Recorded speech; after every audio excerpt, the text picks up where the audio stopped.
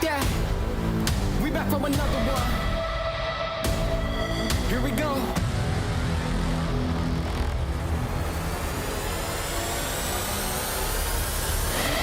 We back on the scene like we never left. Time to go put them back on the shelf. No, we do not need permission. We came in alone, now we leaving you by ourselves. Now nobody wanna play me. Everybody think I'm crazy. Guess I gotta live up to it. Nothing but to do it. Hear me out. Let's go. They know we done been there before. They know I done been there before. I think we gon' do it again. I think we gon' do it again. I'm ready to go for the win. Go for the win. Tell them let's do it again. Let's do it again. Do it again. You know what we doing. You know what we doing. Do it again. Do it again. Tell them I'm here for another one. Another one. Let's win. Let's do it again. Do it again. You know what we doing. I want like that. Let's do it again. Do it again. You know what we doing. I want like that. Do it again. Do it again. Tell them I'm here for another one. Another one. Try. Tell them let's do it again.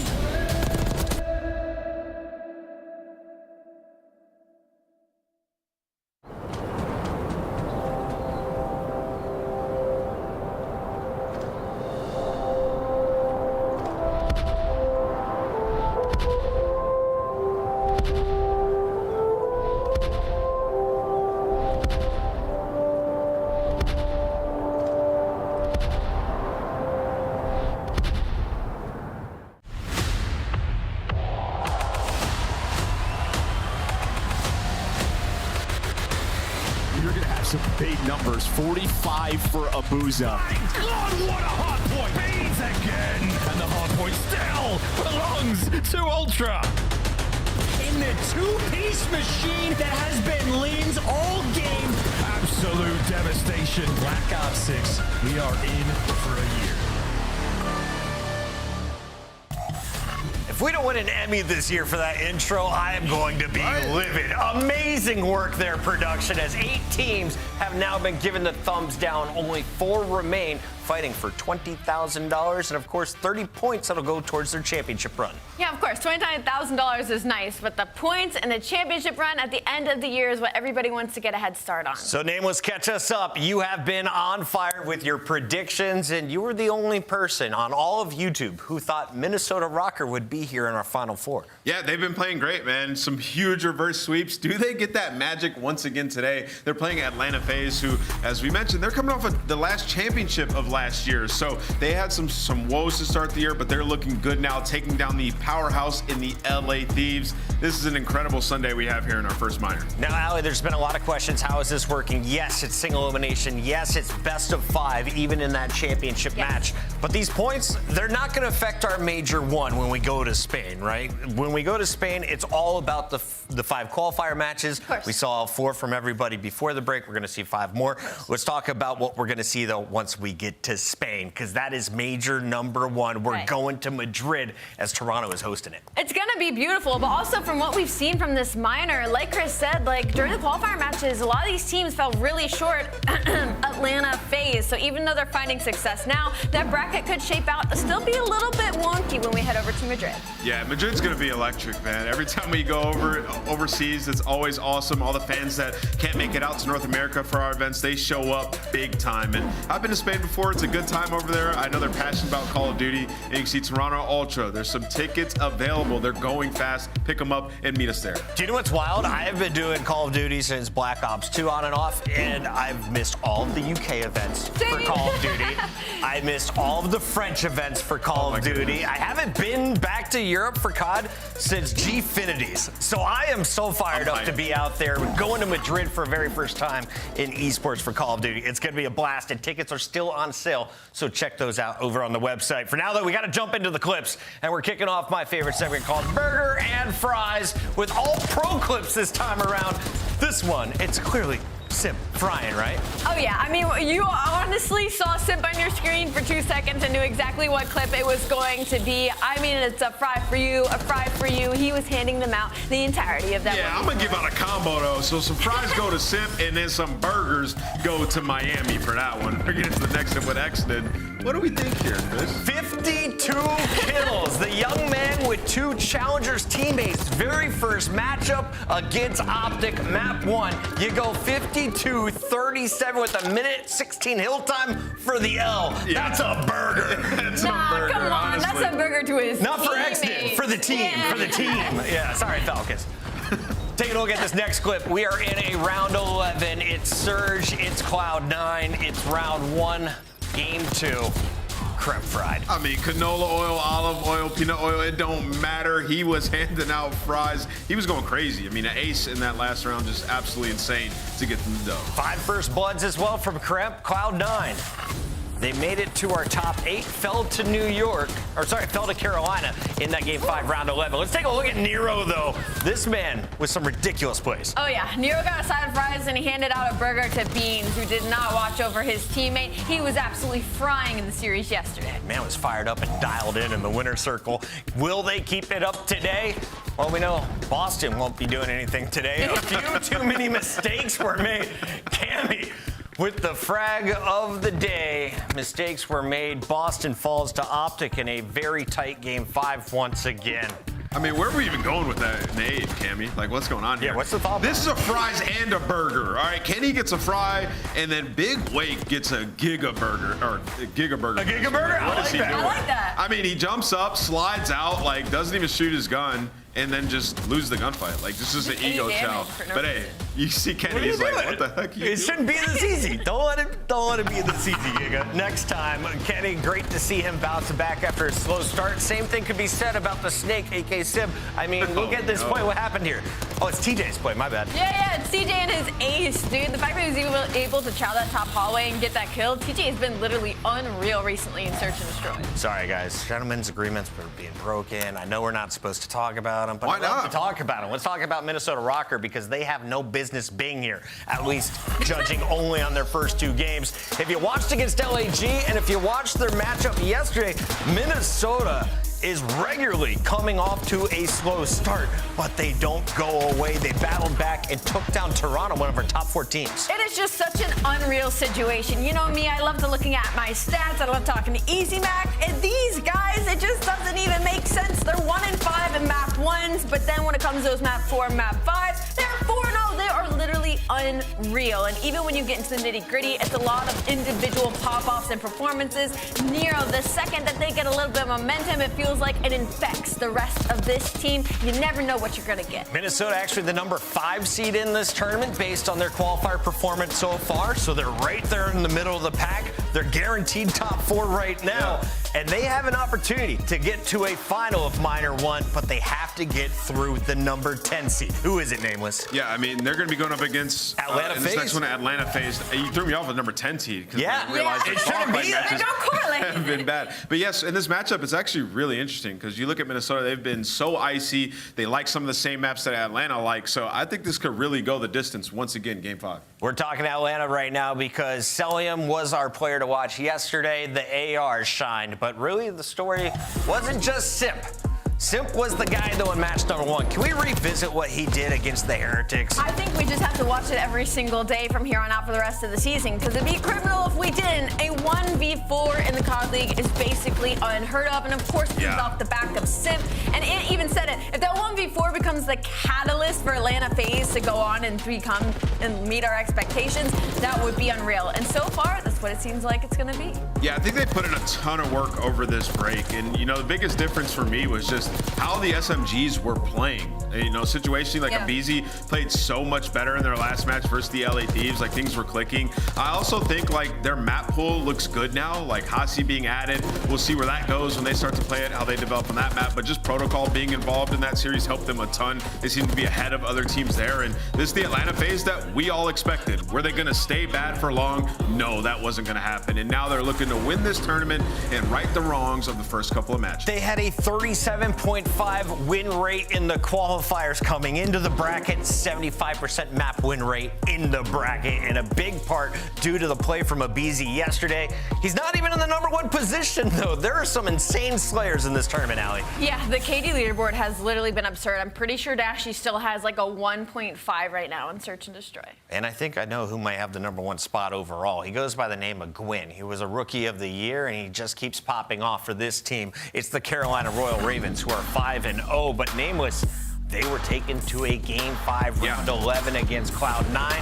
Are the Ravens soaring high right now? Where are they at? Yeah, they're soaring high. They're feeling like they're the best team in the game. I mean, you look at them fundamentally, like in Hardpoint, they play it great. There were some heroic efforts on that Hacienda map. One where Kremp got through, unfortunate plays for Carolina, and then the Skyline, same thing with Matt, getting through into the back. So they still feel good about their Hardpoint, and I think they just put a lot of focus on their search during the holiday break. And man, did they come to play. We saw some like major strategies coming out of them across those two search and destroys. If you want to get better, this is the team to watch in that game. Allie, I'm looking at this. Are these numbers real? 15-6. Six map losses after 5 matches. That's got to be league best, right? It's insane. It is league best. They are the #1 seed, and for Carolina Royal Ravens, the best thing about them right now is they don't just have one game mode that they're excelling in and then squeaking by in the rest. They are absolutely slamming teams. It doesn't matter if it's Hardpoint, doesn't matter if it's Search and Destroy. Even their control is looking strong. Today, though, they take on OpTic Texas, and we never know what we're going to get. Will it be a 3-0? Are we going to have to grind out a round 10, round 11 S&D? OpTic, we know one thing for sure, though. Dashy is going to be there to play and drop some massive damage. Yeah, he is. He's going to drop some massive damage. He's going to clutch some 1v2s. And, you know, every time we watch him, we're just wowed by his ability to just gun anybody at any moment. The guy's got a crispy shot. But, yeah, I mean, that's the challenge when you play OpTic. It's like, first you have to shut down Shotzzy, because when Shotzi's frying and he gets lost and trying to deal with him, that's when Dashy becomes a huge threat, because he's just posted up mowing you down. I think the most impressive thing with them, kind of similar to Carolina, is like their adjustments in Search and Destroy. Got into some tough situations with Boston yesterday where Purge was getting loose, and they adjusted and ended up taking him out to win some of those rounds. So OpTic looked good everywhere at the moment. Allie, people in the chat yesterday were saying, oh, OpTic's got an easy road. They played Falcons with 2 new players on day 1. They play Boston, who is considered one of the weaker top 4 teams, day 2.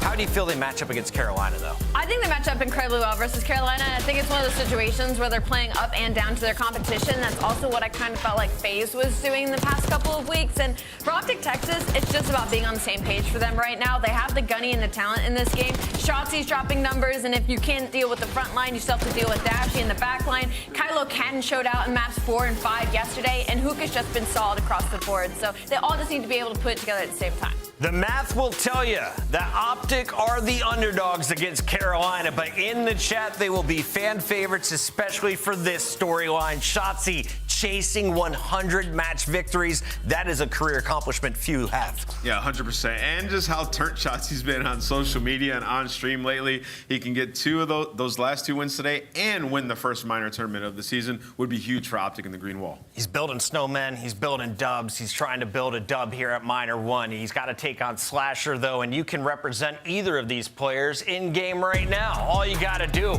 pick up your team skin, support your favorite players and your favorite squads with 2sick home and away. And it's not just the team skins, Allie. We got some gun camos. We got gun buddies, the whole game. We've got like bats with speakers in them. There is just so much going on in these packs. You're definitely getting hella when you spend your money for this stuff. I like the kitty cat. Make sure you pick those up. They're available right now in the COD store across the globe. It's time, though, for your pick'ems, and this has been pretty fun, Nameless. You have been on fire. Allie and I were getting about half of them right today. Allie, which one do you think is closer, though? FaZe, Røkkr, Royal Ravens, OpTic? Definitely Royal Ravens and OpTic. We talked to Abizi yesterday, and I asked, do you want some 3-0s or do you want some nitty-gritty matches? And they're looking for some sweets. So I'm hoping to see their first 3-0 of the season. You agree with that? Nah, I think FaZe Røkkr is going to be a banger, bro. I could be crazy. Twice. I could be crazy. 2 reverse sweeps. Will it be 3? Only time will tell. That match is just a few moments away, followed by OpTic Texas versus Carolina Royal Ravens. And then, of course, we conclude our single elimination minor 1. It's live. It's the CDL before we head to Spain. Minor 1.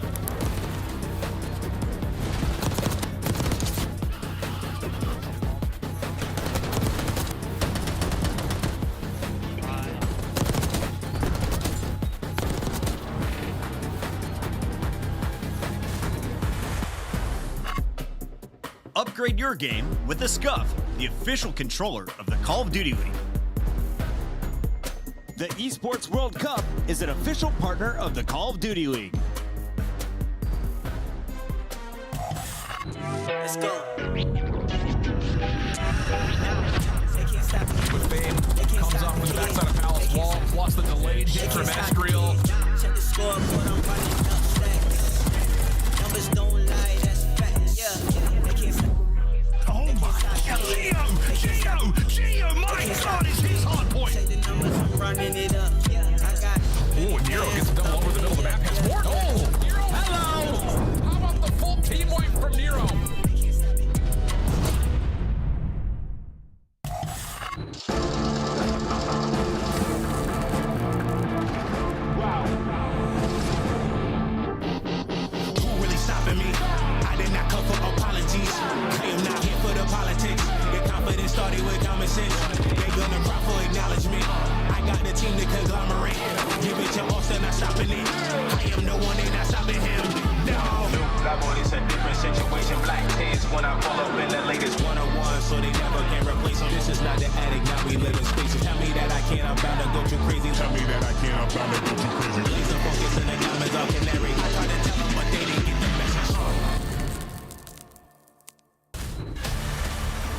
Your semifinals are ready to get underway as we have your first match ready. Atlanta FaZe is about to take on Minnesota Røkkr, who has played first 3 straight days in a row.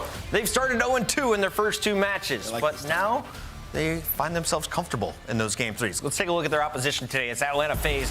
This squad will be taking them to Protocol Vault, Red Card, and Protocol for a game 5. Nameless, you've been on point with this Minnesota squad. Are they confident on Protocol or Vault? I mean, on Vault Control, Minnesota feels very good. 3-1. We've seen Nero going off on that map. And then on Protocol, yeah, I would say so. I mean, a 1-2 record, but, you know, you're going up against Atlanta FaZe, who have looked like the best Protocol Hardpoint team. So it's definitely a tall task, but I still trust Minnesota, man. Even if they lose that map number 1, they're confident they can reel it back in. I don't know. That map 4 Protocol, Minnesota Røkkr's 0-2 on it, but again, they're also really struggling 1-5 map 1, so it could just be the specialty of the later half of the match. I think it's time to do some scuff pick'ems. Let's make them official. Let's lock them in. Wheeler, no cheating. You can't go first. Allie, you have to. I have to go first? I'm going with Atlanta FaZe. I really liked what I saw from the ARs yesterday and from the SMGs all weekend long. I think we're going to go with the red. I'm going to stop going against Atlanta FaZe. I, too, will ride with Simp Abizi, but I think it's going to be Celium's day to shine. Yeah, I'm going to go with Minnesota Røkkr. A gritty team. You know, it's a crazy call, but I just feel like I've seen some great moments from them. And the control is a game mode Atlanta has sort of hung their hat on throughout the years to, like, get the series back in their favor. And I think Mini are better at it right now. You're going to get 30 correct picks before I get to 20. That's blowing my mind, Nameless. He's got Minnesota Røkkr top 2. Study, is this guy on Mars right now? No, he's not really on Mars, Chris. Minnesota got ice. Like, they got ice in the base, Al. We're talking about 4 series where you go to a game 5 and you're undefeated in game 5 versus some of the best teams that we have in the league. So you can't count these guys out. They're always going to be in the series. It's such a tough team to put a finger on, legitimately. Like, map 5 bangers versus LAG, but then you come out and you beat one of the consensus best teams in the league last year, or, you know, this year, yesterday. It just feels like there's no opponent that they can't square up against. It just comes down to, are they going to do it by map 1 or are they going to do it by map 3? That's the only thing that's scary about it, Alan, because I tweeted it yesterday. I said, Minnesota, realistically, their series don't start until map 3 because they tend to start slow into these hard points. Even though they started slow yesterday versus Toronto, they still only lost by 10 points. But then you get to the search and destroy. You get 6-1. Backs against the wall. You need a miracle to happen, and then that miracle starts that momentum. Then they go through the map 3. They get to the map 4. And then when it gets to the map 5, it's anyone's game. So if you're Minnesota, you just need to make sure you start off hot today because the way that Abizi was playing yesterday, 112 kills in the series, that guy was all over the damn map. Well, it's about to be a first look where we'll see Atlanta take on Minnesota here this season.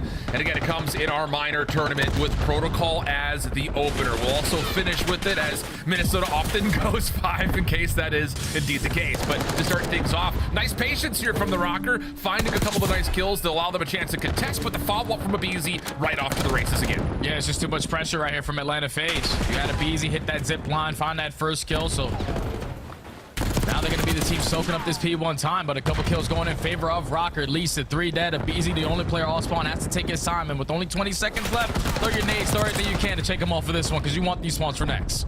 Indeed the case.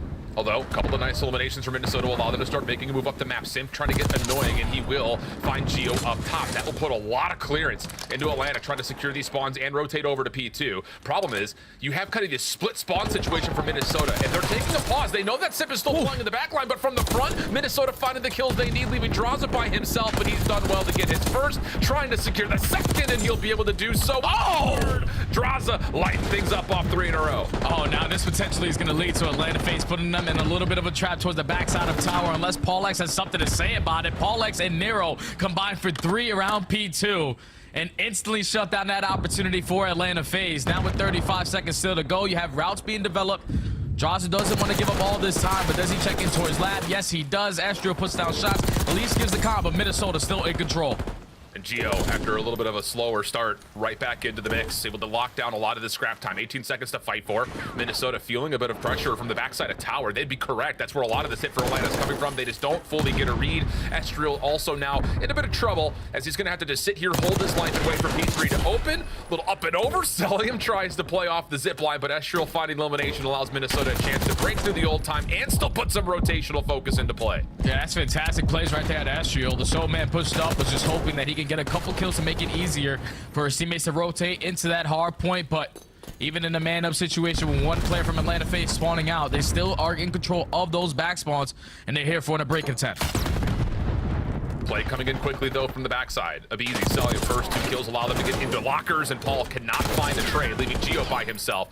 He's done well to cleanly get the first.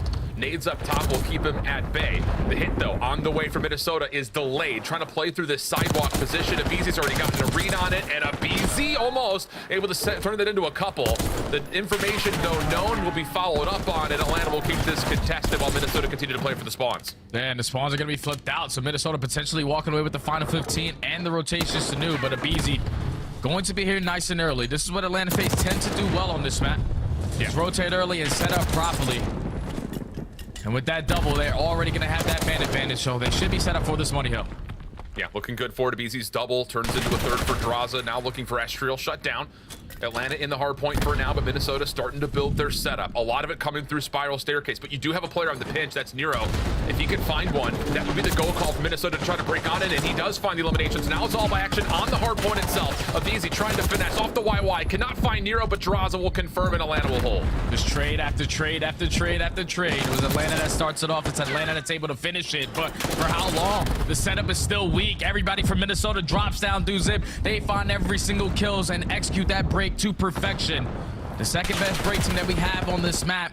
It just came down to if they can fix their setups. And so far for this final 30, they should have a nice little lead going into the second half of this game. And I think just to kind of bullet point, the difference between Minnesota and map ones this weekend compared to what we're seeing right now is they're so quick to follow up after these 3v3 situations turn into like a couple of players just remaining by themselves. They're so quick to get off respawn and follow up with their kind of secondary hit, so to speak. Atlanta, though, a nice job to kind of close out the last hard point and still initialize this new one. They're going to get this thing back to around 20 points before Minnesota has a chance to try to break. Oh, yeah, but that's a big kill coming in from Geo, reading the pinch coming in from Cellium. Now you can just invest your stuns, invest your nades. Try to take them off of this P1. Astro at least catches opening through mid-gun, but it's still Atlanta FaZe soaking up all this hill time. The ARs are holding down the long-distance lanes. Finally, Simp is going to fall, but with all that map control, you're instantly going to hop right back on in. Yeah, the SMGs for Atlanta doing a nice job of just providing some pressure, but more so making sure they're not keeping their focus purely on playing for kills. Lots of good objective focus coming through, especially from the side of Simp at the moment at 37 seconds early. Cell, nice little bounce off, just making sure that Grandma stays safe over towards the Atlanta side of the map, and with 8 seconds remaining, a lot of pressure onto Minnesota to try to find a way to rotate over to P2. Yeah, they're going to be late. It's another rotation won by Atlanta FaZe, but last time it was an early break coming in from Røkkr that kept this hill scrappy. As it's all out aggression through top mid. Better trades coming in from Atlanta FaZe. That leads to 3 dead. And last player is as well going to fall. And look what Atlanta do on your mini-map. They flip those spawns. One player in Estriel is going to spawn out. Actually, a split spawn is going to come in. I don't know if Atlanta is going to be able to handle this. Yeah, they don't. I was about to say the exact same thing. It looked like Atlanta had done the exact right idea of trying to kind of flip the spawns and trap Minnesota in the back, but a couple of the members that you called out do spawn behind this setup, and that allows for a very quick re-break from Minnesota, using the best of the situation that they were given. Astral playing inside of Billiards, looking to possibly move through P1 to try to get some sort of an opening on the sidewalk behind 3. The remaining focus on the scrap time, though. Oh, BZ gets caught trying to play through field side, and now Minnesota are going to clear the floor and have a chance to start to rotate with Atlanta spawning behind it old. Yeah, this is where you want to get aggressive with the kills. Fortunately, if you're Astral, you're not ready for selling with the knife on the top of the zip. He's just trying to keep control of that power position, but still a 30-point difference. You already have Minnesota, a couple players contesting towards the back end, but Gio is going to fall. Astro at the same time. Last guy is Nero. Has to try to be a hero. He gets taken care of. Now Atlanta can stabilize. Can they find a way to turn this into a Money Hill situation for them? That's the big question. Opening 20 seconds is free. Draza, just kind of gets caught trying to reposition. He's got a number of Røkkr members now in front of him. Still does well to collect another elimination. That leads now to Abizi having to track back and follow up with Simp, and so far so good, but Astral on the backside, making a bit of a mess of this. He's actually just able to walk right back into the hard point, find himself a second, leaving Draza a bit limited in terms of what he can do with help, and well, he doesn't need it. And double for him comes out. Minnesota still trying to battle 15 seconds of scrap. Yeah, but Draza's thinking ahead. He knows that the next hill is a money hill. I'm going to get these 2 pieces of kills, but I'm going to rotate nice and early, and thankfully it works out because he gets another double and then sets up Simp for the final trade. So Atlanta FaZe again doing the fundamental aspect correctly, but this time the setup needs to be a lot better. Minnesota broke in with ease last go around. 3 opening eliminations come through for Atlanta. Only player missing is Astral, and he's trying to flip the map around, but easy. Nice little bump out. He's going to find himself 2, and that pretty much stops the hit before it can come through. Simp also tallies Astral in the shaft, and that's going to be enough for Atlanta to catch their first lead as we jump on over to an Atlanta FaZe listening. Nice, Mara. Go. Yep. Dude, one's weak, 2. I'm ready. Two rope. Get better. Get better, son. I got one more. Hard deal. Weak, I hit him twice. 20 seconds. 2 on time. Listen, you want? I'm helping for this. Here's top stone. Top stone? Okay, I'm playing mid then. I'm playing. Let me chill left. Yeah. Just play new guys. I'll see him. Yeah, Yo, he's tower. I'll see him top mid. He's mid somewhere. Listen, he's top tower. Yeah, I'm pitching their tower. Tower. Never mind. I'm making no. We played 3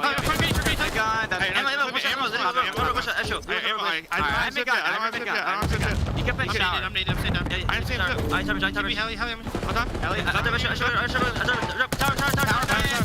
Nice tower. That's both. Yep. Yeah, one time mid gun, right side. Stay down time. I got naded. I need. That's one on foot. He got me. He's front tower. Behind me. Oh my god, he must got 180. Bottom ammo. Time here. I'm nading over. I'm nading time. I'm from center now. Near time. Yo, sidewalk.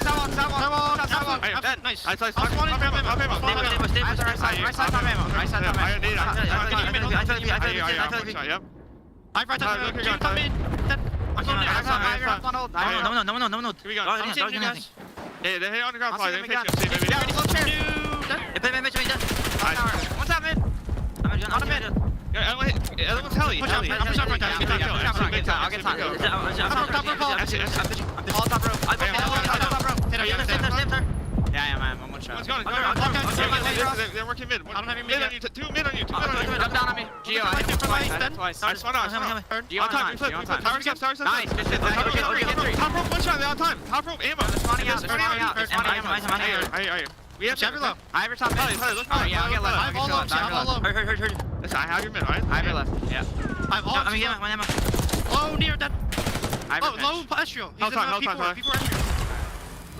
About to say for a minute there, Jay, going from 4 to 1 again, it just kind of felt like Atlanta were just trying to find eliminations. Oh, they're back here, they're over to the side, but now finally through P2, they get about 35-40 seconds worth of time and a chance to possibly put this away with a rotational win the new. Yeah, that's been every single P2 so far in this game. Atlanta had been the team early on into that hard point, but finally they're able to get a chunk of time off of it. Still a 20-point difference, a fight for the spawn. Simp finds a freebie onto Nero, but they know that the pressure gonna be over towards it. Now you put yourself in a 4v2. We just gotta trade out. We know that they're spawning front.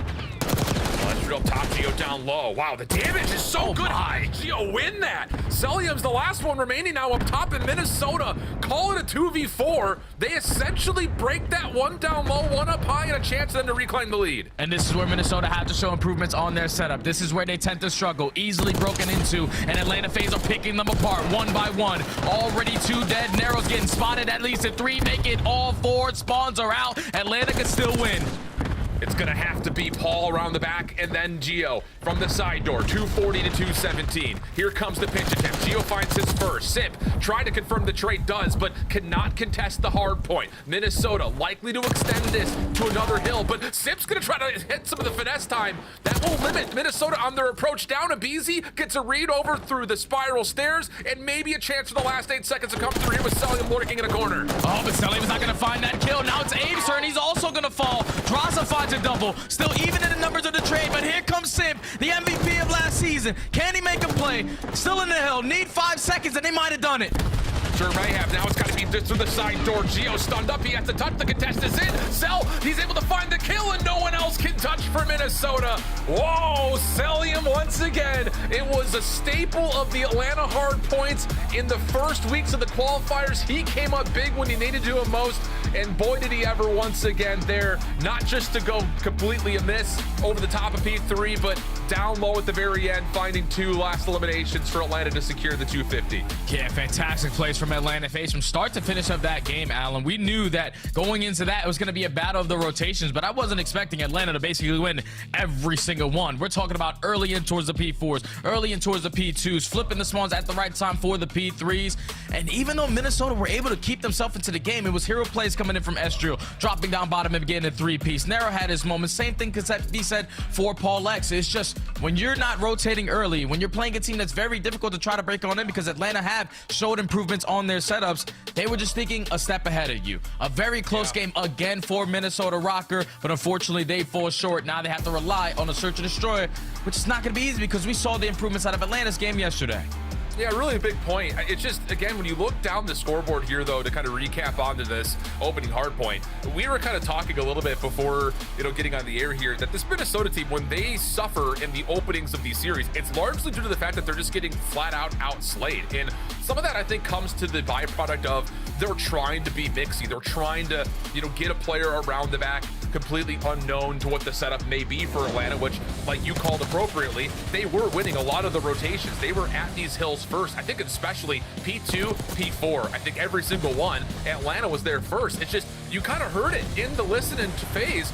They were just not able to keep track of where Røkkr players were. A couple of members slipping through. You're reacting almost in real time instead of trying to get proactive until you get to those last 2 hard points where Abizi and Celium really do a lot of the legwork for FaZe to close up. Yeah, it's just those slim mistakes, Alan. Like if you go back to the second half of the game around that P2 where they got all 4 kills, but no one was in a position to sit in towards top 10 or top trips window to block that back spawn. And then that completely catches you off guard. You were thinking, okay, we can get a full 60 here, trap them in towards the back, chain it to P3, and we blow this game wide open. But just those little things for Atlanta FaZe are continuously making the game mixy for them. And for Minnesota Røkkr, they're forced to play mixy, Alan, because you're not winning rotations. A lot of these gunfights are a lot more difficult for you. When you're trying to rotate in towards P3 and you're spawning over towards Grandma's, you got to get past every single window. You got to hit a long route to go through underground or try to flank sidewalk. Yeah. It's just so much more difficult when you're not winning rotations or putting yourself in a position to have easier gunfights due to that lack of fundamental play. And I don't know if we'll see the Celium play here over the top at P3. He kind of just gets lost. He just sits up top, finds, I think, the trade onto Ezreal, and no, we don't actually get a chance to see it in the final play, but he's up there, and it just looked like Minnesota forgot about him. And then all of a sudden, he just walks down the staircase, finds a couple, allows FaZe to break through P3, give them the numbers advantage to rotation to 4, and then, of course, at the very end, I think he finds 3 of the final 4 eliminations to get that little bit of a stretch that Atlanta needed. But it took a while. I mean, Minnesota came out cooking, kept the lead all the way until we got halfway through our second set of hills, really all the way through our second set in completion. But that little play at the end, I think, is the big game-winning moment there for Cell again. Yeah, when you need to drop down and you need a player to get a couple kills, none better than Celium. He's been leading the KD department for like the last 4 years in the CDL. Finally starting to get back into the groove of things, and I need him to do that because on my fantasy team, he's been costing me, bro. He's been costing me. Thank you, Celium, for starting to turn up so far this week. No way Jay's out here just rooting for fantasy points. I think need some, bro. I'm getting cooked. Are you actually? I'm 1-1. I got Allie this week on our Breaking Point fantasy. But let's talk about the search and destroy. I think in particular, let's keep the focus on Minnesota right here, right now, because the results really aren't convincing on this particular map mode combination for either squad. But again, just kind of in normal Minnesota form, the results you can look at for Røkkr was a 2-6 loss in map 2 versus LAG. But then this is also the map that they were able to take versus LA Thieves 6-1. So it's just like, which search and destroy are we going to get from Minnesota today? I feel like we're always going to get a consistent game out of Minnesota. It just depends on if they actually want to play in map 2, or at least turn to map 2 and make them in their mind thinking, all right, we're in map 5, guys. We got to lock in right here. Because they always tend to fall short early into these rounds, and versus a team like Atlanta FaZe, you cannot do that. It's very difficult for them to allow you to bring yourself back into the game because they like to make those mid-round adjustments. But I think if you're Minnesota Røkkr, you just got to stay true to what you are on Vault, which is great in the opening. Dual win percentage, great in your post plants, and also great in your retake situations. Teamwork needs to make the dream work here. Yeah, both teams really very successful when it comes to the open build percentage on this map mode combination. And this time in round 1, it will tilt in favor of Atlanta, with Simp finding the opener on De Niro, who just tried to catch timing to contest that bomb plant. Estriel, he's not going to be able to challenge from that angle. That's been held. Trying to reset, try to find a way to open things up backside P2. But look at this Atlanta post plant. They know that someone's going to try to hit the flank. There's the information, but Draza, he's not going to be aware that there are 2 members here. Minnesota find the trades, Jay. Oh, that's fantastic plays out of Estriel and Geo. Find both of those kills. Now you know that the Terra's going to be trapped in towards the site. You got a couple stuns, a couple nades to potentially make your push on easier. And Geo and Paul Lex successful on the retake. This is what they do. It's not one player trying to make a solo play. Obviously, we started off the round with Nero just jumping out towards pool. But even in the 3v4, get together, let's work together, and a successful retake comes in early in for the game for Minnesota. Fantastic plays. I love the idea for Minnesota that Estriel playing over towards the balcony stairs, he gets seen, and you can't just take that challenge by yourself to break through that deep post plant over towards that gold building and backside P2 by the hot tub. So someone comes through and helps, and Draza just doesn't expect it. And then I think that was Geo who came with part of that play. Then he backs up to play through the hole in the wall and just drop in to get the pinch underway. So really well done by Minnesota on the retake, as now they go to their first offense.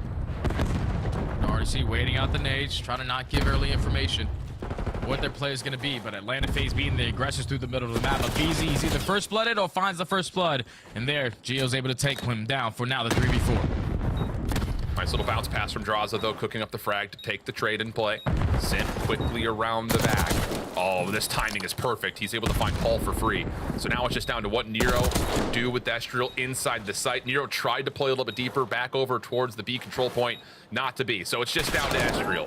1v3 moment. He's been tagged up from both sides. Good first, but nothing more he could do. Flat out overwhelmed as Atlanta respond with a defensive retake of their own. Yeah, it's just so difficult, Alan, when you're the players inside the site and all your teammates fall outside towards pool, because then you start to panic a little bit. You're already in a man disadvantage. You're going to try to at least make a play there. And Nero, unfortunately, walked into the preem of Celium, who loves to play over towards that B site at those void doors for the push through.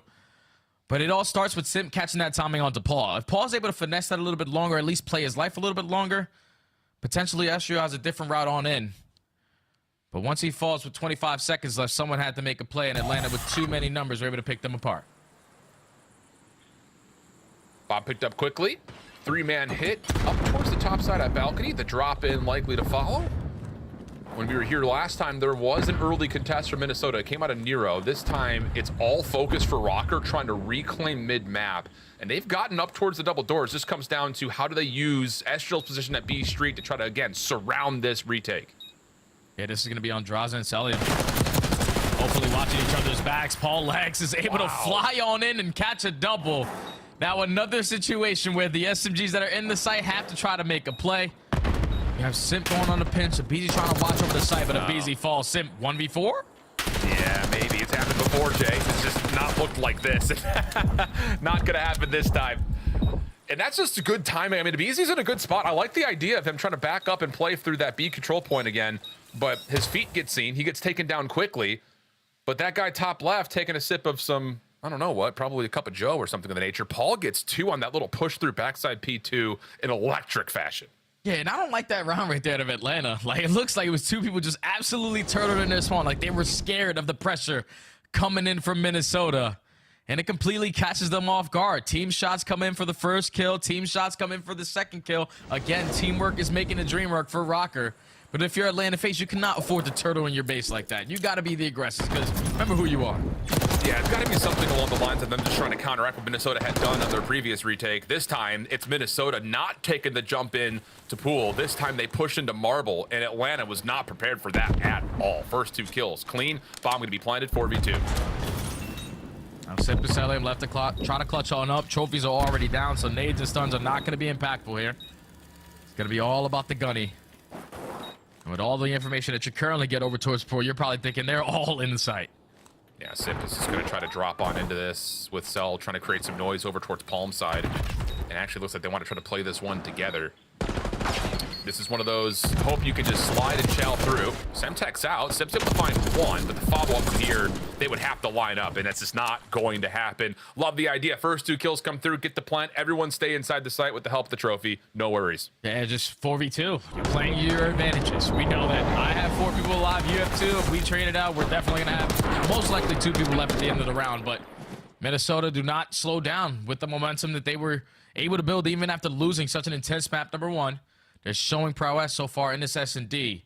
A takeaway mid-hallway. They're setting the tone early on versus Atlanta, and Atlanta right now haven't had a read on it. On their offenses, they're turtling their base. On their defenses, they're not prepared for the aggression in front of them.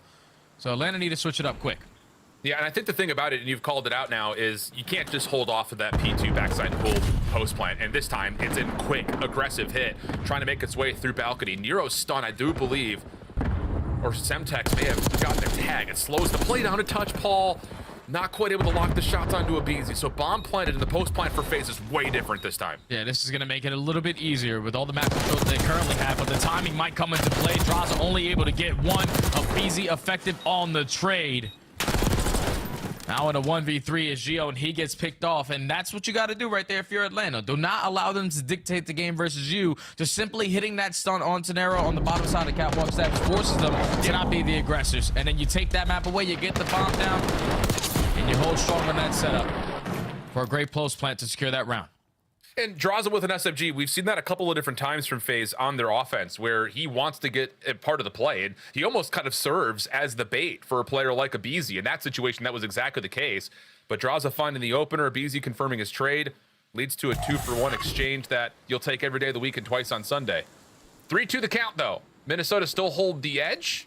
And Atlanta, trophy system defensively, they're going to use that as a bit of a catalyst to try to get aggressive of their own, but Nero slides out, finds one. That's okay, 3v3. Yeah, Atlanta says, screw this. Their offensive rounds so far have been way too comfortable. Let's make it a little bit chaotic. So, trade effective on that early 3v3. The bomb is not instantly going to go down, and now you're going to sort of get a read on this. We don't feel any pressure over towards pool. Selim's going to start to back up his way, at least watch that crossover towards B. And he might get that info that Paul X is here. It's all about the timing, and there it is. Both players will scout one another out. Estriel was trying to rotate the bomb over to B. Stun check from FaZe's defense does land. And that's enough for Minnesota to be dissuaded from playing on the B site and get right back in towards A. Bomb being planted. Defense has to rotate once again. Draws will be the first one here. I love that rotation right there to Røkkr. Draw the attention to the opposite site. Hit the vault door instantly. Now put yourself in a power position with the trophy down. Now Atlanta trying to find some success on the retake scenario. You have one player in Gio who's hitting a route, though, that might cause a problem. Yeah, Draza's been seen, so with that tag, Gio can actually take the long route and play a different clutch position in case it starts to go awry. Here comes the hit. Sid finds the opener. Estriel just being all slippery. Bottom side at A. Gio, last one left now. He's got to play the cross. All the shots initially aren't clean. It does force a team kill, but plenty of time for the defuse. I love the idea for Minnesota, but simply put, it's just the opener on the retake from the front for Atlanta to turn the tides that whole post plant. Yeah, that's all it comes down to is the opener, and I feel like it was great heads-up play right there from Atlanta, because I'm pretty sure whoever was playing over towards Hedges gets that info on Gio that he was playing around that gold area. So instead of completely investing all their cookies to try to find that kill, they work their numbers advantage in towards the site. And then eventually, once they realized Gio's last player alive, he has to be in a long-distance gunfight. And he was sitting on the opposite side of Vault with that AR. So those mid-round adjustments, they come in quick for Atlanta FaZe. And now that's what, 2 to 3 rounds in a row for them? Yep. And I think just kind of going back to that moment, Gio had draws at one shot, just could not quite finish the kill. So small difference makers. leading to some major implications as Atlanta will go right back to the normal approach offensively. This is actually the same thing they ran round 1 with Cell playing over towards gold. He's in a long-range fight versus Geo, and Abizi just pops up, finds the trade. Still a 1-for-1 though, not bad, and Abizi's now stuck at the bottom side of the vault doors. He's gonna get isolated, and Estriel finds the kill, leading to a 3v2. So now Simp's gonna try to make a play. Gonna hit the rewrap through vault door. Still 25 seconds to go. You're gonna have Draza at least from pumps. Try to get an angle on the bomb, but Simp is gonna be on you. Yeah, and Estriel will keep one safe, but Draza gets the collat for a 1v3. He just has to deal with Estriel. Opening shots are decent. Draza back to full health. Estriel pushing. How does he find that elimination? Draza can't believe it. Oh, nah, Alan. That can't happen. That cannot happen. We're talking about hitting him with a majority of your bullets when you're on a head glitch. He has to literally run at you and kill you. And yeah, Draza, the same way you look is how I look. Jaw dropped on the ground. Because those are ones that you gotta win. You found the angle, take him off of the site, but then you get destroyed, brother. And everybody from Atlanta FaZe will let them know a little giggle's coming out, but that's definitely one that you're gonna go back and be like, damn, that one was mine. Yeah, I mean, all day. The fact that he gets the collat in the first place didn't even seem all that likely based on where the bomb is being defused, but what a play from Estriel. Now on 3 in a row at 8-3. Bomb carrier as well for Minnesota. And he's just gonna throw off a couple nades, make sure this A site stays clear. Sips RCXD not gonna have much of an impact on this unless he can find a way to hop it over. And well, he does. Paul will drop. Bomb's not planted yet. Wait a minute. Oh, I thought the RC car was gonna walk in there and find a kill, but at least you're able to turn it into a 3v3. Straza was able to take down Paul, but now that bomb is getting planted, Selim gets all the info that no one's camping over towards Pool. So how quick does he decide to make this play? Because eventually Geo has to get into it. Yeah, and that's the real timing point here is who finds each other first between those two. Meanwhile, draws a Simp from the front. Nade helping out for Simps first, and he's going to rewrap this. They're going to find Geo.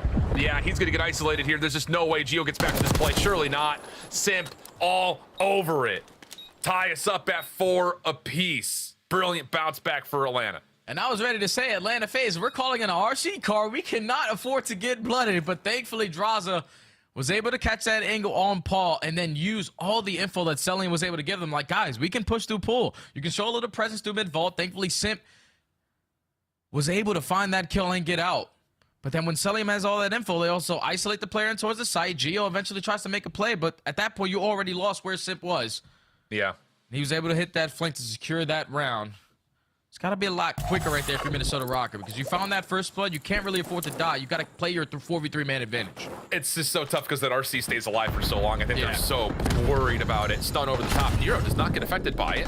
Second RC's on the floors. Atlanta try to get aggressive through this. They don't find the isolation, but they do at least take care of the RC quickly. And they've got a lot of map presence here. It just comes down to how much do they really want to utilize this thing quickly. Right on into B. Sim's going for the plant. Oh, man. And they're actually going to get this objective down, too. But unfortunately for FaZe, he just gets too aggressive in that situation. The bomb being down at B, it's not going to be a successful, easy retake. But thankfully, you find 2 kills, 4v2.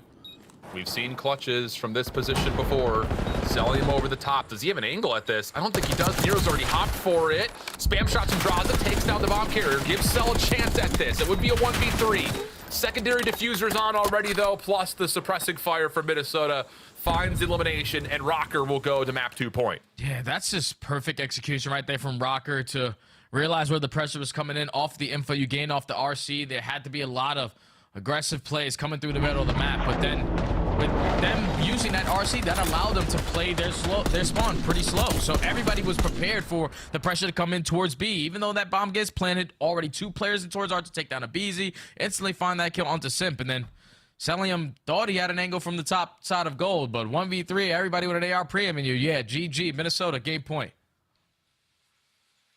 Still feels like this is, without question, not a guarantee at any stretch of the imagination. 10-4 though for Estriel. He's been all over the place. Simp at 10-6 on the other side. Minnesota quick to once again play through balcony. Look at the response though from FaZe. First time we've seen this. They just hit through bottom vault and are surrounding in towards A. Will Minnesota get a read on this? Nah, they're not gonna have any info. No idea what the setup is looking like for Atlanta because they didn't invest any stuns or nades through the middle of the map either. Yeah. So now you're just thinking potentially just throw a couple shows and we can work this bomb in towards A. And Atlanta FaZe have yet to peek. Yeah, and that is all the information they could possibly need. Draza trying to fight off Estriel, who still wants to take that 1v1 at half health. Nero right there for the team shots. Trophy system down late for FaZe, still holding on to this A site. No motion for Minnesota towards B. They want to try to stick for this. Estriel tagged, a BZ bulk challenge, punished for it, and now you've got a 3v2, 4v2, pardon me, and there's a full wrap from Geo. Estriel with the pistol trying to get to 13, but Nero finishes him out. And Jay, I'll let you ask your question because I think everyone's thinking the same thing. Whoa, what was that? Yeah, I didn't understand that. I didn't understand that play right there up at BZ. We know how stellar he is with that SMG, but you don't know how many players are going to be sitting outside of pool. You walk into 3 different preams, and they were all prepared for that slide out. And you basically gift them a freebie kill and then force him to be stuck in that bomb side by himself. Yeah, I didn't get that one. I did not get that round there, but it's easier when Minnesota are finding early success for that first blood. The fact that they stalled out that round the way that they did and then used the stun, used the nade to get that info. Okay, they're playing in towards side. Let's bombard our way in. Everybody hold an angle, and we'll most likely open up with a kill.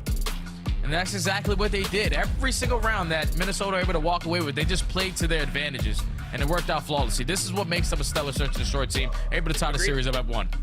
Let's go back to that Abizi challenge. 2-9, 5 first deaths. Do you think that's a situation where you know you're down a man, you know you've got someone tagged, you know you're stuck inside of A, you feel like you kind of have to take a play, or do you feel like that was a little bit more on the frustration side for Abizi just not finding much success in this map? Well, I understand having to try to make a play in a man in disadvantage, but like that play was not it. I'm telling you, that was not it. Like you'd rather stay inside with Simp and potentially set up a team fire on the way that they're sliding on in, because you start telling him on the backside of the vault door, still watching sort of that crossover towards B, but assisting his teammates if they did walk into A. It's just you gave yourself no chance there. You gave your teammates no chance in the 4v2, and Minnesota take advantage of it. What a series so far. I think a lot of people would see this one on paper and say Atlanta should be cruising, but hey, this Minnesota team is gritty, man. You cannot rule them out. It just feels like one of those things that you just don't know which Minnesota team you're going to get on the day. But so far, as we head back to the desk, Røkkr have looked strong as we go to a 1-1 tie into the control. There's a possible 15 maps available today as we have 3 matches remaining in the minor. I have a feeling this one's going all 5 after watching Minnesota in that game too. Yeah, I mean, Minnesota controlled like aggression. These guys are so good. Estriel calling game. And Alan, to answer your question, listen, Abizi blacked out at that. You got to, right? He blacked out. I don't know what he was doing challenge. After your 5th first blood, sometimes you're just like, any fight, I just need a kill at this point. All right, Abizi off on a search and destroy after being the hero a day earlier. Ali, overall, how is Atlanta playing? Atlanta's playing all right. It's just Minnesota's playing better, especially in that search and destroy. Estriel, that is the best performance we've seen from him so far, especially in a map number 2. And not only that, they capitalized on getting those first bloods, which was really important in this series because that's how Atlanta FaZe has been winning S&Ds.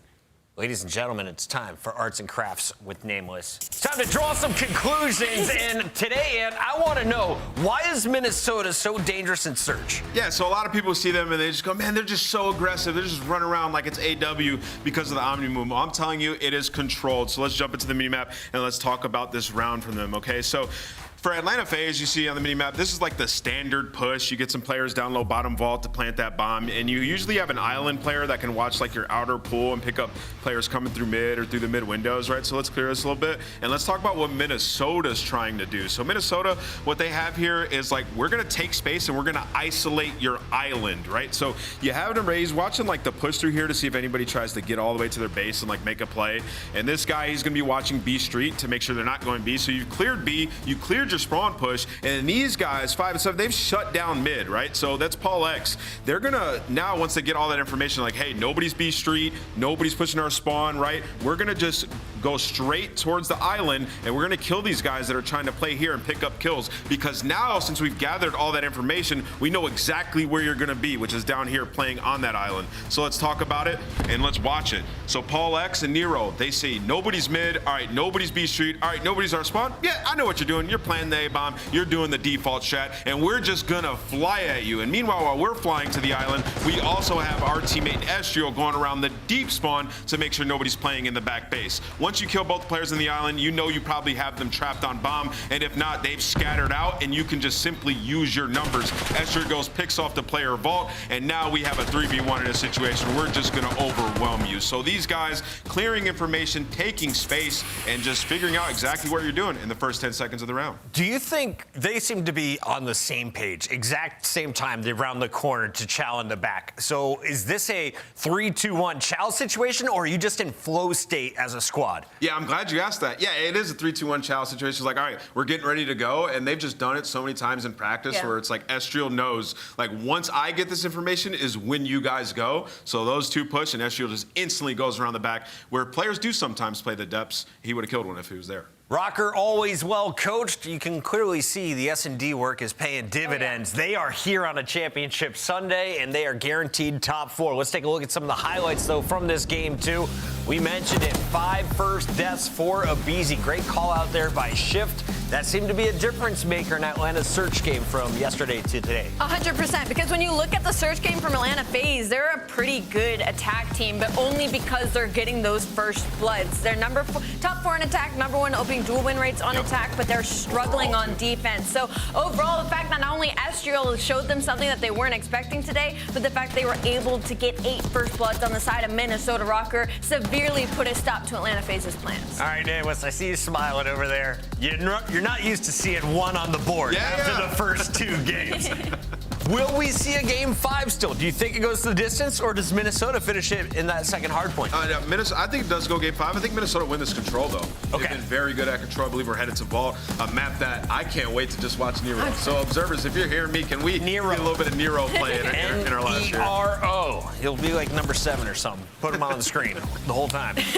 I completely agree with you. I completely echo what Ann said. I think now at this point, because Minnesota was able to win that map number 2, we're definitely heading to a game number 5. I mean, just looking at the overlay, like the control, obviously you have to lean towards Minnesota Røkkr. They're 4-2 in control right now. They're crazy good at attack, which you don't see often in the league, and vault, obviously, the most reps. All right, chat, I need to know. Put a 4 in the chat right now if we finish on red card. Put a 5 in the chat if we see another game 5 here at Miner number 1. It's time to find out, though, can Minnesota win their 3rd straight control? We go over to Shift and Study.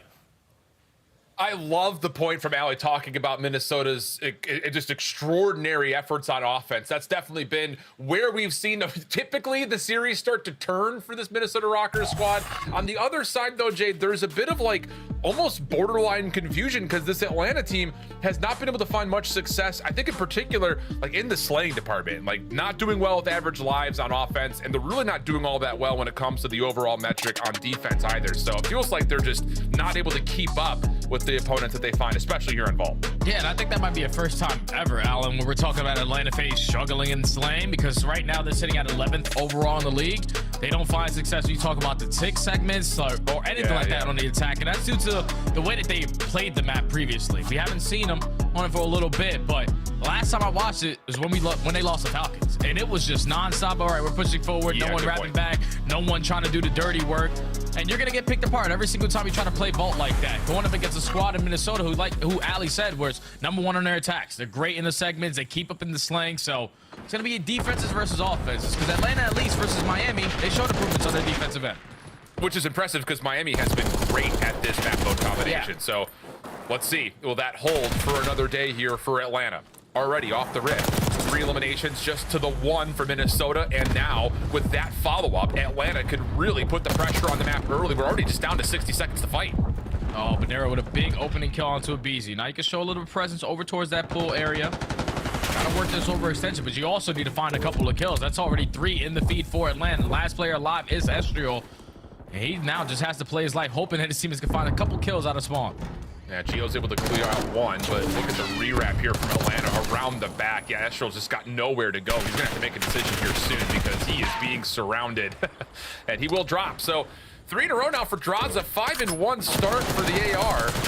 Cell, SMG in hand, a little bit of a battle with Nero, but Atlanta are cleaning the floor up. I mean, we're talking about 5 total eliminations so far for Minnesota with only 30 seconds to play. Yeah, they're just manipulating the game the way that they want to. You have Drazo who's pushed out towards gold, influencing those spawns from Minnesota over towards poolside, forcing them to overextend, and you have every single angle cut off.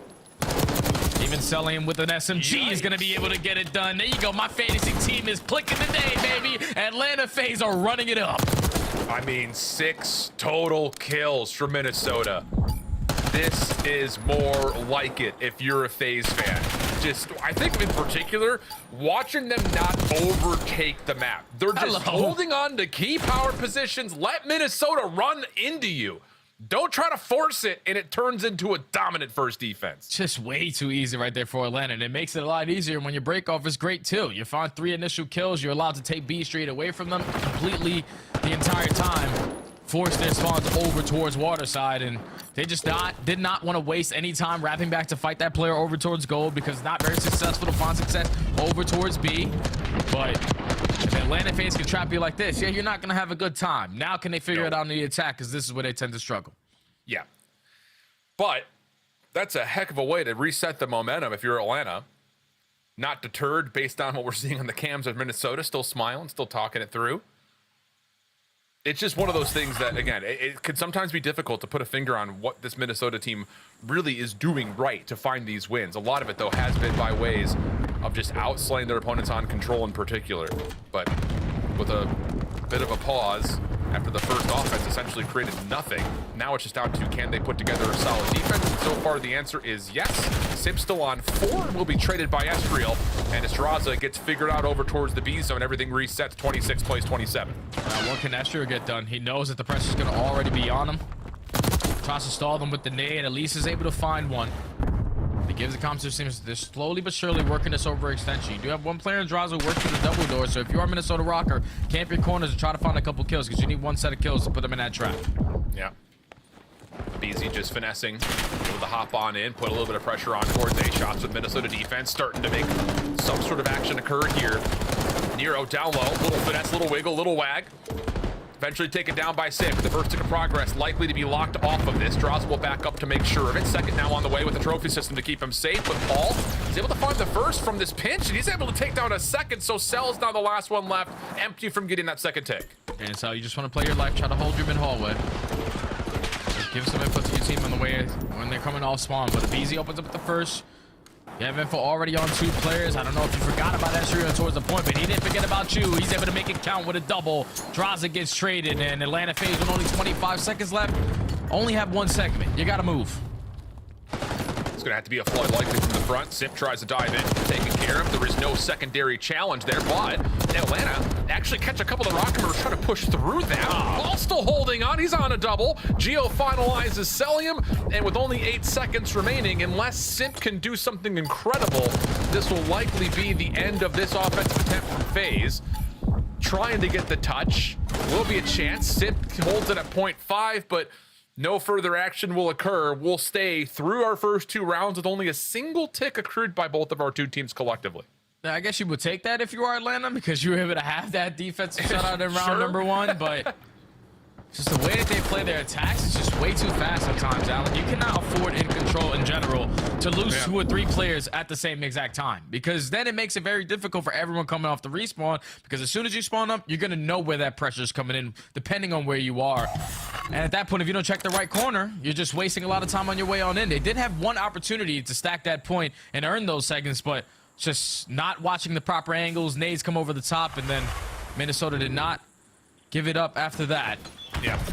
We're all tied up at 1. Atlanta back on the defense, but Minnesota, you need some segments. You're the number 1 team for a reason. Show me why. Well, tough, difficult gunfight right there between BZ and Paul. That's the only kill, though, that FaZe are able to tally. Geo up and over, trying to track down a BZ, not able to slip away with his life, so quickly, Minnesota on for their first tick of progress, or at least that's the attempt. Is there a chance for FaZe to challenge us? Do they want to? They're setting up. There's the pop of the door. Estriel finds the first, Nero a second, and now you've got a chance to stack here for more. Just like right there in that decision for Atlanta, it looked like they wanted to influence the spawns, but then contested very late.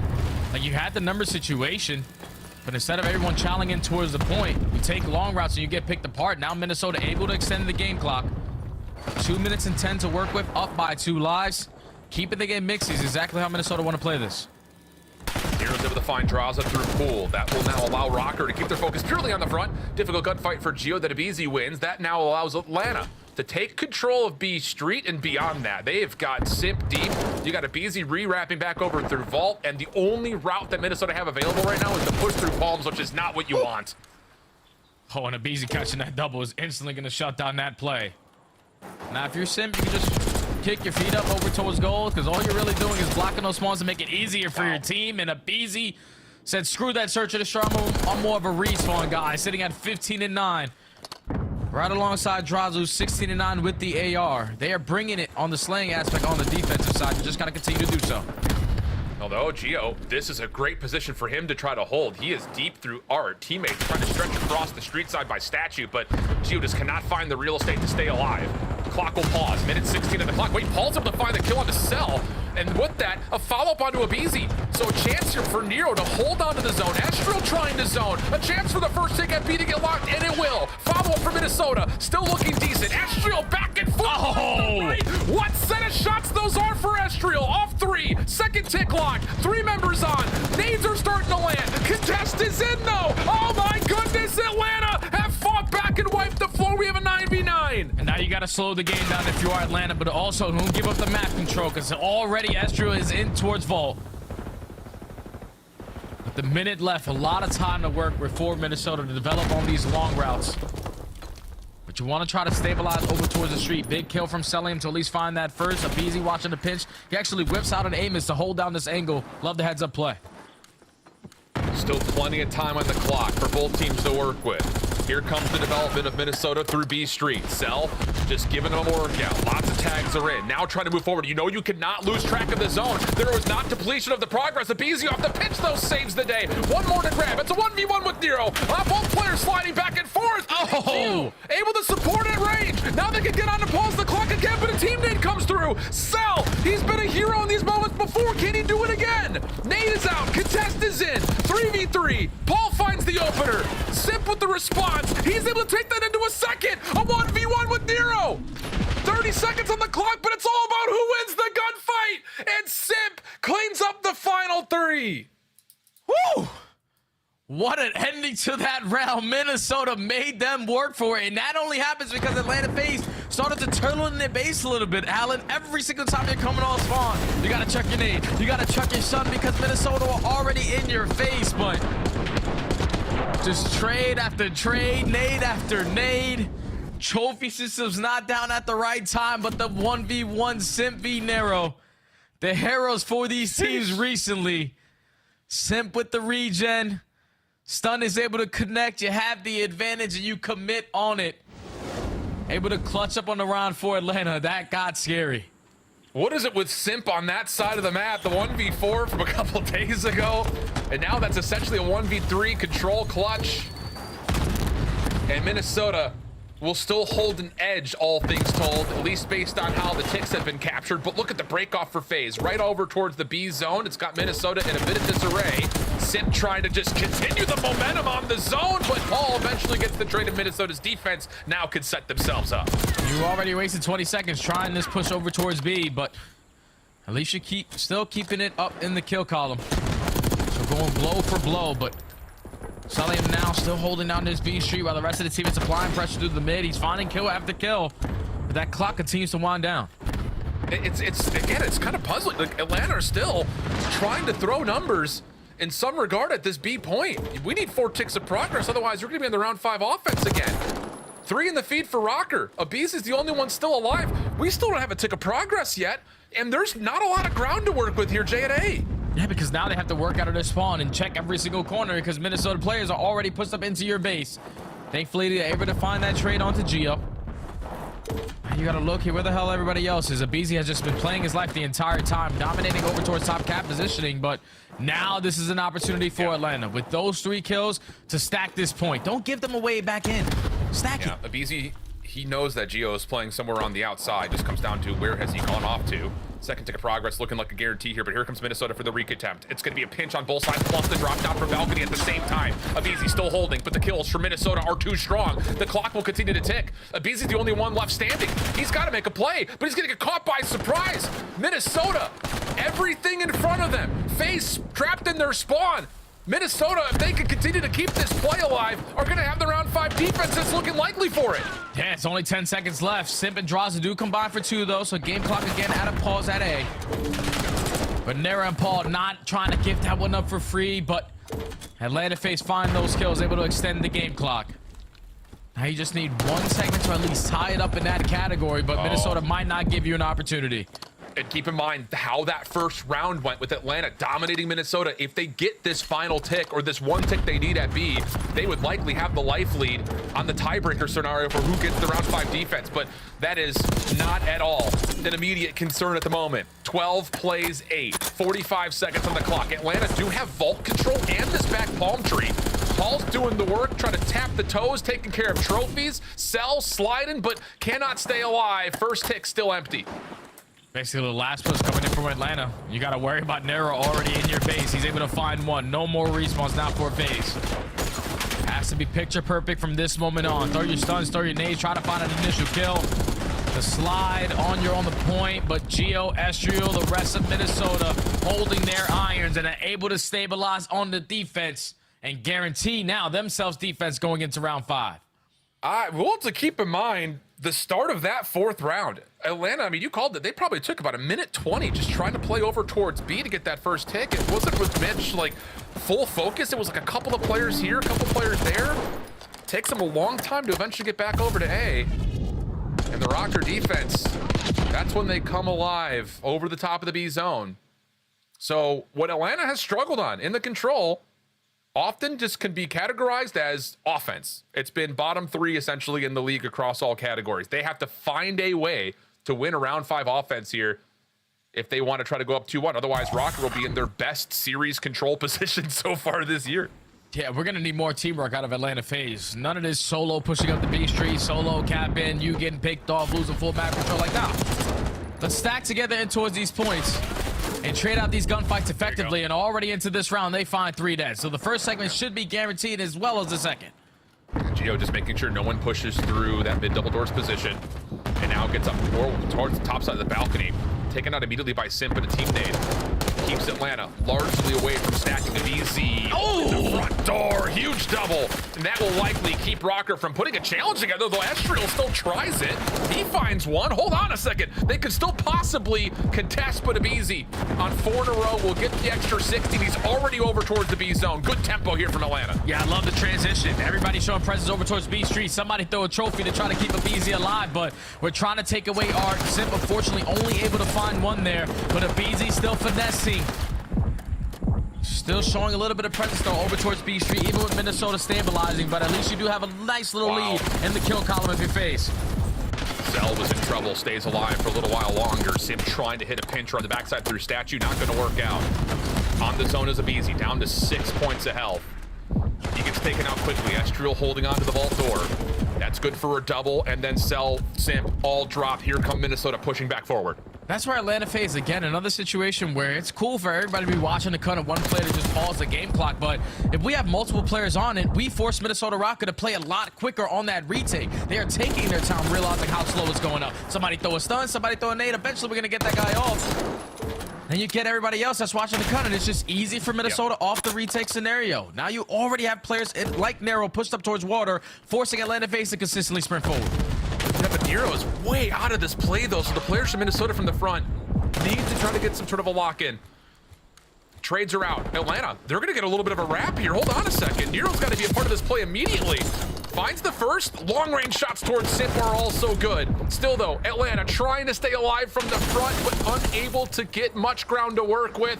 And that will be a moment of reset as Nero just tries to scramble and stay alive in the Atlanta spawn. Oh, and he just continues to be a nuisance, Allen. He's moving from pool over towards gold, back over to pool, and now he finds himself on 5 in a row. Atlanta only have 8 lives remaining. 2 more good pushes at this, and you still have to locate where Nero is. Thankfully, Abizi takes care of him. But with only 45 seconds left, we have to try to develop this push. You have players going on the overextension. This might be it. And I love this from Røkkr. As soon as Nero drops Estriel, he puts himself into a sneaky spot, and it's just no possible way that FaZe can get set up or structured, and now you're down to your last couple of lives. Estriel a bit greedy, punished, but still, you know where the hit is occurring, and now Nero's back around the flank once again. Paul through the van windows has got to look at a couple of FaZe members, and he's dealing with it nicely. Minnesota continue to be solid in the map threes, take the edge in the series after one of the craziest rounds of control we've seen in the third. They're just too icy, Alan. I'm telling you, they're just way too icy. And Atlanta FaZe are gifting them it right on the silver platter. Like the fact that we found the initial 2 kills. We got one person still on the point. I understand we have everybody with an AR, probably Simp roaming around that middle map watching that cut, but if we stack these points a little bit better with the kills that we're getting, we're forcing the opposing team to play a lot quicker and not have to just slow down the decision making. Okay, it's going slow. I'll throw 1 stun, 1 nade. If that guy dies, we're good. Like Atlanta FaZe need to be more productive as a team on the attacking side, because it seems like once they give up the map control, it's like 1 or 2 players trying to fight for it back. Like they allow that other side of the map to completely not go into their favor or not even use it, and it keeps back to biting them. You got to start working as a team, or at least setting up plays as a unit to set up these pitches, because when you're consistently sprinting forward, you're getting trapped every time. And legitimately, this is I think what you can look at to really kind of use a visual reinforcement to what you're saying, Jay. Look at the non-traded kill percentage for Minnesota.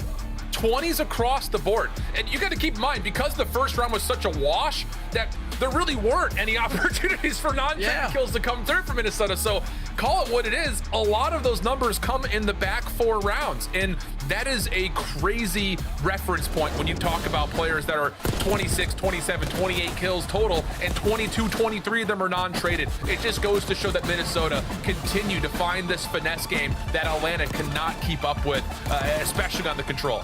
They're just making the game so much easier for them, Alan. We're talking about, you said it initially, like Nero eventually has to get into the play. He knew what he was doing. He was blocking back pool, so no one could work that overextension. So his ARs who were sitting in the top part around that front side of the van, they can be cooling it. They don't got to worry about their pitches. And then eventually he flanks it. He pushes out towards goal, catches that 2-piece. Then eventually sets up Atlanta FaZe and now spawn over towards pool. So they're in hell every single time they're coming off the respawn, because it's like, you know someone is in your base. You just cannot locate him. And then when you allow these SMGs to get lost, when you also even allow the ARs to get pushed into your base and get lost, it's just not going to be easy. And going forward, every single control that you play, Atlanta FaZe needs to get better in that aspect of just realizing, okay, we need to stop. We cannot continue to go forward. We got to take care of this guy out of our spawn and then work in sync to get out of it. So eventually we have team pushes going forward. And it's just one of those things that, again, just based on how this map started in round 1, it looked like Atlanta had that pretty much locked in tap. I mean, everything was perfect. They weren't over-challenged. They were putting them in a bit of a spawn trap situation. You're forcing choke points. The offensive side never really kind of came to life, though, for Atlanta, and a lot of that, I think, was just really kind of showcased off of that round 4, where it's just time and time again, spawn after spawn, we're just trying to kind of create something at B. We're down 4 ticks. Let's just, you know, let's do the more normal thing, play over the top of A. But we have to transition. We could talk about that all day long. We need to start discussing how Røkkr about to play, though, here, Jay, because for both of these 2 squads, it hasn't really been a great map for either of them. It's usually been picked against them. They've, of course, allowed it to be in the pool, but the results have not been good for either team. What are you looking at here in terms of what this map 4 is going to provide? Minnesota had some close games on Røkkr. They lost a 250 to 240 versus LAT, where Envoy was able to be blessed with one of those stage spawns, and they were able to close it out at that hill when they thought they had him trapped in towards the back. And then their other loss was versus Boston, who I think is one of the best Røkkr teams overall. Doesn't matter what map and mode it is, they're going to be one of the best teams at that map. So they have played them tight. But I think based off what we saw in map number 1 and what Atlanta FaZe are good at, even though they really didn't show it versus Miami, is those rotations. They suck so far at their setups. They're easily getting broken. But if you're Minnesota Røkkr, you need to be the team to initiate those fundamentals. You need to be the team early on those proper setups so you can soak up this time, because Atlanta FaZe, they basically got a 100-point club last time they spawned in here. Well, let's take a look here once more time here, just talking more about this Atlanta FaZe roster, because it does feel like this team has kind of turned a new leaf when it comes to how things have gone prior to the minor tournament versus what we're seeing so far throughout the day and really the weekend, I guess is a better way to put it. And in particular, a lot of that has come through in their hard points. Yeah, there was the embarrassing loss that they had faced against Carolina, but everything since then has been very, very comfortable, maybe with the only exception being when they played here against the Miami Heretics a couple of days ago. So what has been learned? How do we kind of get this Atlanta FaZe team ready to go? Because I'm glad that you brought up for Minnesota. Yeah, they're 0-2, but that series they played versus Thieves on this map was one of the more dramatic comeback efforts that we have had to this point in the season. So you know for a fact that this Minnesota team, if they just don't start down 0-60, they could very easily dominate this map as well. Yeah, and right now they're definitely not going to start down because that's 2 back-to-back grueler maps that they were able to build the momentum off of going into this red card hardpoint. So Minnesota Røkkr trying to move on to the final here at the Minor Chip Sunday. First one ever. They're going to not start off on at least the preferred side for this P1 because it's all about this head control. Atlanta will own that for now. Estriel, tough battle over the top with Simp, which he loses. Pinstripe goes the kill. Feed final word, though, owned by Celium, and that will allow Atlanta to get right back into position, and more so. That's not even just in position. They're starting to get aggressive on this with opening time going their way. Yeah, you want to try to flip on out. You want to force Minnesota to spawn behind of that new hard point. It's going to be popping over towards Soccer. That's why you see a BZ, everybody basically running an AR initially to start this game because you need this hedge control. And so far, they're finding all the kills to dominate this side of the map, but they still have not yet been able to secure the spawn. They got 30 seconds off a P1, you'll take that. Yeah, 100% you will. And we still got a couple of players stringing together eliminations. This feels like your normal Minnesota start. A little bit slow, a little bit rocky. Nice little bounce back here, though, cleaning up the old time and having a chance with Paul spawning relatively close to put some contest in early. Draza already in trouble. Here comes the push shot. Wow, what a gunfight win from Draza, plus the read on the backside, but the pinch is in. Abizi dropping from the top ropes. He's able to turn that into a double, and it's a 2v4 with Celium getting involved for Atlanta to secure their break. Yeah, and this is picture perfect because now you have Minnesota trapped into the backside of this hard point. This is not the ideal situation you want to be in, but they somehow, some way are able to find 3 kills. Now with BZ, he was thinking I should be able to get a couple freebies, not really soak the hell time, but now you got to do both. Find a couple kills and try to work your way into the objective. Not able to take down Nara, but at least keep Minnesota off of that time for a little bit.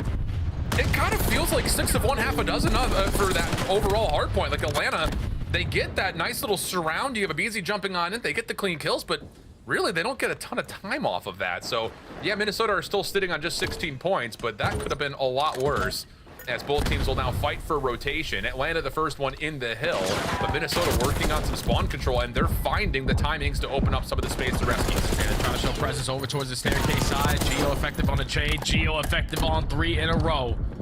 Now the back spawn secured for Minnesota Røkkr, and if you're Atlanta FaZe, you will take that because you bombard your way on in, use your stun grenades, and find a couple kills to open up this play. That's going to make it a lot easier to trap them in towards the back for the rotation to nil. Yeah, the SFGs for Minnesota just not able to stay alive in these tight corners, just trying to play this contact through staircase, not working out all that well. 10 and 3 from Abizi. He is flying and frying right now. Until that moment. Trade is out. Cell's able to find 3 off the regen. He's looking for more. Not going to be allowed to get it as Draza will finish off Paul X, and this will be a 70-point game early for Atlanta, rotating over to New. And now this game can start to get out of hand a little bit because P4 on this map for some reason tends to be a money hill. Especially when you got Minnesota trapped in toward the backside of Eskies. This is not fun that they're currently having. Now Atlanta FaZe again win another rotation over towards New. Celium is going to be the farthest player pushed up and fall. So Minnesota just need to find another couple of kills to even cross over towards the stage. Yeah, really good moment there from Cell, not only because he finds a lot of kills, but he actually spawns right back up into place. But Minnesota, even with that in mind, they don't drop a single member on their break. I mean, Atlanta was in a perfect spot. Cell spawned up, looked like he was able to watch across, but Minnesota barely even got shot back against, and now all of a sudden they've got a critical break early in this hard point. Yeah, that's been a struggle. At least the one time we watched Atlanta FaZe play on this map is their setups easily broken into. Minnesota showed why right there. As this was supposed to be an 100-point difference, now it's only going to be a 50-point difference. As Minnesota walk away with that final 30, you force Atlanta FaZe early off the rotation. Estriel on 4 in a row. Just trying to keep themselves into this game, but P5 tends to be super scrappy. You need 2 wave of kills before you can even hop in the objective. And Geo got to read that there was still a play over towards Eski's side. Estriel at ticket. Nice shots onto Draza through the wall. knowing that this is Cell last alive. Good prediction from Estriel. Shots are out. Nero there for the help. And the break already in once again. Nero on 6, overwhelmed as Atlanta will just charge up the escalators and now try to make their play over towards Gio, who's doing a nice job. Again, just holding on to this ticket position. It's keeping Atlanta back pretty decently, and the follow-up is absolutely perfect for Røkkr. Still 30 seconds to fight. And they have all their bases covered, and they have aggressive angles at that, so Atlanta FaZe are just not having a good time. Estriel now on 7 in a row. Feel like all of Minnesota just flipped the switch. So now they have got themselves right back into this game. Should only be about a 10 to 15 second difference if they suck with this final remaining time, but Atlanta FaZe, when I thought that they were going to start pulling away, just simply getting outclassed by the setups of Røkkr. I mean, it's another one of those rotations that you can just throw the spark note on it. Atlanta won every single rotation. Yeah. But Minnesota continues to find these miracle breaks. That's how it feels. 1v1 goes your direction, all of a sudden everyone floods, you find every single kill, and you only have a 20-30 point game-ish. Atlanta, though, back over the top of P1. Just like we started, back and forth. Kills for either direction. This time, though, Nero off the regen. Trying to follow up, but Celium, a little bit of timing off the pitch, turns the tides, and Atlanta will clean things up with a chance to still fight over the top of P1. They're still trying to fight for these spawns. They want to maintain this backside. It's currently in favor of Atlanta right now, but you see the route being developed out of Estriel. He's going to allow his teammate in Gio to spawn over towards Hedges, but Simp is able to pick on up. It's looking like Atlanta have everything figured out. They understood the situation, at least the 3 dead, them soaking up all this P1 time again. This is their money hill, and it tends to not be like that on a map like Røkkr. No, for real, that's so true. So again, Atlanta continues to find ways to build up this lead. Nero playing through street side. A Beezy, tough battle with Paul. Takes the win, and now Beezy off the region has Nero in his sights. Not enough ammunition to finish the kill, but Nero's got nowhere to go. And with that, Atlanta will swarm. Split spawn situation here, though, for Minnesota. Do they find a way to try to set this up as a panic? It does not look to be so. Draza's already ready for this Minnesota back spawn. And this is where I expect it to be a lot cleaner of a setup here for Atlanta FaZe. You have every player accounted for. You had them in the trap. And the entire kill feed is lighting up red. It's all of Minnesota Røkkr. They do not want to waste time just pushing you head on, headstrong towards this hard point. You want to try to work your way on out, so they're just allowing Atlanta FaZe to soak up all this hill time. Minnesota need a money hill badly. You can't just let this last 20 go, though. That's the problem. The timing of this is not going to feel great for Røkkr, because Atlanta, with this steep lead, 100 points, can just play from the advantage. They can just give this up, play slow, long routes, and get paid for it. That's exactly what's occurring. Simp, top hedges, knows he's got Estriel somewhere in the vicinity, finds him, and it's 3 straight kills for FaZe. Moving over towards the parking lot, they will get over 200 points here. And they already got to read that there's definitely going to be a split spawn here, because we still have players like Draza pushed out towards old Hardpoint. Trying to get a couple freebies through the front end, but Atlanta's still up by 100. They can play it any way that they want to. Already 4 dead in the feed. You have Draza blocking the spawns, and again, Minnesota Røkkr trapped him towards the back. Yeah, this is just a blender right now for Røkkr. Simp's got Nero, weak, easy follow-up to turn. Oh, maybe would have had the burn, but ran out of ammunition. It's enough damage, though, for Cell to get to work. And the lead stays at about 100 points. Minnesota finding some favor on the hill itself, though. Problem is, Draza's over the top. Follow-up from Simp feels likely. And it will be. So again, it's just extra seconds here and there for Atlanta. The new hardpoint spawning to their backs, and they could try to put the game away here. Yeah, this was the hardpoint, though, that Minnesota found that early break to keep themselves into the game last go around. So can they do it again? They just need a couple kills to go their way, and the entire kill feed is the opposite color than they were looking for. So now Atlanta FaZe fully set up here to try to close out the game. Best that we've seen Atlanta, I think, this on the weekend in terms of how their hardpoint has been. Again, just not losing rotations. A couple of weird moments here and there, but for the most part, this has been as convincing as we've seen. Paul down low with the pistol. That will work. Easy just trying to get to work on the wall banks. Minnesota will confirm the break from the front, so this hardpoint continues to be a bit of an issue for FaZe, but still, the gap is over 90 points, and it just feels unlikely that Minnesota pulled this all the way back. Yeah, nice, because they have to play for the hill time and find the kills. Atlanta can just slow the game down and isolate all of these players. That turns to 3 dead. Last player is going to be Paul Lex. He's still managing to stay alive, but the wall bank's good enough. Well, at least take him out the time for now. Still, Minnesota trying to keep themselves into the game. Still a 70-point difference. They do find a couple kills off the rotation, and we saw last go around, Atlanta FaZe were easily broken into this P5 as well. Problem is, you've got a couple of FaZe members that are just kind of playing on these islands that are going to be difficult to convincingly win out if you're Minnesota. So far, so good on the hill itself, though. But now Draza, off this off angle, gets involved, helps out Synth for his double. Minnesota fighting back, though. Hold the numbers advantage over the top of the hill. Stays open for the time being. Draza traded. Long-range shots for Simp are good as the ARs are fully out for Atlanta, and now they've got numbers to start making the play for the hill. And so many kills need to happen for someone to even think about that objective. It's been non-stop white time for about 30 seconds so far here at P5. And you will absolutely take that if you are Atlanta. Yep. After Minnesota with that double, you need to work your way in. AR shooting left and right. Here comes the pin from Simp. Almost plays with his food, but is able to find the kill. But Minnesota, again, keeping it scrappy. Yep. Only going to be down 50. That's a nice wipe on the scrap time as well. So now you can take all of your focus over towards New, which they are finding the eliminations that they need. Hold on a second. We've seen heroics from Røkkr on this map before. Can they do it again? They're going to lose the hedges, but they're finding the kills at a prime time to see how Røkkr are coming and see if they can pull this back. Top three last kid. He didn't try you. You might get him a globe. You have globe. I'm gonna go. I'm trying to get it. I'm watching my flank. Globe. I'll get time. I got one. Our globe, boys. Our globe. I need their door. I'm laying down door. One shot globe. Okay, I'm playing. I'm playing. Globe one. They're double. They're double. They're double.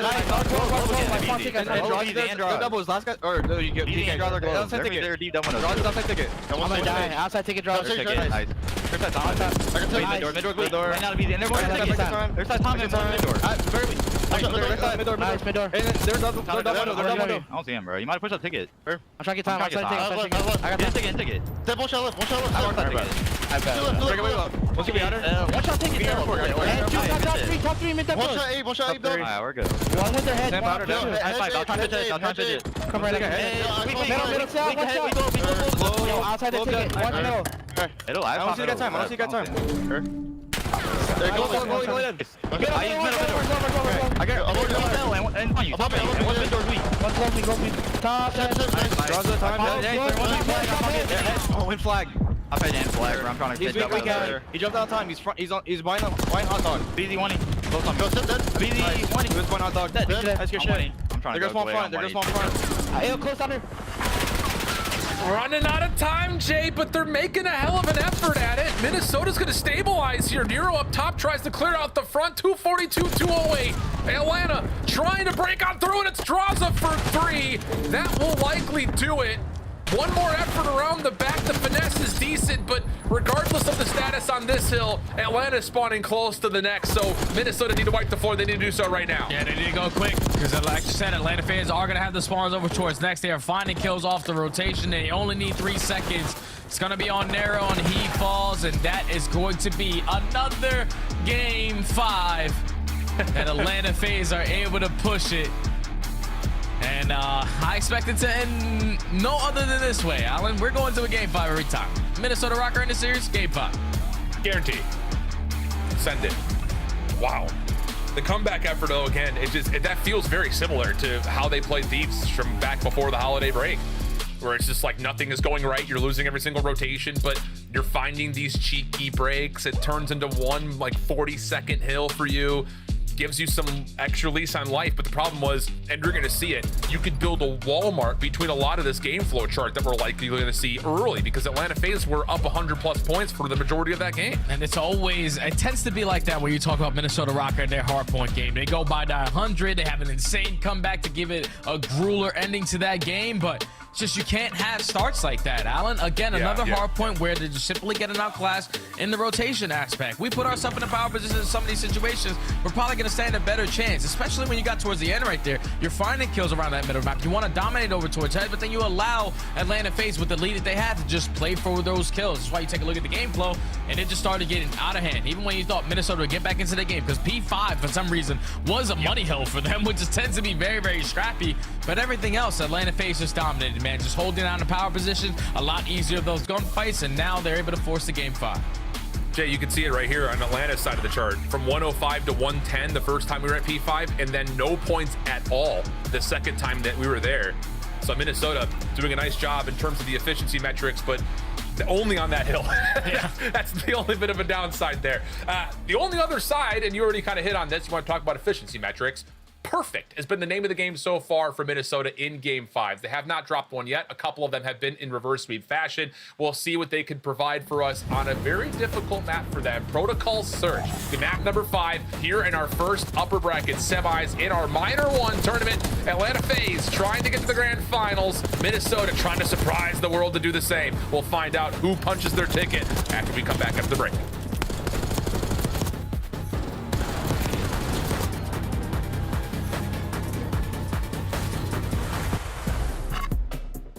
The Esports World Cup is an official partner of the Call of Duty League.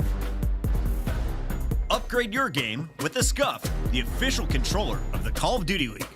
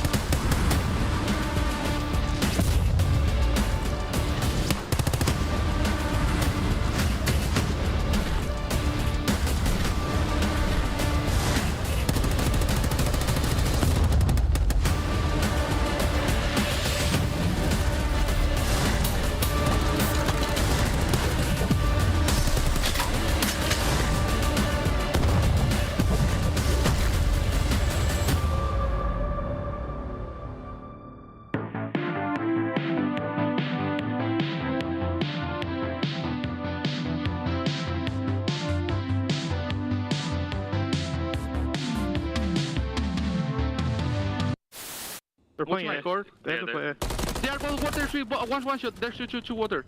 They went red. They went red, Clay. They? Yeah, they went red. Both red. Both inside red. Both inside red. They went front door. They went front door. He's hopping. Watch his water. I had your word. Back door. They didn't see you yet. Nice! Let's go, Clay! Yes, sir. To make the play. It's been all about him all tournament long. It can come down to a 1v1.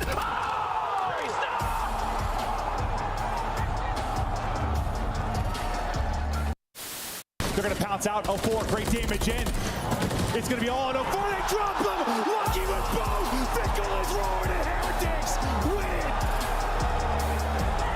And he lets the crowd know. Silence.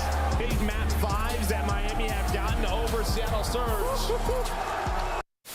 Skies dies, and then in a 3v4, effectively, New York Subminer slid on through.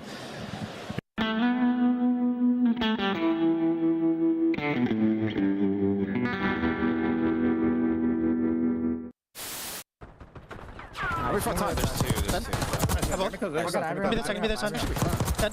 Nice. Last one there, son. I'll block. Oh my god.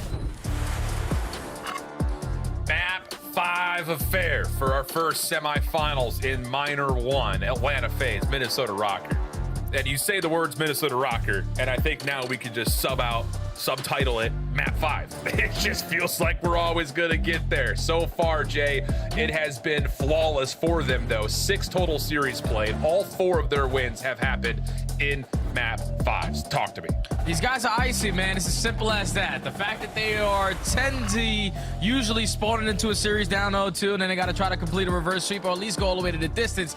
These guys are unbelievable when they get here. You can see it 4-0 on your screen. Ranks number 1, 1.15 team KD with 51% opening dual win percentage. I think that's the biggest focus of the stats that I'm going to be looking at, because in map number 2, out of the 10 rounds that we played, Minnesota found 8 of those first bloods. If you allow that to happen with the way that they play after they find that kill, which is non-stop teamwork, you're simply not going to play to your advantages every single time if you're Atlanta. So you cannot allow that category to get away from you, especially on a map like Protocol, where we know these gunfights can go down in the first 5-10 seconds.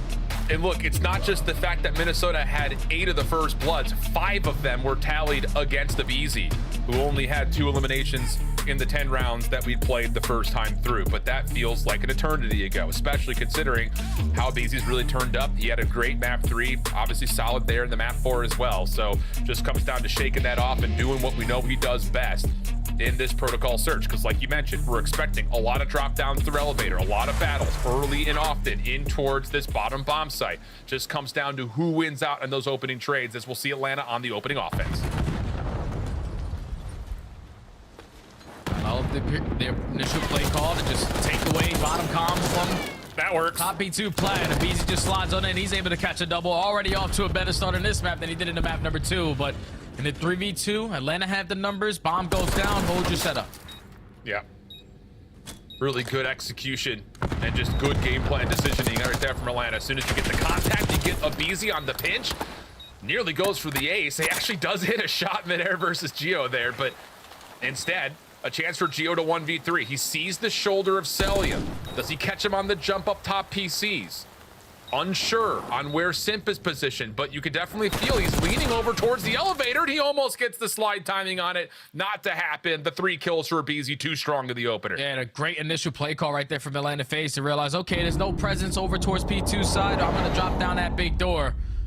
We should have a couple freebies if they try to be the aggressive in towards A, but Minnesota Røkkr, you cannot afford those kind of rounds, because I think when we watched them yesterday versus Ultra, they were just playing to counter Ultra. You cannot do that versus a team like Atlanta FaZe, because they will do the same thing to you on the opposing end. And they showed it early into there, just using their information, dropping into the sites, playing their numbers, take round 1. Yeah, nice little cheeky, again, contact play. Wait for the players at elevator to get the info, then a BZ pops. What does Minnesota have in store for us for their first offense? 3-player drop down for FaZe in towards A, and it's Draza up top by himself on the windows to take first blood. Bomb is still in hand for Estriel, but Minnesota have no map control now. No, they have no map control. Now what you're sort of banking on if you are Minnesota is if Atlanta FaZe start to back up a little bit and play their numbers advantage and hopefully give up that A site. So that might be your only opportunity to clutch up on this round. You do have Geo who gains info onto Draza, but throwing shoulders, Draza's just going to play his life. Yeah, that's kind of inconsequential, I think, for FaZe. Stuns, nades being cooked. This would need to land. Cell stuck in the corner, but the nade doesn't quite get through the doorway. Neither does that one. Wow, this FaZe defense was vulnerable here, but it doesn't make a difference. The shots are out, the nades don't land, and Paul's now by himself for 1v3. Now Paul 1v3, bomb down in towards the site. Gonna work his way through barrels. Doesn't really have a lot of time to work with, and he's gonna get taken down by Draza. That round starts with Draza finding that first blood. It ends with Draza finding that final kill, and that's exactly how you need to play it if you are Atlanta. Just back up, play your numbers, find that early first blood, play to your advantages, and then when Minnesota thought that they had an opportunity, when Atlanta started to back up off of their setup at that A site, I think it might have really came down to that frag. Like, if that frag is able to connect onto Celium, they'll both be one shot. You can't fully commit on the gunfight if you're Simp. And potentially an opportunity there for Røkkr, but doesn't connect, and Atlanta take the round. Yeah, I don't even think it's just one nade. I think there's 2 frags that bounce off the wall. Don't quite get all the way to that position that Simp and Cell were at. So FaZe will be up 2-0.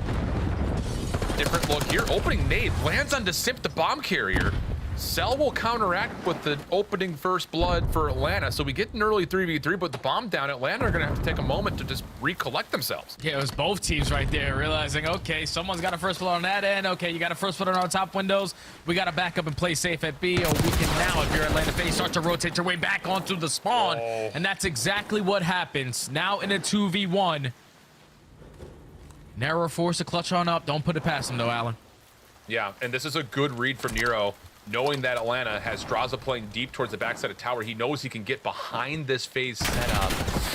The timing, though, is not great. Yeah, I mean, he would have maybe had an angle at Cell, but Draza was tracking behind him, and Draza will find 3. I love the idea from Minnesota there to try to double push out. It just comes down to the simple fact that Draza's holding a heady on that same angle. Yeah, and that's just a good read out of Atlanta. They realize, okay, we're going to be aggressive over towards gun, try to allow us to work over towards that B site. No presence over towards tower. Most likely somebody from Minnesota Røkkr is going to try to take that away from us and work a deep pinch, but they time it perfectly. The double stack, the teamwork on display. And Draza having a takeover so far in this map number 5. Is now Atlanta sitting on 3 in a row. Raza on 5 in a row. Here comes the RC to slow this game down even more. I was just about to say the RC being earned this early gives some major advantages to FaZe, but Minnesota going to go with tempo instead. Nade stuns, block off Spiral. They're going to get the early plant. So it's going to have to be retake here from FaZe. And you got to keep in mind that Simp is not a part of this at the moment. So you got to try to find some sort of an opener here for FaZe. Yeah, retakes for FaZe last time they played versus Carolina. Didn't really work out at all. Have they fixed their setups? And it's looking like they're just waiting for front side pressure before Draza decides to make a play here.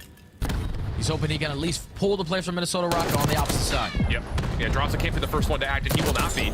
Paul still holding the angle, finds the kill. Simp, though, gets activated. He's off 2 in a row. Off the regen as well. Nearly chances at more, but Paul holds the position through the elevator shaft. And that'll be enough for Minnesota on their post plant to hold strong, dropping 2 in the process. And that's why it tends to bother me a little bit when people start to play around RC cars for some of these rounds, because we realize we're playing protocol. We realize the RC car is not really going to be impactful in towards bottom comms. And when you use it to clear out over towards B side to make sure the aggression was going to be there, you give up all that site control. BZ's forced to back on down, and then the 4v4 recap in towards that kind of site is very difficult to do regardless of who you are. So Minnesota Røkkr able to put 1 on the board. Back to the defensive side they go, and then right now FaZe is just throwing a bunch of different looks at them. Now they're going all down towards B. I mean, A. Yeah, with the trophy system, and they're going to try to just run right through Spiral here. Whoa, and Nero, he does catch one before dropping. Let's say, hello, read it. Whoa, nice shots from Abizi. Bomb planted simultaneously, 2v3. Another difficult retake now for Røkkr. Again, left on the AR players playing over towards Big Door. Paul Lex potentially might have found the timing as he's already in towards the building. Yeah. He's finessing. Yeah, he's found the first. The shots to Draza were decent, but could not quite finish. Gio stays sneaky, finds Abizi. Now on to Draza for the 1v2. Time running out, has to make a play. Sees Draza on the cross. Still holding him with the shoulder. Draza knows he's got the benefit of the clock, though, and this is going to run out on Gio. Yeah, not quite able to force the gunfight. Does find the kill, but it comes too late to allow for a defuse. Atlanta will get their 4th. And that's Draza again, another 1v1 moment. I would have liked to see if Gio would have went to the bomb site to force Draza to overextend out of that zip, but every time he was throwing his shoulder, just gaining that info, time was getting away from you. And he's able to clutch up another round. Atlanta FaZe again, complete blind counter. We're talking about round number 1 on attacks. We attack through plat to get into the comp. Round number 2, we're going right through top mid. Round number 3, everybody through bottom zip. And Minnesota are looking like we sent everybody towards Big Door to try to contest it, but just were not prepared for the aggression coming in from FaZe. Yep. And from Abizi in particular. Another 2 from him in the round. He has turned it around since map number 2. Quick action here from Røkkr. Opening shots, though, go the way of Cell. You have to slide through for FaZe. Actually gets them onto the bomb site, and Cell's not done. He gets a second. Estro completely crossed up as Abizi goes from left to right. Nero, he's stuck. He will get 1 and get away with the zip. No one's going to chase him, but the job's pretty much done, you would feel like, for FaZe. 3v1. Just do not get rid of this bomb that you have in your sight. Oh, if they lose this, they need to disband this roster. Because it'll be an impossible task to try to lose this kind of round. Bomb down in towards A. You already gained info on where Nero was. And he has to work in to kill all 3 of you. Yeah, this stands no chance, Alan. 5-1. Slide out decent, but yeah, there's no way, no how. And that, just simply put, is a 4v4 bottom side at A. It's Cell getting 2 as both the SMGs slide past him. It's clean shots. And Minnesota right there, they were thinking, Alan, that Atlanta FaZe are probably going to go with that slow approach again. You find yourself up 4-1, you can tend to slow down the pacing of the game a little bit because you don't want to try to make any mistakes. But they said, screw that. We're going to take that bomb side away from you because that's been the only round you've been able to find success in. So instantly shut it down. Another first blood on the back of Atlanta FaZe now puts them at game point. It's been clean. It's been polished. This looks like the same thing Atlanta did in their first round. But Abizi's got an AR this time. Nade stuns right into the face of Draza in front of Abizi, but all 4 members will stay alive. Bomb carrier of Simp playing down low has also been naded, so he has to hold for a moment, and this is a chance for Røkkr to get this defense moving. Another different look from Atlanta FaZe on this attack. Everyone preparing for the aggression coming in out of Røkkr, but that stun and that nade should be able to connect onto Estriel. They already have bottom comms control, so it's only a matter of time before Sim thinks about this plan. Shots from the mid of Spiral, though. Paul's able to find a Beezy. Simps tagged again. He can't go for the plant. And Minnesota have not taken more than they could shoot. Wait a second, that is not a great timing on the challenge. Nero off the pinch from door, at least saves it kind of. And oh, there we go, finally. Gets the second, but initially that slide out from Esriel was just a little bit too long. You thought maybe Atlanta was gonna benefit from it, but Minnesota, good timing on the pinch from behind, suffocate the Atlanta offense and keep themselves alive. Yeah, even with Sim finding that double, I still respect the timing on the chow out of Minnesota. They wanted to play to their advantages. They knew that they were already showing presence towards sides, so they said, screw it. We have 4, you have 3. Let's chow, let's chow, let's chow. And thankfully, it was able to work out with Nero catching that double, do double doors. Now they're able to stay alive into this search and destroy. But on the attacks is where they have tended to struggle a little bit. They've only found success with the aggression in towards A, but the Minnesota Røkkr, the adjustments need to come in quick. Nero tagged up heavily. Yeah, that's where you're worried about. Actually, it's just wall bangs through the gun. Adraza confirms first blood. Follow-up from Simp around the back, trying to put this round out of reach. Not quite able to confirm the kill. Hold on a second. Esriel is around the back, and what a win versus Celium. I was about to say, I don't think Cell saw him initially. So now we got a 2v2. Abizi re-wrapping back in towards A. Draza nearby. And Abizi may know that Esriel's on the corner. There's the stun out. The follow-up is perfect. It's just down to Paul. 1v2 situation. And he's stuck in a corner with an AR. First shots are good. Looks for the second, but cannot keep himself alive. Atlanta dominate map number 5 and punch a ticket to our first minor grand finals. Just a mid-round adjustment, Allen. Way too strong on the side of Atlanta. Minnesota were not prepared for it. Multiple different looks on their attacking side, multiple different looks on the defensive side. They just were not prepared for all of Atlanta to take away top mid away from them. You were trying to be the aggressor on that side because you realized they just shut you down working your way in towards A. So let's try something different, but Atlanta were perfectly there to counter it. We're talking about that first map where Minnesota were able to find 8 out of 10 rounds first bloods. This time Atlanta FaZe turned it completely around. They walk away with 5. And Draza was the early guy for Atlanta FaZe who was really setting the tone with multiple kills, closing out moments. And Atlanta FaZe, they close out the series in 5. What a series it was, though. Hell of an effort for Minnesota throughout it. I think in particular, you look at the 2 hard points and you say both of them were winnable. It just came down to the simple fact that Protocol, they were not rotating as well as FaZe were. FaZe were able to adapt, get a couple of key holds by the end, Celium in particular, kind of the hero there between P3 and P4. And then the red card, it was a 100-point game 2 separate times in favor of FaZe. So it's just the clock runs out and the comeback effort for Minnesota. So can't quite keep the magic alive, Jay, but that's a hell of a first opener minor, especially for this Minnesota Røkkr team that I still feel like is hard to put a finger on. Where do they really fall in terms of like a power ranking? Yeah, because right now it's pretty simple. Like their hardpoint game, they just need to think about those fundamentals. In Search and Destroy, they just need to stop getting countered because right there, that's 2 times now. We watched them on Protocol. Toronto did it yesterday. Today, Atlanta FaZe did it. They just were prepared for everything that there was going to be thrown at them, and they countered it perfectly every time. Well, it was a tight one from pretty much start to finish all the way through as we head back to the desk to recap and set us up for our second semifinal. Thank you very much, gentlemen. And Nameless, I'm sorry, but Minnesota's run had to come to an end. We were clinching for a little bit there as it goes all the way to a game 5. But this time around, Atlanta FaZe, they get it done in just 8 rounds. Yeah, and we get to that game 5, and, you know, we were talking about how good Minnesota's been in those game 5s, making adjustments.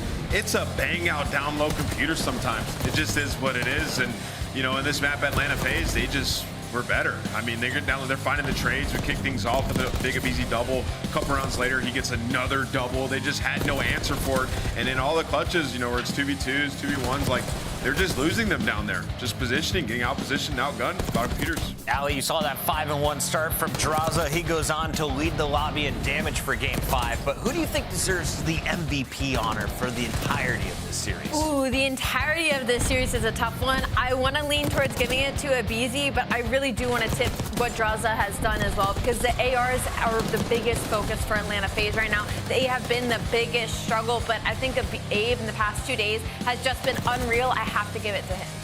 Seemed that the slaying was pretty even, Nameless, but Atlanta FaZe a slight advantage, and they definitely showed that throughout the hard points. 250 to 227, 250 to 214.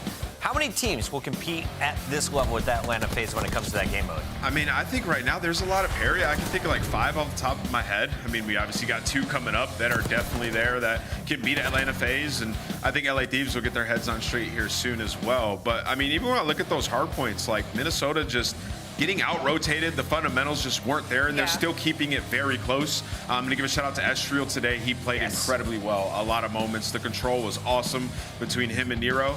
But yeah, I mean, I think that they lost the pick and bans in this one, Chris. The protocols. FaZe are the best protocol team in the game right now. You got to get rid of it against them. Who is Estriel? Go back and watch Game 2 from this best of 5 and his performance in their first matchup. For now, though, we have to celebrate in Atlanta with Mr. Celium. He earns your scuff play of the game, and honestly, I just asked for a montage. I was like, Celium is frying once again. The beam is back.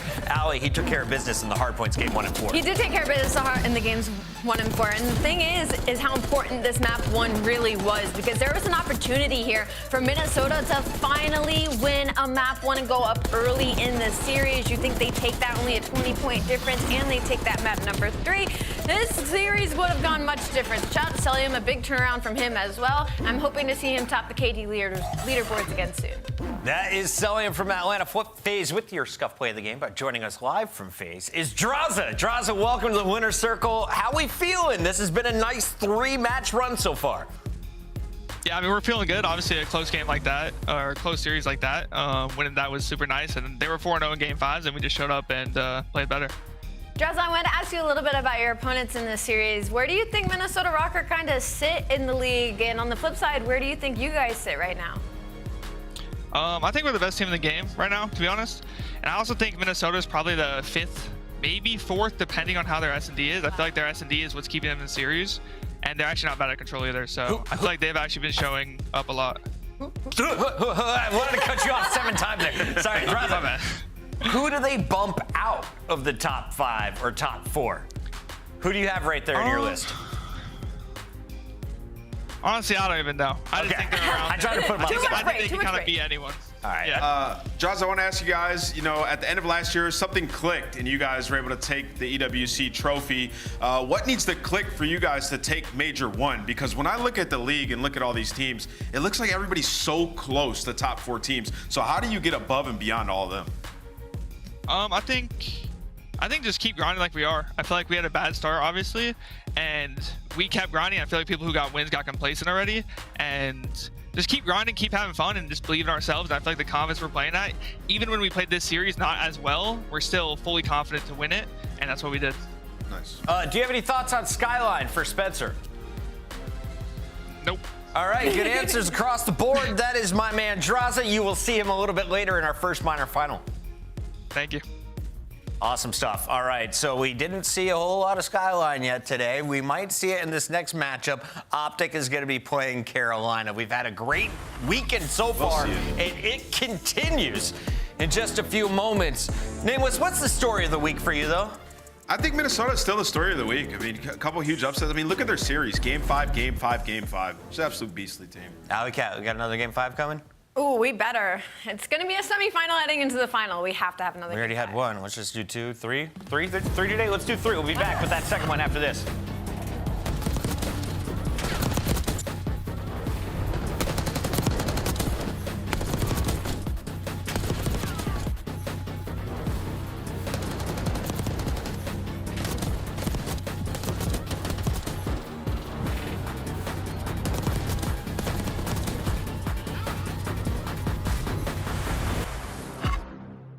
Upgrade your game with the Scuff, the official controller of the Call of Duty League. The Esports World Cup is an official partner of the Call of Duty League.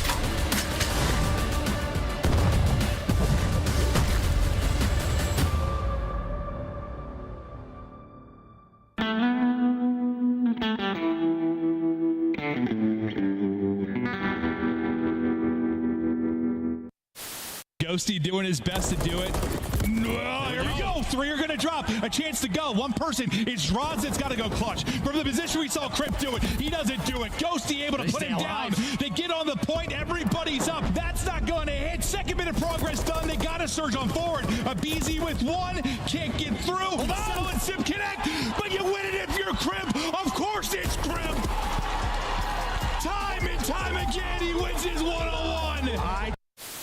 We were hyping this up, right? It's the 4th matchup. You know, we've seen you guys constantly in grand finals. You guys came out and made that look easy.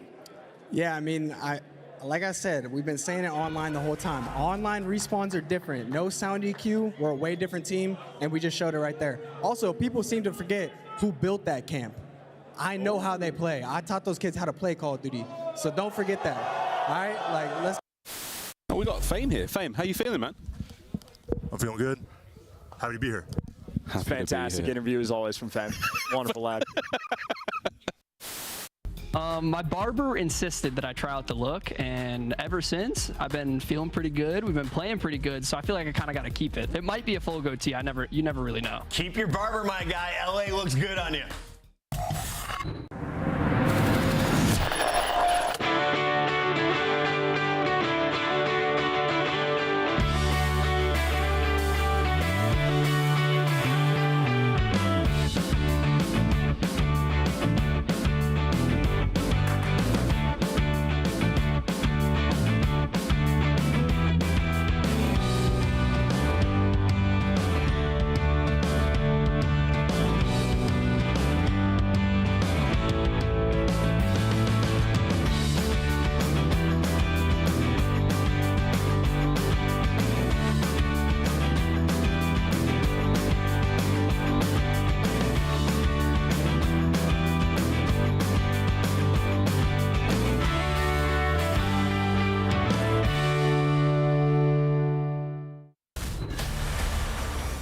Sporting a 5-0 record, Carolina Royal Ravens are officially the #1 seed. They had the best map count coming into the tournament, and after their Game 5 victory over New York, they seem pretty confident as they match up against OpTic Texas. Why do you like this team? Their teamwork is just impeccable, and it's the fact that what should have been just an S&D team is doing extremely, extremely well in Respawn. They have the game figured out before everybody else. Manwis, I want to ask you a little bit about Vivid. I say everyone else's name. I don't say Vivid's name enough. What does he do in game? Because I always see him finishing maybe a 1.1, a 1.02, or barely negative. He seems to always go even. Yeah, gap filler, willing to do what it takes for the team, and he's completely bought into the system. I think he's one of the most underrated players in the history of Call of Duty. Always dropped for some reason when his teams underperform, and then he gets picked up by some like-minded individuals, and he finds success. You can think all the way back to the last Treyarch title in Cold War, where he got picked up by Empire, and they got a little bit better. So Vivid's just a guy you can plug and play in any team, and he will thrive. So I've been loving this roster so far, and like Ali said, like a team you thought would be really good at Search and Destroy, they've delivered there, but the respawns have been fundamentally sound, and it's led to so much success. Carolina are technically the favorites in this one, but if you ask the fans, they're cheering for green today. Shotzzy is in the hunt for 100 match wins. He sits at 98.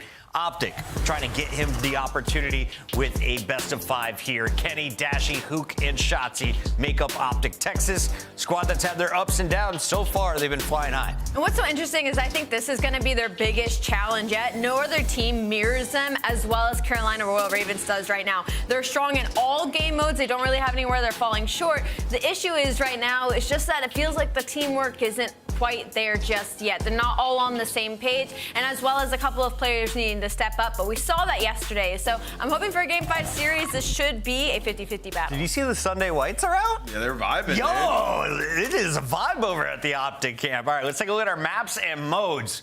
Royal Ravens are devastating across the board. No matter where you want to match up against them, they have found success. Who has the edge, though, in this best-of-5? We will see a skyline, as you mentioned. Yeah, I mean, I think both these teams, like, they've had even split on the skyline. The vault control is a square up, and then when we get down to that Game 5 is where OpTic is very comfortable on the protocol S&D. The red card, we have not seen Carolina play that yet in Game 4, so uncharted territory. Where we have seen OpTic play it, they have lost. So interesting tail end of the series in Games 4 and 5. Final question for you guys before we get to the pick'ems. Who had the harder road in the previous round? Was it Texas playing Boston or Carolina playing Cloud9 New York? I'll let Allie pick this. I think I'm one going to go with Carolina. I think Cloud9 I New agree. York is a pretty top team, and they had to play them not once, but twice. I actually 100% agree with that. And the hard points were down to the wire. Think about Yeah. it, like it was 10 points, 15 points, like it was a square up, and then the search and destroy as well. Had to bring out all the stops, so they're feeling good. Carolina, they've been tested once. They will be tested again. It's time to find out where Allie will pick, because I will choose the opposite. I've been going back and forth about this. The way these teams match up statistically is so close. But I think because of the map set, I have to lean Carolina Royal Ravens. I think they did a great job. I will go OpTic. Nameless, where are we going? Yeah, I'm going OpTic as well. I think OpTic get this one done. I think they get it done in 5. You regret your pick? Do you want Nope, to switch? not at all. This is going to be my redemption. This is going to be my upset. This is our second minor semi-final. Who will move on to the minor final? We send it over to Shift and Study to find out. I think just based off this map series layout, it really could be a series that you could flip a coin for. Carolina, I still feel like are being slept on in a certain regard. They're flawless still to this point. Yeah, a couple of moments here and there where they look vulnerable, but they've provided answers when they need to the most. I think especially we saw that yesterday, Jay. Oh, yeah, especially out of TJ. Like, you saw what he was doing. He was taking over map after map after map until we got into the game 5, and then Gwen was like, don't worry, I'll help you a little bit out, Tease. They just have, like, a great fundamental way to play Call of Duty, and the way they play Hardpoint is great. They don't really have to get the most kills. They're doing the dirty work, and it makes that game look easy. But Search and Destroy with leaders like Slasher, you expect them to be well polished in that mode. But I think the true surprise for me is how well they are at control. Now, I know the Deaths touched on it. When we get to that Vault control, that is truly going to be a matchup where either squad can take it because they're both phenomenal at that map and mode. Well, Carolina got it done in the 2-3-5 yesterday. Nameless pointed to it. It was like a total of like 20 points between both the two hard points, though. That was played on Hacienda, but also played here on Skyline. On the other side for OpTic, though, outside of the formidability that they showed throughout the qualifiers, save just the Map 5 loss to Boston, how about Røkkr? He played lights out yesterday in combination with Dashy, and I know that the Green Wall will be thrilled to see that happen once again, pending, of course, that it does. But we jump out into Skyline. TJ already making a play up top. Nice little fly through of it, but Texas will get on for a little bit early time before Carolina eventually countered. And Vivid found the double. That's the guy that I'm pretty sure Puckett says he's saying everybody's name but Vivid. This is one of those series where Vivid needs to show that he has that skill to compete with the best. Because sometimes you can have the best team, or you can have it all, but you need some raw talent when you're going up against this kind of team in OpTic, Texas. And so far off to a great start. 3 kills in favor of Carolina. Spawns already flipped. They are in the heavy driver's seat, and OpTic, Texas need a break here. Well, Dashy will get 2. Vivid next one. See, wow, Dashy hasn't missed a bullet yet, and then from the top rope, trying to finish off all 4 shots. He will follow. Røkkr has flipped the spawns back, and after a really dicey moment midway through that first hard point, it will be OpTic to stabilize, getting ready for P2. Yep, and you still have Dashy being the human turret. Sorry, Octane, but this guy's not missing bullets. Already to an 8-3 start. All of Carolina spawning all the way across the map, and now Kenny is gonna be in a perfect angle to at least get a couple of these players or have them weak. Trades are effective. Vivid finding a double. Now he just want to be a nuisance towards the back to potentially flip them out. Oh, DJ, goodness, he has been all over the map, and he will find a double. That will open things up as Slasher will come up from behind Røkkr, find the kill, and turn that into a little bit of time here for Carolina. It's Congo line, though, over from the right side of the map to the left. Every kill a massive one here in front of P2. Gwen's able to get 1. Røkkr, Kenny, keep things contested as Slasher will jump the rope and get into the hard point for a little while longer before eventually he will be bested by Kenny and the rest of the OpTic Texas Green Wall. Just gotta be so annoying right there if you're a Slasher to play in toward the hard point, because you're thinking, okay, you got a 2-piece, you're still spawning all the way across the map. They're still gonna be in the back spawn ready to contest it. And that allows OpTic Texas to keep that P2 a little bit mixy. Growing themselves a nice little 10-point lead, and now off the rotation. And it is going to be Carolina in there early. But OpTic Texas have positionings right now where they can set up this pinch. Big kill comes in out of TJ, but it does not matter. OpTic push their way to the front, execute the break. Yeah, I love that. It's just a little moment where you've got an SMG and an AR playing on one side and the others playing on the opposite. And Texas will use that as a chance to feel out where exactly Carolina were spawning and what their setup looked like, and they flawlessly break it early on to this kitchen hill. Still holding on to the back. Every elimination going the way of OpTic. as Carolina will have to try to play this through piano side. Not what you want. Shotzzy trying to hold the door on that play, as Kenny will be the next one in line on 5 in a row, making 6 as TJ took a secondary challenge and gets shut down, but Carolina still have a chance to neutralize. Yeah, that's a big double there from Slasher, because you heard Ali say it. These guys are basically mirror when you look at the stats on both of these squads and how they like to play. But right now, Slasher not off to a hot start, and you already see what Dashy was doing. Still only a 20-point difference. Do not have the spawns if you are Carolina. You are trying to break on in. But OpTic, they are just way too spread. Hook is able to catch a double. Still not going to slow down. Give me all 3. Is he going to try to go for the 4th? Yes, he does. But Slasher, he should get traded, and OpTic right back in the hardpoint. The SMGs are just taking over the tempo right now for OpTic. 11 and 5 for Hook. Shotzzy all over the map at 11 and 10 as the AR is just following up and finding the easy kills on these setups. Slasher trying to play off the back door. Top bedroom position good for 1. Dashy backside tub. Finds the opener. Kenny's got him covered pretty darn well, but Carolina will still flip the spawns and get into the hard point. Considering how much they've been outslayed, the fact that this is underneath a 30-point game is going to feel like a miracle here for the Royal Ravens. Yeah, they just need this time now. The slaying guns can get a little bit more hot as you go deeper into this game number 1, but just keeping it scrappy until that moment happens is exactly what you're looking for, because they're going to walk away with that final 15, only going to be a 5-point difference. And now you're just going to have Slasher playing slow on this end because he wants to try to get a couple kills here to flip them out. Unreal that this is the scoreline we're dealing with. If you were just to look at the KDs across both sides, you would think this was a 100-point game. But we only sit at about 15 points. OpTic on hot tub for now. Gwyn 4 in a row. Really starting to catch a little bit of heat here as he will get up towards the top side of piano, but Hook will beat him. So OpTic will hold on to the left side of the map, but Carolina doing the work inside the hill. And with Gwyn getting that 1 kill onto Kenny, that allows Carolina to bombard their way through the front end. Soak up this P 1 time. Trades are going down around the map. Gwyn finds a double. You know, it's only a matter of time before Gwyn starts to turn up and respawn again, sitting at 17 and 14. Vivid on the hard point. Great team shots, not able to lead to the kill, but Carolina are going to be able to take the lead or at least tie the game up. But OpTic with all the kills in the feed, maintain the spawns, and they should be set up for the next hill. Yeah, the ARs for Carolina are just getting cooked right now.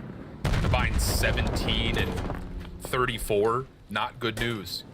Vivid. Only down 10. Found a bit of a route here through catwalk side. He just needs to find an opener. The rest of Carolina's here, but it is still, again, another 3 for 1. Slasher traded a full wipe. OpTic holding strong. And this is where OpTic can start to pull away with the game, because now they're fully set up for P2. You have kitchen control. You know where the pressure is going to come on in, and Hook is just winning gunfight after gunfight. 21 and 8. Give me 22. Man, this guy's unbelievable. TJ's giving him a lifeline, but it feels like, again, it's just another one of those moments where OpTic are doing all of the right things. If that continues to be the case, this game could get out of hand quickly. Shotzzy now called upon, able to take down 2 as the mantle from TJ gets shut down. The 3rd player, and Gwyn, was also found around the back, and then Slasher trying to set something up is also absolutely obliterated. It is all OpTic as we rotate over to 3 and head into an OpTic Texas. Listen in. You dead. Alright, P1, not weak. I don't see. I mean, dude, that. Nice. Nice. You know what play? Find you guys. I'm looking at it. I'm Brandon. One guy is. I be outer. Oh, you. One guy fire. Watch out. One shot. He's on top. Slasher was really weak their side. Slasher was really weak When you their guys side. spawn, oh, here. Last two. Good fucking play. That's it.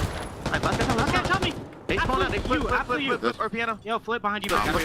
They're bottom bed. They're bottom bed. I got you. Bottom bed. One more long. Shit. Last guy, catches. The rest are gonna flip though. Catches? I'm playing for the rest. He's long. I can help. I have middle. You're good. I'm pretty sure they're taking routes though. Yeah. Could be feeling me. Send me to go. Slasher. Low bed and on you fireplace. You on you. Nice. Behind us, I think. I got time. Pretty sure you took a route. I got it. Play Watch out you. I have right cross. Stop carrying on his name. Somebody else. We don't know, TJ. Last two. 2-0. Outer slash. Gotta get that guy. Last guy. Last guy in. I mean, you can only use one word right now, Jay. Slammed. Yeah. Are you joking? 28 and 12. Hook is getting it done all over the map. It doesn't matter who's in front of him. He wants it. Yeah, it does not matter who's challenging on the side of OpTic Texas. They are winning those gunfights. Carolina are not having a good time. The ARs not winning any gunfights, but They're looking for just a little bit of momentum. That P2 to P3 chain, now we're up by 100 all of a sudden if you're OpTic. And the hefty driver's seat. And Carolina need to start stringing a couple kills together. There goes a clean 4 dead, a potential 25 gonna go in favor of them, but we need to keep up in the slaying department. Big time. Gwyn, long range shots, those were good. Oh, my. Jumped on by Shotzzy, did not expect that. And all of a sudden, Vivid's kind of left by himself inside the hill. Gwyn's trying to do what he can from the front side of bedroom. Good damage onto a follow-up, but Vivid's the one who really has to step up here. And he will at least be able to confirm the scrap time. 70-point game, though, and again, it's just OpTic from 2 to 3. Just blew this game wide open. Now, if you are Carolina, you just need to make sure that you're the team with the P2 side. Like, going into this, at the end of this P1, we're going to try to keep them off of it, but also don't allow them to soak up any of this hill time. And with OpTic finding 3, they're right back into the game. Like, they're right back into this game where they can close it out here at P1. You have all of Carolina try to attack, but when they're coming off the respawn, they're already in your face with the pacing that OpTic Texas is setting. Yeah. They're playing flawless right now on Skyline. This is just an absolute lineup. Dashy, if we had an accuracy stat, it would be like 90+%. He's not missing bullets, man. Snapping left, right, up, down, inside, out. Doesn't make a difference. OpTic putting this game well out of reach, as they will be able to kind of play from the leader's advantage here. A couple of follow-up eliminations are here, and they can just win the game on hot tub. I mean, Carolina has to win the war on every front, and it's not happening at all. OpTic, a statement. Map number 1, 250 to 137. Mercy. Yeah, we don't even gotta talk about no breakdown, anything like that, Alan. It's just simply they were gunning the hell out of Carolina. You can even tell when we were in the listening, they started to giggle a little bit because Dashy was going for Ego Child after Ego Child, but OpTic Texas, they came out ready to rock. They came out ready to shoot the damn gun, and they made Carolina pay for it. That's gonna be a tough pill to swallow because I don't think Carolina has ever been done like that in Hardpoint. But OpTic Texas could do no wrong in map number 1. Who could do no wrong? Legitimately. I mean, wow. The tempo is just fast and furious from the get-go. ARs for Carolina just could never get into position. I mean, it felt like every time we saw Slasher and Vivid getting gunned, they were usually on sprint, just trying to get to a setup. But the tempo for OpTic, just too much to handle. 35 and 16, 26 of those non-traded, a minute in the hard point. Give Hook the COD equivalent of the hat trick there in map number 1. Dashy still takes top prize, though, for overall damage at nearly 3,800. Holy cow. That's what the game looks like, though, Alan, when you're able to do what they did. That P2 to the P3 chain was phenomenal. We're getting a flawless 60 hold on one of the more difficult hills where we saw, at least on the first go-around, it was chaotic on both sides. But once OpTic Texas were able to find all 4 kills and realize, okay, they're spawning across the map. We got this covered, we got this covered.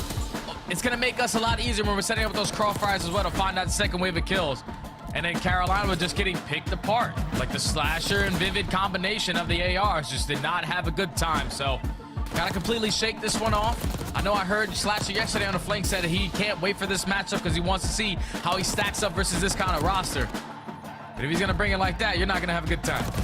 Well, yeah, that's true. Nothing but facts were stated there. Wow. Absolute montage highlight reel here for OpTic Texas from start to finish. This moment from Hook, I mean, mercy. Holy cow. That's just what it felt like time and time after we saw this kind of rotation to rotation, and it did. It felt like a miracle after the first set of hills that Carolina were only down 30 points. Some good collective moments, I think, over the top of the first P4, but that was about it. I mean, they maybe found 40 of their seconds on that hill in particular, so OpTic, just too many advantages, too many wins, too much moments of just being outslayed. And Shotzzy just kind of doing the dirty work as Carolina stunned here off the opener. So need a bounce back, need to just kind of mentally reset if you're looking at this from Carolina's perspective. Yeah, it started yesterday. They got it done to the 2-3-5, and it's going to have to be like that again today because the way that OpTic at least showed the way that they were going to play Hardpoint, it's just absolute textbook. Shots are on point. Even when they're flipping the spawns, they're still picking it up. They're micromanaging the game so well, and you can see it on the game flow. Once we got to that second half, it was just a pull away. Like, that's basically 2 hills where combined, they've gotten 4 points between P2 and P3. You're not going to win like that. Simply not going to win. And I think on top of that, you want to say the other side of the perspective, you get essentially 100 points if you're OpTic in 100 total 20 seconds worth of opportunity between those 2 hills. Yeah, it's pretty good. Okay, so let's kind of reset the conversation because now we get over to the search and destroy Hacienda. Obviously, it's been played a couple of times here and there. I think the biggest thing about this map, though, as you know, we talked about this a lot on Challengers this week, is that it does feel very dramatically different from when it was last in the game because Black Ops 4 is 5v5. There are more opportunities, more routes for SMGs to take that just cannot be covered, which is, I think, one of the reasons why we still have that open window over the top of the B site. It just comes down to, do you find the timings and those moments to kind of slip out and try to make a mess of the defensive setup, I think, in particular, if you're an offensive SMG. And I feel like teams, at least from what I've been watching when they play Hacienda Search and Destroy, they're not really worried about the times because they're just full on bombarding their way through top hallway to get over towards that B site. They are taking the map away. And we know for a team like OpTic, where they have players like Dashy, who's a 1.5 in Search and Destroy, he has his moments where he just makes rounds out of absolutely nothing. 4v2, 2v2, because Dashy pops a 2p. That's the kind of player that he is. He's always been a phenomenal Search and Destroy. But with them only having one rep underneath their belt, thankfully it was all the way to around 11 because that's a lot of odds that you can go back and watch. Obviously, you have players who played Black Ops 4 back in the day when Hacienda was originally in the game. So they're going to understand what they need to do. Now it's just all about implementing, like you said, that secret hallway for the complete opposite side. Because you see teams either play it slow towards plat and completely get it taken over, or they be aggressive through top mid hallway and it's all about those early engagements and they completely shut down that site. So with OpTic Texas, with the way that they played map number 1, you best believe they're probably going to be the aggressors. But on the opposite side for Carolina, TJ ain't no slouch. TJ's going to bring in his Search and Destroy, and he's got to have a moment here. Yep. Yeah, I was about to say, again, we saw this yesterday, the Hacienda Search from them, a 6-2 affair. This is the stats from yesterday between Gwyn and TJ. I mean, really, everyone looked good on the map, but TJ in particular goes 9-3. And then on, I think the other side, I think the most impressive thing about this for Gwyn was the first blood tally, right? The opening duel win percentage really strong for him as he was able to tally a handful throughout all of the Search and Destroys, but in particular, also finding success in the Hacienda beatdown that they were able to give to Cloud9. I think really kind of, again, helps you if you're a Carolina fan to rationalize a world where you can still bounce back after a beatdown map number 1 and try to get this thing back to a 1-1 count before we look at the vault. Yeah, you're going to feel super confident going into Hacienda. Obviously, both teams sitting at 1-0. Only had one repetition on it. But the way that Carolina have been playing Search and Destroy recently has been outstanding. With the same thing could be said for OpTic. 7-win streak, 3rd overall on their attacking side, 1st overall on the defense. And if they can stick strong to that 1st overall, where they can shut down that bomb plant at that A site, oh, this should be an easy map for them. Yeah, absolutely. We'll see. Both teams enjoying a 1-0 map count on this map mode combination since its introduction after the holiday break. But it'll be Carolina to approach the offense first. Slasher and TJ waiting to see if there's going to be any defensive nades toss. Gwyn right on over towards the fire hall. Good for the first. Hook Dashy shutting it down, and they will win the trades here for OpTic. And I love that play call right there from OpTic Texas. Completely disregard top plat. We take this mid hallway. We stand a good chance of shutting down all of your A push. So they put themselves early into the man advantage, but TJ pushes on through, is able to take down Dashy. 2v2. Both squads on the complete opposite sides of your mini-map. Yep. It still does feel, though, like Carolina is the one that is in the trickier of the two positions, and they're looking to see if they can catch OpTic on some sort of a re-wrap back to A. See TJ's position bottom side over through bar, this office staircase, and he may have given this up at the exact wrong moment. Slasher also missing the timing. OpTic will see it, but Hook takes a couple of shots, and now Carolina are alerted that they're being hunted. Yeah, but they're not going to think about that objective. They're trying to send it for these kills, and that's the perfect game plan. TJ and Slasher combined for that kill onto Kenny. Now it's Hook. Left in a 1v2. Rotation going over towards B, and Hook, you better get a move on it because it's more difficult to retake this when that bomb gets planted. Well, he is chasing shadows right now. Slasher holding an off angle on this close corner. Hook, opening shots are good. Runs out of ammunition, but resets. Uh-oh, the problem is the water. Slasher, can you get the kill? Sometimes that water feels like it's made out of Kevlar, but Slasher's able to connect and tally the kill before the clock expires on the play. Oh, I thought Slasher wasn't going to send it, but I gotta know, the world champion, he's not going to give that one up for free. He said, I had you absolutely one shot. You can't really get out of dodge. And closes it out with the Strider to secure round number 1, but just comes back to that trigger discipline out of Hook. If Hook is not able to put down a shot, he was able to at least spot one player working over towards plat. That could have easily went in favor of OpTic Texas, but just a heads-up play call. Once they gain that info on the side of Carolina, to not commit on that bomb plant, to isolate onto Kenny, and then slash on a one-on-one. Carolina get the opener. Offense now for OpTic. Wow, this is aggressive for both sides. All of it over towards the open hallway, and that is a blender for OpTic. 3 kills, Kenny only able to find 1. Hook may be able to secure 1 here for free, pending the timing. He'll see 1 on the stretch back, but of course the curiosity question is this the entire team for Carolina? And Hook is going to actually read this correctly. The problem is he still have to go up to the 1v3. Yeah, he's taking the super long route. Potentially, if he cuts that short, he could catch at least 1 player, but with 45 seconds, at least he does have the bomb in hand. Just does not check his corner, and Carolina 2 rounds in a row. Back off the first blood, and that was all out aggression. Like, you're not planting that bomb at B. Yeah. Like, it's as simple as that. You're not going to work this play over towards B. We watched you guys play it yesterday. You love to be aggressive through top hallway. They were instantly there to contest it. Yeah, and I think the thing is, you know, without trophies being there, the defense able to just toss nades over the top of rock. It allows you to sprint through that open hallway. AR's watching from window to window, get you the information of how many players are trying to challenge from the offense. And yeah, Carolina just a little bit of a gamble stack there. Bit of a blind counter, if you will, to get that 3-for-1 opener. 2-0 up early. Gwyn on 3 in a row. Looking for an early RCXD. The playthrough bottom's secret. Often the case for these SMGs. Just trying to see if they can catch a challenge through Fire Hall, but no one's home this time. Carolina are just going to hold this and see if they can catch OpTic getting aggressive, which they may on the Shotzzy, but he will catch out Vivid for first blood. It's beautiful plays right there from OpTic Texas to set up Shotzzy in that positioning. Leads for that first blood, but now you give up all of open hall control. TJ's able to find 1. Shotzzy effective on the trade. So in the man advantage is OpTic Texas, but Gwyn's sort of getting the read that someone has to be close. Yeah, it's just, again, the timing of this. Shotzzy's now out of here. I mean, he's not, but in Gwyn's mind, he could be anywhere. So this just comes down to hoping you've got good COD timing. This is difficult for Carolina. Slasher just trying to get something to work with over through top fire. Not going to work. And now it's just down to Gwyn for what will feel like a pretty impossible 1v3. Yeah, not going to be able to at least find 1 kill on the round. And that all starts with OpTic Texas just taking the map away. They realized early on, we gained the info. There's no stuns, no nades, no presence through top mid hallway. So they just allowed Shotzzy to do Shotzzy things. Get lost behind enemy lines. He pushes right up through bottom mid for that first blood. And effective on a trade and then continuously being a nuisance. Like Gwyn was trying to locate, where did he go? So Shotzzy's not going to give you anything to play with. Yep. Okay. Convincing ground there for OpTic. A lot of it, again, just by that forward pressure that you're already kind of mounting to, which is something that definitely can be a problem spot for a lot of teams. If those subs can get deep on you quick, it really plays with your mind. Trophy system down. Nade from the defense, not going to land. Slasher by himself here. Shotzzy at mid-connector. Shotzzy for 2, plus a little extra after that. And now he's just left with the pistol. A little greedy on it, but regardless, the kills come through, and Shotzzy is letting them know. Oh, man, Shotzi's been letting them know for quite some time now. He's been chirping a little bit on the timeline, but why not when you're one of the best players, if not the best SMG in the game? As he continues to make plays like that happen.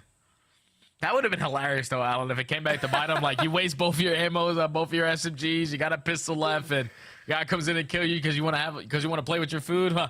Thankfully, the movement's too strong, and Shotzzy was able to get out with his life and opt to take the round. Clean stuff. Slasher isolated. Just no way the defense could respond. So we go to a quick 2-2. Shotzzy on 4, Hook on 3. And here we go. We bash to the doors once again over towards fire. Shotzzy holding in a corner here. Gwyn, often the player who tries to play through this top open hall. And Shotzzy is just waiting to see if he can catch a shadow or any information. And there's the shoulder. Just comes down to when does he want to try to chow this? The answer is now. That's discipline at its finest right there, the Shotzzy. For that first blood. Now can he finesse a little bit longer? No, he is going to get traded instantly by Vivid. That's a lot of information gained. If you are OpTic Texas across the map, though, the island player with the bomb in hand, TJ gets the better of Kenny. Yeah, that's a weird moment right there, because I think Shotzzy thought Hook was watching his cross over towards the actual fireplace itself. Wasn't really the case. Now all of a sudden Carolina have the advantage. Dashy last one left, found over towards fences. Yeah, that felt like a weird moment because Shotzzy gets the freebie and then pushes forward, I think thinking that Hook is watching over his hallway, but that really wasn't the case there. So a small bit of miscommunication leads to Carolina bouncing back after the first blood goes against them. It's just a lot of angles that Hook would have to watch to try to keep Shotzzy alive and towards top secret hallway. You got to look deep. You got to look at the staircase. You also got to watch your left side because no one was showing presence over towards open. So he just decided to play it over towards Plat. And unfortunately could not catch the timing to keep his teammate alive. But that round simply comes down to TJ winning that one-on-one. Like if TJ doesn't win that one-on-one, bomb down, everybody else from OpTic Texas just back on up and disengage and play their numbers advantage. But him clutching up in that gunfight allows him to take that one away. Slasher playing a bit more aggressively down towards bottom bricks. Gwyn once again getting to work top fireplace. He's got help here. That's from Vivid, who does tally the kill onto Dashy. So the first 2 kills, good for Carolina. The adaptations have been solid, and with these opening first bloods going their way, Shotzzy getting around the back will have to force something, and now he finds himself in what would technically be a 1v3, 2 more to grab. Is going to be down though towards our defenses. If you are TJ and Gwyn, just run around and play a trade together. It seems that TJ's already gained the info. Shotzzy with the movement. Trying to keep them at bay, but eventually a play has to come in. Yeah. Bomb will be collected. Gwyn missing the timing as Shotzzy is able to find this through fences and get a plant. This gives him a chance here. Gwyn and TJ are clearing top office. They think he's rewrapped to B. So now Shotzzy has the benefit of playing this post plant in whichever way he chooses. The problem is he hasn't seen Carolina in a while, so they could be coming from anywhere as well. And the play is going to be from the open side of this secret window. Shotzzy first contact. Good. Finding Gwyn. Slips away. TJ not able to get the train. Shotzi's out. He's going to get the regen. And if he tries to re-pull this through connector, he may find timing on a TJ here. Here's the check. Shotzzy! Shots were decent, but TJ just a bit quicker to snap on. Finds the kill, and with that, the defuse as well. TJ's just way too icy, man. No sweat off the brow. Gwyn, you want to turn it into a 1v1? This is what I do. He understand who he was playing against. That's why you saw it initially when they were running around top plat, clearing out all these spaces because they're going up against Shotzzy. He's not just going to stand on still. He's going to be maneuvering around the map, trying to finesse it. But TJ does not blink. He knows they always come back, and he's able to clutch up in the one-on-one to take that round and not allow OpTic as a 2v4 clutch. Yep. 4-2 the count now. Carolina growing a little bit of separation, and our first look over towards B. It's a passive one, just trying to stay alive through checkers, counting pixels through this little peek is TJ. I believe he saw both players. It just comes down to, will they realize that Shotzzy and Hook are going to just play this from top spiral, because it's a lot of pressure here on the Slasher, who's very isolated. Yeah, they took that map away from Carolina, but that's totally fine because now you already have this bomb site, but TJ is going to plant it in a position to where Hook is able to get the better of him. Shotzzy works a deep clinch, is able to take down Slasher.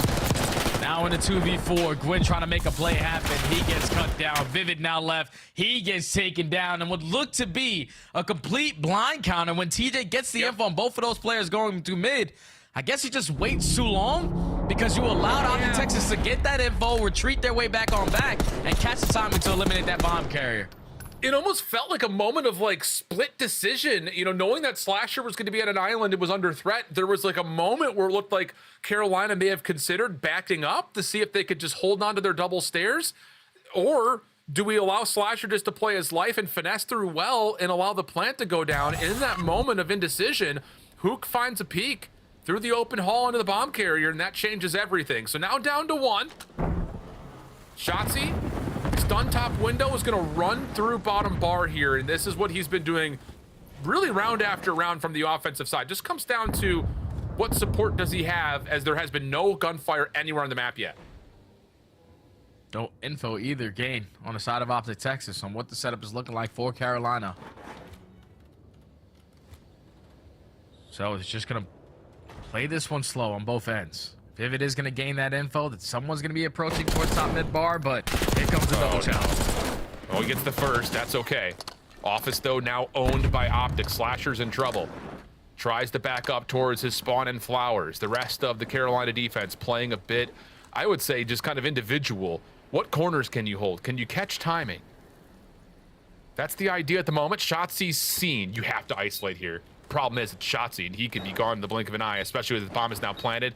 Gwyn through rock. Timing here was decent, but he can't lock down the shots. Hook wins his one. Shotzzy gets the follow-up just down to TJ, who's caught topside. Art, and OpTic wiggle another one away. And that's such bad timing right there out of Gwyn because it looked like he was going to edge up to check that site.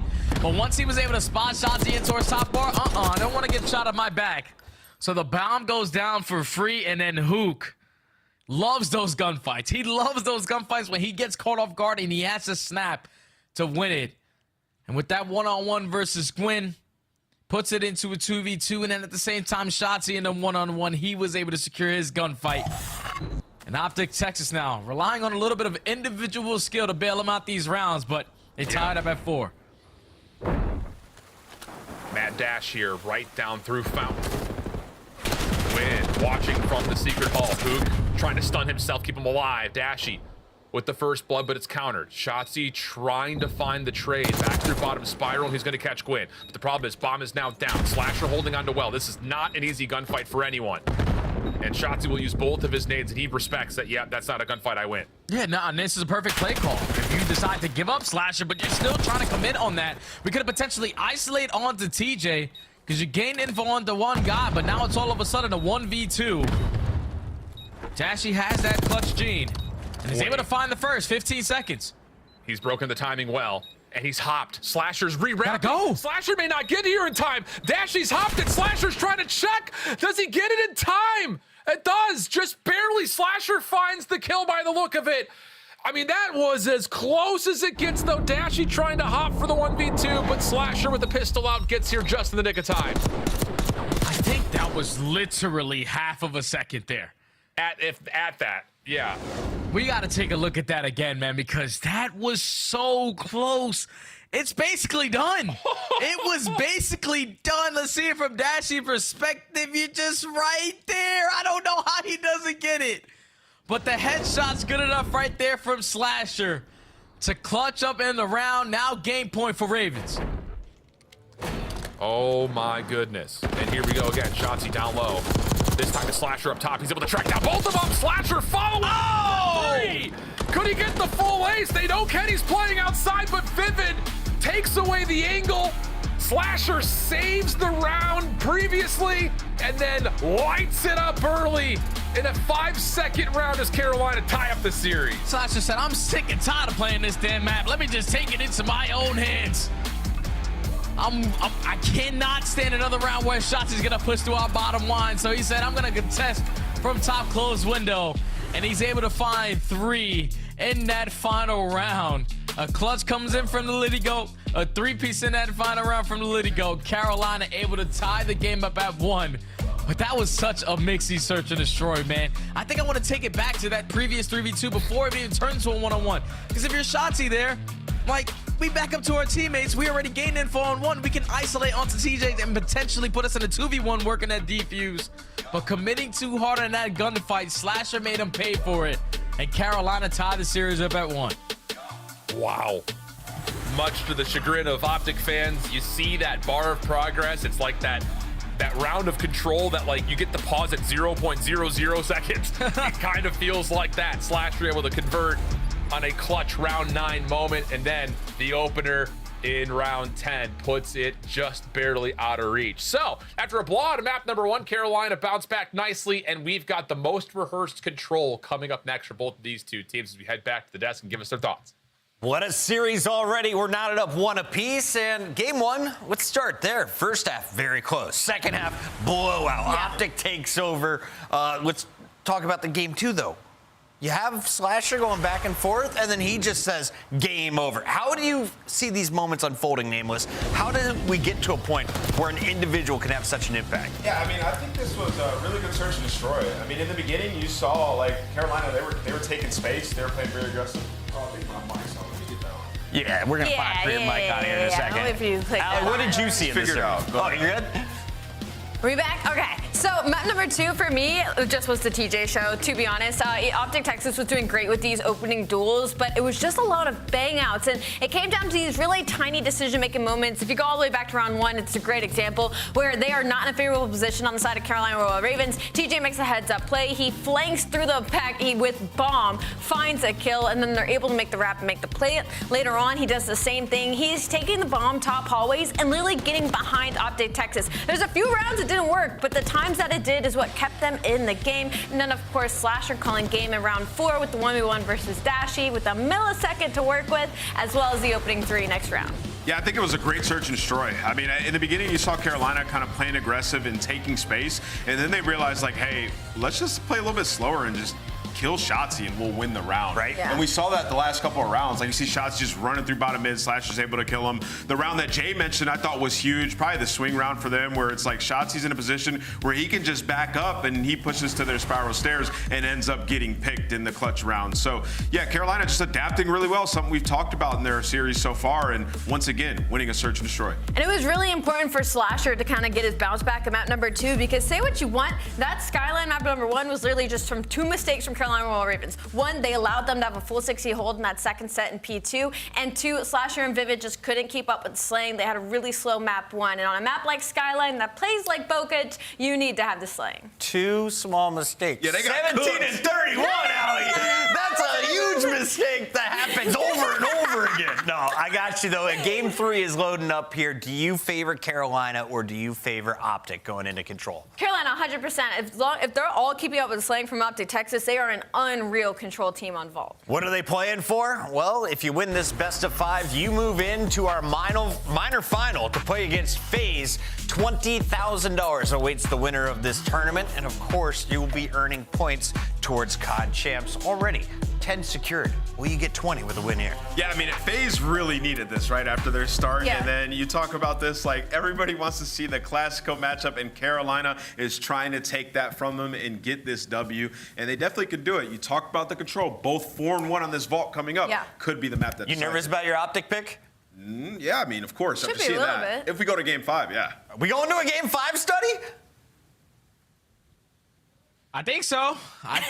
Like, with the way that it happens, it's got to be. Like, we haven't even seen Carolina or Røkkr yet. They might be unbelievable at that map when we get there, because we're guaranteed going into a map number 4. But this vault control, at least when we looked at the map set beforehand, Alan, we said that this was going to be the deciding factor, because they're both sitting at 4-1, both phenomenal at the map. And whoever's going to take this one, in our opinion, should walk away with the series. I think the thing that's really kind of compelling about this map in particular is we've seen highlight reel moments off of Shotzzy just getting lost, going rogue, taking over the map. But we have a new TJ this weekend, it feels like. And he's been doing just as much work as anyone else when it comes to playing that slaying SMG. So will we get that same TJ that we had kind of from yesterday, for instance, where he could do the exact same thing that a Røkkr or a Shotzzy could do? It feels like you need it, especially if the ARs are not going to be able to hold a candle to what we're seeing, I think in particular out of Dashy on the other side, because that opening Skyline was less than pretty from Vivid and Slasher. Yeah, on a map like Vault too, like if your ARs are not going to find success, you need someone to do it. And the way that TJ has been playing so far throughout Minor 1, in control with only 1 match underneath his belt, 1.3, 1.4, you will absolutely take that. You need to continue that here, because we saw it in the opening respawn. Your team was struggling when you talk about those slaying kills.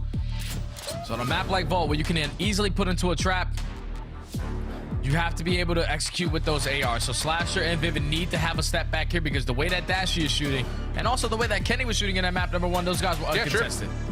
Yep, it's a fair point. But there's the overall control record so far. Again, a lot of the work has been done across this map on Vault. In particular for Carolina, it's only been this map. OpTic has only seen Protocol once, and it didn't go very well for them yesterday, so they're back to more comfortable grounds where they also have been very successful, only dropping a single round 5 versus LAG. It will be Carolina on the opening offense, though. And initially, it's all focused towards A, as it often is, and success to stop the clock early with Slasher taking away space. Little crossfire setup with Gwyn, trying to force the final shots towards Dashy, but he gets away, and Carolina will have to just resort to playing for the zone. And I love how Vivid, right off the respawn, he said, wait, where did I spawn? Over towards pool, someone's flanking. He knew it had to be Shotzzy, so he sets up for that first kill, and that should allow his teammates now to walk away with at least 2 segments here at A. Now they're working their way back into the point. Who finds that double, though? He's going to give an extra lifeline to OpTic Texas to try to contest this. Oh, lineup moment for Slasher. Playing his life nicely. Careful, it's a teammate. Third tick of progress being worked on. You've got Hook down low. Zone will be captured before Hook makes his play. He finds TJ for free, but Gwyn will chase him down, find the trade. 4 life advantage, 2 minutes on the clock for Carolina. Carolina around like the middle of the pack, we talk about their attacking success. They usually stand strong on their defense, but they're giving OpTic Texas, who are really good at the defensive side currently, a run for their money.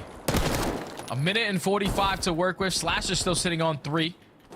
Is trying to maintain this mid-map control. But now that OpTic Texas are already worked out, Slasher's got to wrap back.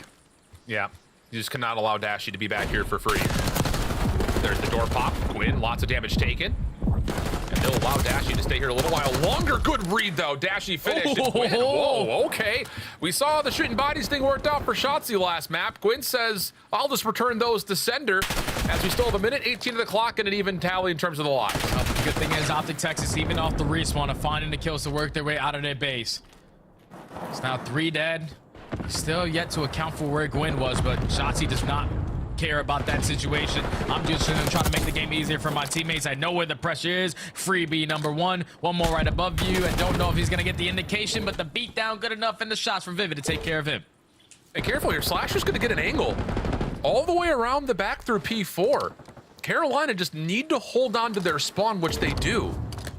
Where exactly does Kenny spawn up? Should be right below this play from Slasher, but no one's turning for this. Slasher has the ability of opening up the B zone by himself, but it's just taking too long. In the meantime, Shotzzy's gonna find 2, so OpTic's defense will still have some position to work with, although Slasher is in a very tricky spot. Yeah, even though Slasher found himself in a position with Kenny spawning the way that he did, he said, oh, definitely someone's in our art, just push forward. Thankfully, Shotzzy was able to catch a double in that process. Now they're trying to disregard Slasher, but Slasher is now making an impactful play. He's only able to take down 1. Dashy there for the trade. First segment comes in. OpTic, you gotta go. Yeah, Kenny on the backside is just trying to play this crossfire setup deep towards gold. Second tick of progress being worked on. 21 seconds on the clock, and Carolina have found the kills that they need to stay on the zone for a small time. Kenny backing up to the point, though. Will keep the defense alive. Second tick not depleted yet. 3 lives, though, remaining for Carolina, and they're going to run out of time and lives for the rest of this attack. Not a bad effort, but it just felt like, again, the smallest of time. Slasher just could not quite get into a spot to help out the Carolina offense on the zone. It's just because when Slasher got into that position, there was nobody peeking him or anything like that because of how OpTic Texas decided to play it, completely disregard him due to the info that Kenny was able to get off the respawn, and then leading to Shotzzy catching that double in towards fall. Basically said GG onto the round. So OpTic Texas secure the first defense, give up 4 segments. But now this is where OpTic Texas can start to show who they truly are, because you have SMGs who tend to get lost. They are the #1 attacking team that we currently have. Besides Minnesota, they're basically tied there, but the reason why they're so successful at it is because what the SMGs are able to get done. If they can get lost, Carolina's not going to have fun. See if they can follow up on that. All things told, a very successful offense for Carolina. You get a quick capture at A, you get 1 tick over towards B. It's definitely setting the bar at a pretty reasonable level as Shotzzy will dive right through Vault. This looks like OpTic wanted to try to go to B early. Shotzzy will jump on the zone. Slasher Vivid there to keep the defense in play, and that will be some opening defensive focus now for Carolina. Kenny, who had a great first round, tried to get things going here in round 2, but the trades are even as we approach the 60-second mark. Shotzzy again bails him out with a double. Already puts the game clock at a pause. So they're working up the progression towards A. You had Kenny watching the pinch, or at least count for the 3rd, and now Dashy in a position to play a couple spawners. That's already another 3 dead. Yeah. You do have the one player who did play his life, get a kill, but TJ's effectively traded, and this is what I'm talking about. The SMG's getting lost. You're going to have a lot of time that you're wasting just looking where Shotzzy is. Yep, and that's all just because Dashy gets that crossfire set up. Allows Shotzzy just to dive forward. Gwyn up top. Shotzzy aware of that. On 4 in a row, off the regen, and wow, what a read. Gwyn just bouncing off the balcony as the second tick of progress is about to come through at A. Big win from TJ. He actually hops on to deplete some of this progress, and the clock will continue to tick with 45 on it. Shotzzy's still alive. Like, look, right now, Carolina, they are split on their push. They cannot fully send it to try to shut down this A pressure because they have to take care of Shotzzy. Finally, they do that, and that leads to 3 dead. With 35 seconds still to go, OpTic forced to hit the reset button. This is where you can't give this one up if you're Carolina. But everybody drops at the wrong time. Time should be able to get extended. Yeah, you just got to chalk this and rotate over for this B setup, you would think. They've been trying to step up over towards U-Haul as the extra 60 seconds will be completed with the stack. Shotzzy seen up top at Art. Gwyn throwing some shots. TJ to finish. 18 plays 12, though, with plenty of time on the clock for OpTic to try to approach this like a TDM, and they're winning out over towards B as well. This is where things get really dangerous for Carolina. Yeah, the AR's lined up long distance. We're able to find a double, make it triple. So now OpTic Texas have an avenue of attack right through the front side. As that first segment already comes in, you have a Pinch trying to be developed out of Gwyn, but he's getting isolated. Kenny already gets behind enemy lines, and he's going to fly out and get 3 of his own. Quavo Ken on 6 in a row. This is looking like an OpTic Texas round. Yeah, takeover map here for Kenny. You saw the final play from the first round. He was snapping. A moment of that happening live once again. 14 plays 6. Second tick will be locked in as Hoop will jump back on the zone and really put the pressure on Carolina. Nades do land to keep the defense relatively stable. Kenny's going to be chased down and finished off, but it's 11v5 and there's still tons of time on the clock. You cannot afford to play trades in this scenario. Your setup has to be perfect if you are the Ravens. Now no more respawns. Shotzi just gonna hop onto the point.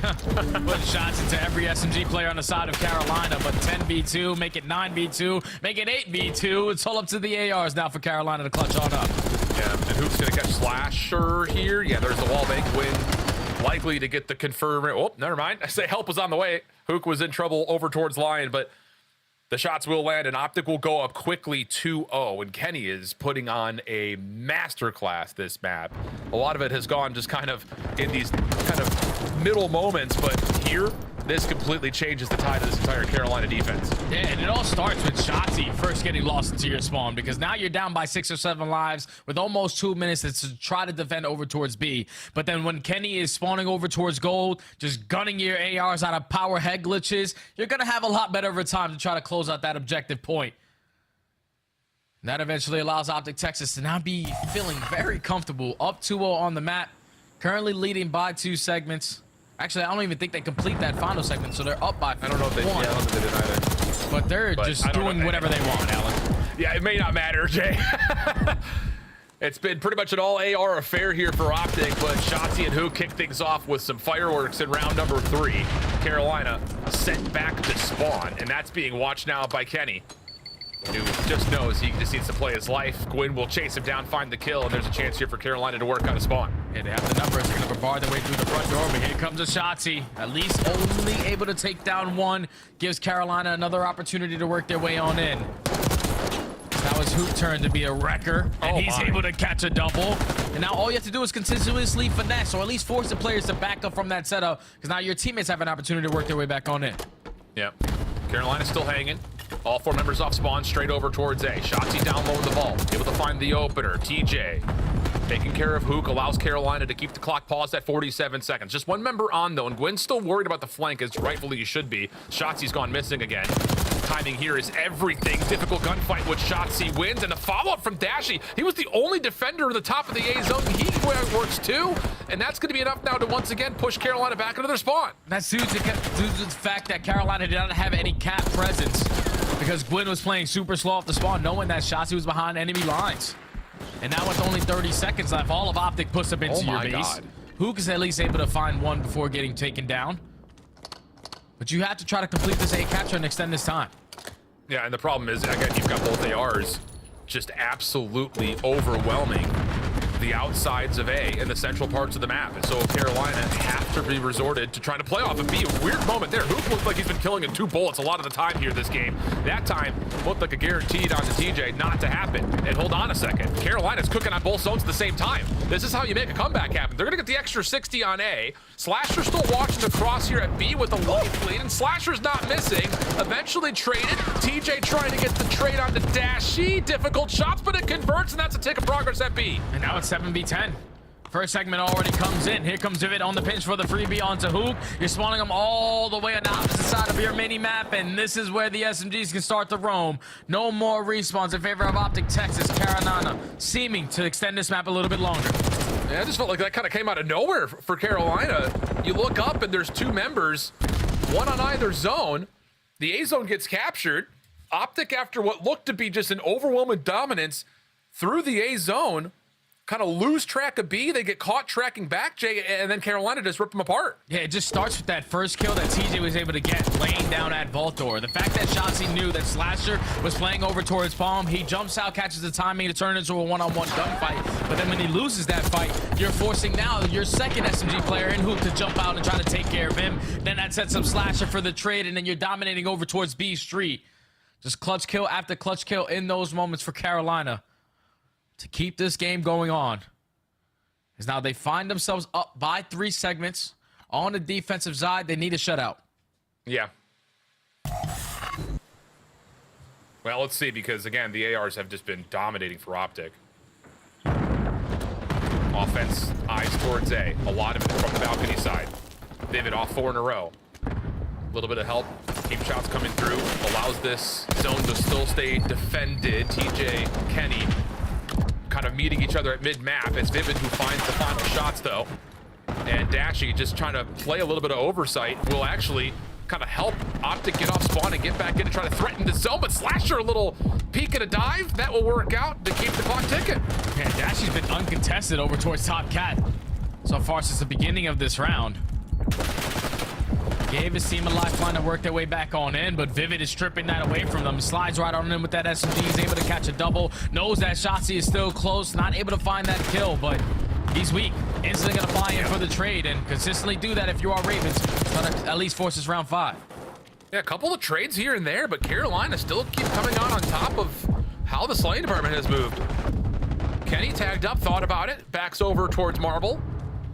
Carolina, though, in the middle of the map. Keep the clock ticking. Gwyn shuts down Kenny from getting back into the fight. 25 seconds on the clock here.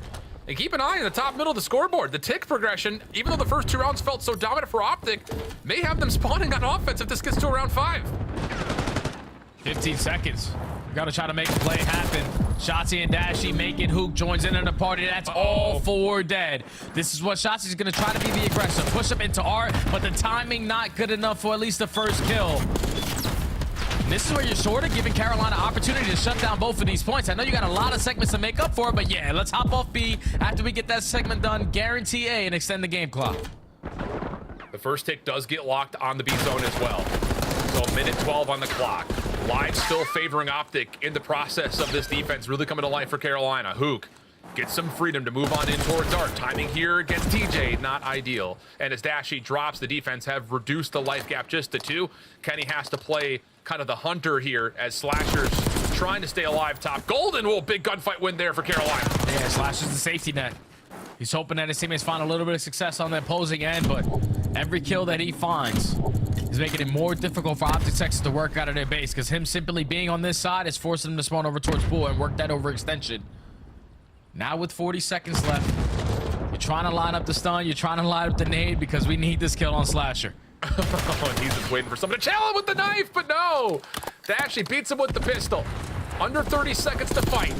50-50 battle as OpTic make their approach over towards B. Good team shots from Kenny and Hook. Second tick being worked on. Shotzzy off the pinch. This is how it happens. 10th tick looking likely. Shotzzy by himself, just doing what he does best. Shutdown is in, but the extra tick gets counted. 8 plays 5. Third tick on the way. Vivid clears off 1. Dasher here to join. The contest, though, is alive, and Carolina will clear the zone. But I'm pretty sure with OpTic Texas securing that 5th segment, it's going to come down to the slaying. And if I'm doing my numbers correctly, OpTic will put themselves in a position to get that defense, but screw the defense in round number 5. We can still win it here. Still could win it here. Shotzzy caught. Gwyn staying alive. Last 2 members for Carolina. Team shots are out, but OpTic will stay alive on the zone, find the final kill needed, and put the control away without the cinema of a 5th round needed. What a battle, though, in those last 2 rounds, this vault control. Back and forth, where you thought OpTic didn't have an opportunity. They found all the kills at the correct time. We're able to extend the game clock, but I just think right there, Carolina were just turtling way too hard, Alan. We're coming to off spawn. We know that they're going to be applying pressure to the front as soon as they get that kill onto Slasher, but then everyone's just posted up, waiting for the aggressor to come in, and that leaves that opening lane for Shotzzy to set up that pinch, to catch that double, and then spawn them all the way in the opposing side of your mini-map. OpTic Texas, even when you think they're on the brink of not having an opportunity, they somehow, some way miraculously put it together. And we're able to close out the control. 3-1, 2 attacking rounds at that. And now they take a commanding 2-1 lead in the series. Yeah, big time. I mean, everything was starting to look like Carolina was going to get the advantage, make this a round 5 affair. But now we're in back-to-back maps where we're going to do the easy analysis, Jay. You don't shoot bodies before the map's over. Man. It bit OpTic in the butt, it bit Wood in the butt here for Carolina. So let's just keep the guns doing what we normally do. I guess we missed that one in real time, but Shotzzy sent that one back to sender as well. We got some drama between these two squads. Hey man, Shotzzy's just letting the community know you guys all suck. It's as simple as that. You guys want to start playing for the win, you got to do what I'm doing, and unfortunately no one can mimic his kind of gameplay, because he's just an absolute playmaker every single time he spawns on in. Because now you're feeling good if you are OpTic Texas, because this is one of the powerhouses that we had on Vault, but you're not no slouch either. You are the powerhouse now on Vault Control. And it's just because of what they do on the map, Alan. Like, the SMGs continuously get lost. The fact that Dashy's uncontested over towards Catwalk off these breakoffs as well is a problem for Carolina. But OpTic Texas just showing that raw gunny as Dashy puts up another 30 bomb and another respawn. Now they're going into a red card where they have an opportunity to finally put a W on the board to close out the series. I really want to take another moment, though, and really highlight what you had said about Dashy and his individual ability to stay alive, like top balcony there. I mean, multiple multi-kills from that position. When he's just not getting traded, it allows the subs to come off spawn and just hit whatever routes they want to. Again, it's real tough, I think, to see that from Carolina's perspective, as now we go to a red card hardpoint. Not a map that either team has really gotten a lot of rehearsal reps on. In particular, Carolina, we have yet to see them on the map, but obviously they're feeling decent about their opportunity to come here and get this into the mix after the holiday break, because their veto was Hacienda here. They didn't want to see that one in the pool, so we're going to get a fresh look at this Royal Ravens team on this map for red card if they want to send this to 5. Yeah, you definitely don't want to play a team like OpTic Texas on a map like Hacienda, where Dashy used to love it 6 years ago. Shotzzy just gets lost on the map, and that map can be definitely a lot more punishing than the rest. But on a map like Red Card, where, like you said, Carolina have yet to play it, this is where it truly scares me, because we saw it in map number 1, the slaying wasn't really there. Red Card, it can tend to be a really big map on your mini-map, but the engagements go down every second. So you're going to see probably ARs going for 35, 40-plus kills. But if Carolina are not able to keep up with that pace, the fact that OpTic Texas have a couple reps on it, they lost one to Boston, who I think is one of the best red card teams in the game, regardless of the mode, and they lost a really close one to Vancouver, which probably catches me off guard a little bit. But OpTic Texas, with the way that they're shooting right now, and with the reps they already have, they're going to understand what they need to do better going forward. Carolina just got to show that in practice, this map has actually been treating them well. Yeah, and I think the thing about it is I do put a lot of inherent focus to Slasher and Vivid. Not only because the map 1 was, you know, obviously a bit of a blowout, but in particular, it just Slasher and Vivid could not get into position. They just kept getting caught in weird spots, not necessarily off sprint all the time, but in spots where you just don't have those power positions. There's no excuses here. It's a large map. You have to be able to know when the timing is available to hit long routes, get yourself set up, win out a setup or a hard point set of spawns, and turn that into time. We'll see if they can do that, because at the moment, it does feel like Dashy and Kenny are just shooting as straight as ever, and that's not something that you want to see if you're a Carolina fan on a map that's wide open like this one is. Yeah, and it's not just them, too. Like, the SMGs are getting their kills as well. Like, Hook started off the first map 20-8. So if he's going to do that with the ARs not missing bullets, you're going to have to figure out how to try to slow them down. Now into the map 4 we go, on towards red card. OpTic not spawning on the preferred side, but 3 players attacking over towards hedges, because this is the side they want. But Slasher on the long angle, trying to fight this off. Nice snap over to Hoog. Vivid may have given him a bit of a calm from top windows, but Slasher now has to try to find some safety over towards the stage. Shotzzy's on the hunt. Slasher shuts it down. OpTic in the hard point for now, but numbers good for Carolina, and they will have a chance to contest with Slasher still being a pest down here over towards cars. That's all Slasher has to do. Just keep drawing the attention for the rest of OpTic Texas on this side of the map, but once he falls, you're finding a couple kills around that middle map area at Ticket. And this is when OpTic Texas can work their way in toward this objective, but they're more focused on trying to flip these spawns. They want to be on the team that spawns over towards stage instead on the backside of Noob. Better start here from the ARs, in particular from Slasher, 4-1. Dashy clears off the scrap time, and now OpTic get the motion towards the P2 move. Slasher holding forward. Vivid, nice response over towards the back, keeps the spawn safe. He's had a nice little moment there, double to keep things going for Carolina, and TJ reads Kenny up top, so opening 20 seconds, good for Carolina. And this is perfect so far, even without having the preferred side. And setting up the crossfires and everything, but here come the pin spawns from OpTic Texas. They're finding all the kills in the feed. Gwyn stuck between a rock and a hard place. Yeah, just die already. That's all 4 dead. And now OpTic Texas in the driver's seat because they have the spawns for new, and they're soaking up this hill time. Yeah, that's a bit of a miss there from Carolina. Did not expect OpTic to be spawning as close as they did behind them. Leads to a very free break. Now Carolina trying to do almost the exact same thing as you already mentioned, getting a bit trapped here. Backside of the P2 spawns. Vivid working on rotation as the last 10 seconds of scrap time will largely be taken by OpTic. Some of it goes to the game clock, but Carolina have the numbers on rotation. Just comes down to can they find Dashy, and he's already found a clean first and a chance to finesse a little while longer. Yeah, he found 2 more. He's already on 3, make it 4 in a row. The sole player off the rotation, trying to hold down the spawns for his team. Just gets bombarded by too many players on the side of Carolina. So Carolina gonna be forced spawning towards the backside. You have OpTic trying to apply the pressure through the front, but they're not finding any kills. Carolina are holding. Shotzzy does sneak out from the staircase, looking for his 3rd in a row. Gwyn tagged down heavy enough for Dashy to find a follow-up. And that will be now a lead for OpTic. Spawn still over towards backside parking here for Carolina. Nades and stuns trying to hold them back as the hit from the 3rd floor is on the way. Good opener from TJ. Trophy system keeping OpTic safe for now, but it's not enough to hold off all 4 members for Carolina. They secure a break. And they flip the spawns. So now OpTic Texas have a tall hill to climb to try to work their way on out. Someone has to try to hit a route, and it's none other than Shotzzy taking the super long pitch through the soccer stadium. While the rest of his teammates still applying pressure over towards Dashy again, miraculously whipping out kills left and right as he finds the 2 there, but the rotation win is going to go in favor of the Ravens, and they're finding all the kills. Yeah, huge. TJ coming off spawn, knowing that Shotzzy somewhere around the backside, gets perfect timing on it.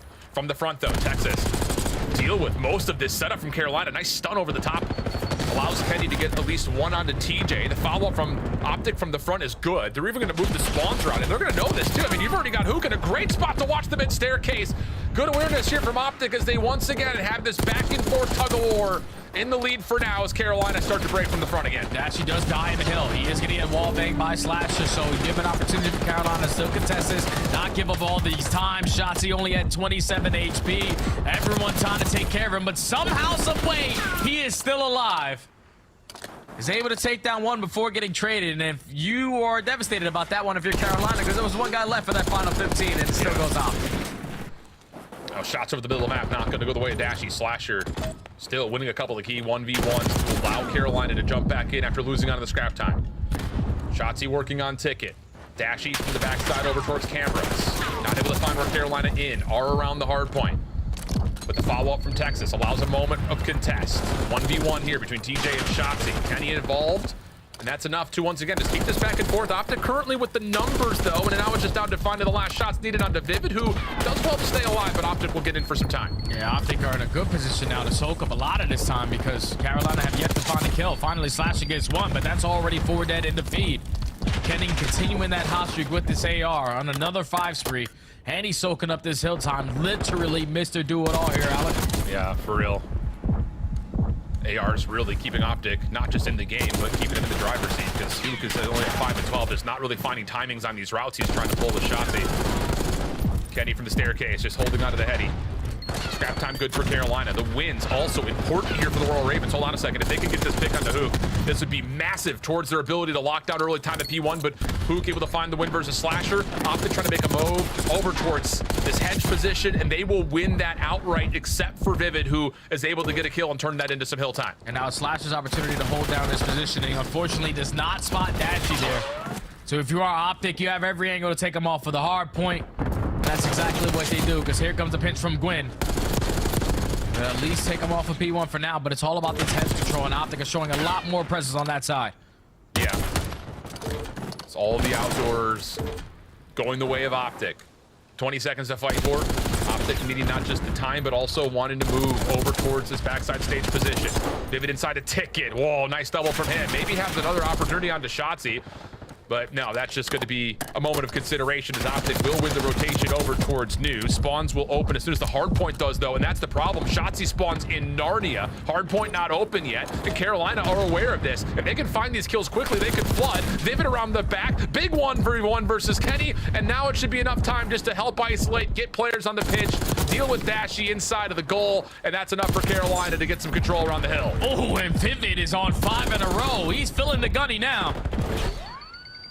So now you have an opportunity to trap OpTic Texas towards that backside. You just cannot allow anyone to slip on by, and that's going to fall into the hands of TJ. He's able to find 1 Hook effective on the trade, so OpTic potentially trying to set up a pinch here, but Carolina's still soaking up the time.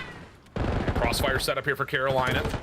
Kenny trying to break it apart. Shotzzy now finds a chance to get on in. Carolina trying to deal with it, and they will. So now 20 seconds to fight for. Carolina maybe a chance to get back into control, but they will be wiped as we jump on over to Royal Ravens. Listen in. I'm gonna take it. Yo, one deep. There's sodas. I got one go photo. What is something? Each one dead. Nice. I'm trying to block the front here. Yeah, I'm not really blocking. I'm just fighting. I'm blocking the front, I think. One time, one shot in the net. I get new time. He's on me, close to his steps. There's gonna be missing one. Yeah, we're missing Ken. Adult dead. Maybe spawn out. I need my front push. I'm blocking outer. I'm blocking front. It's up, Shotzzy. Dead for now. Outer Ken. That's Outer on me. He's on bus. On bus right now. Yo, H1 on you. Close bus on me. H1 on bus. And one. Going S2 probably. S2. H1 and S2. Here, player S2 fight. S2 got me, Carly. Bus Dashy done. S2 Carly. On the stairs. On the stairs, Carly. I'm just running the hill. Still S2. He named me. S2. He named me front. Yep. Front S2. S2 Kyler weak. Oh, that's good. I'm gonna call the elevator. One shot. I went out right. He's gonna play me though. One shot to work up time with you. Okay, we can flip him. Going to the right. No, already camera. Tom Ken weak. Got Eddie weak. Bad. Nice. One shot for the jab though. Top mid on me. You want somewhere? Down uphill. He's still H1, Shotzzy, weak. H1 going top red, 100%. Should go deep. Chop me old. Dashy chop me old. Shotzi's gonna be top. Dashy's laying on old. One old on they surge, okay? He's gonna be top on us. Yeah. Alright, work him. One's front old. That might be him, I know. No, Kyler. Shotzi's still top window somewhere. Top front old. Archer's dead. Nice on the front. Guy drunk. S1 last guy. I'm gonna try to cross here. They can spawn mid on us. Below me somewhere. Good try pinching. There's spawning mid somewhere. I'll make sure out. H1 hook. Pitching Kenny. One shot pitcher out the windows. I'm ready. There's two out of these. He went short. There's no one. There's two P2. Short, P2 dead. Crossing, one shot. P2 one shot. P2 one shot. And P2 right now. Going A bump. I got cross now. He's in net. Cross. It could be mid A2. Two net area. Maybe H2. In net Kenny. Kenny did that. H1. H1 already. Cross P2. H1 and P2. H1 one shot, bro. H1 didn't cross our way. We have our side. Alright, got him. This guy's gonna be cutting his new, bro. Dead. That's even my name. Like, take it. Yeah, Chatsy's playing spawn kills, bro. Is he on? I'm going to take it with you guys. He won't get it, maybe? New dead. We got it. Not hitting you dead. Nice, 2-2, one's old. Playing so old. Can we take it? Are you gonna be a Hold that. No. Lamar, Dashy, one shot. Lamar, Dashy, really weak. Do you have my mid or no? Yeah, I'm mid. Top window, Ken. Dead. Let me know if you need help mid. I'm looking at Lamar, really weak. Take it. Nice. Well, I have all mid. Yeah, lane up, yes, you dead. I have all mid. Nice. They can go late to Lamar. You go Lamar, I think, Kenny. One's going BSD right now. Give me two then. One shot. All in it. Great little back and forth here, Jay.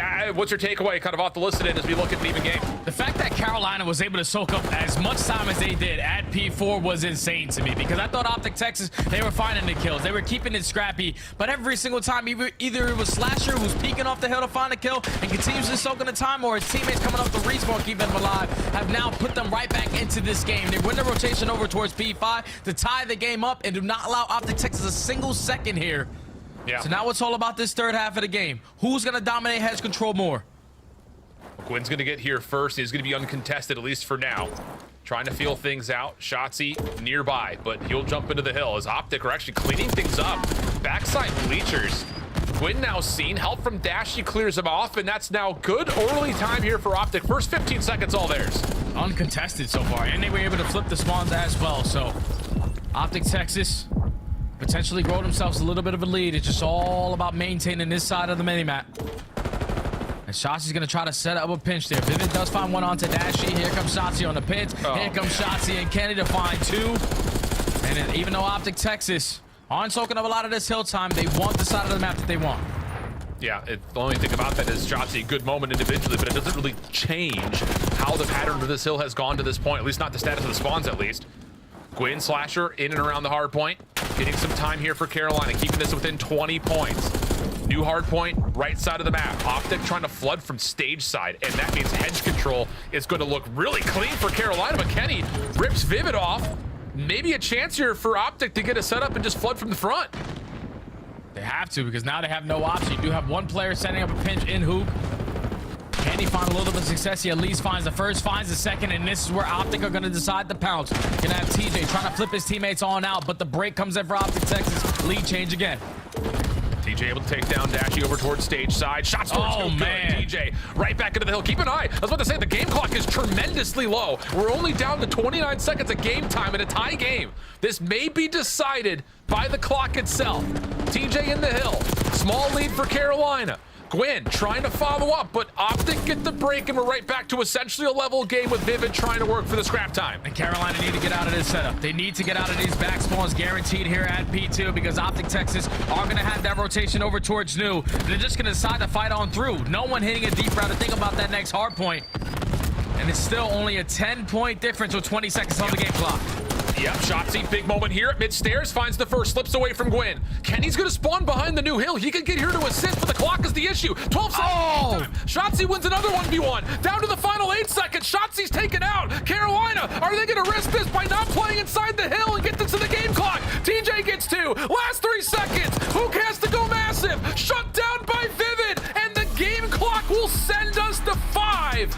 Carolina almost looked down and out before we got to the bleachers hill, but in a certain regard, nearly get bailed out by the game clock there as we only had about a 5-point game. And Carolina, they were playing phenomenal. When you're talking about how scrappy they kept this game from start to finish, it was great. It all started with that second rotation P4 when there was 2 people dropping all around, the other 2 players coming up the respawn to clutch them on kills. They were able to walk away with 40 seconds there. Then they win the rotation over towards P5, dominate to tie the game up. They keep P1 white. That's when you're thinking, okay, OpTic, they're doing a great job. They're maintaining over towards heads, but it's just they couldn't really find their footing in toward that hard point with the routes that Carolina were able to hit and the timings that they were getting these kills to keep them off of that hard point. And then when you get over towards the P2, I think it was on TJ, man. The fact that TJ, after his teammates all go 4 dead, he was the only player to hit a route, to push to the middle of the map, to flank hedges. He was able to find 3 that allows his team to grow the lead that they did, to keep it scrappy, and then push their way through the front side of that new hard point, trapped OpTic towards the back, and have that game plan in the back of my mind. All we have to do is keep them off. They have to sprint up a staircase to actually get onto this hard point, and the game plan worked out to perfection. Carolina, we knew it, Alan. We knew it. We was guaranteed going to a game 5, but this time they get it done in dramatic fashion to get us there. Unreal scenes. It's that one moment, I think, in the halfway point of our second rotation when it's 119 to 152. Looks like OpTic are about to just put this one a little bit out of reach, but the chip back between the 4th and especially the 5th hard point for Carolina. Talking about keeping not just time contested, but more so ripping apart time from OpTic in moments that didn't even look like they even had the numbers to stay on the hill. So drama in the 4th map, 206-197, gets us all the way to 5 again. This has been a weekend full of map 5s. Very appropriate that these semifinals will also see the extension of these series. But the protocol search, Jay, give me your quick thoughts before we head to break. It's going to be a banger. Both teams undefeated. Both teams, at least one team will walk away with a loss here, but it's playmakers on both ends. If Slasher and the boys can slow down the game from what Shotzzy and Hook are going to be able to do, it's going to be a really mixy game 5. It's going to be a fun one. Protocol map 5s for both of our semis. We're heading to a break. When we come back, we'll find out who will play FaZe in our first minor grand final. Don't go anywhere. OpTic and Carolina continue next.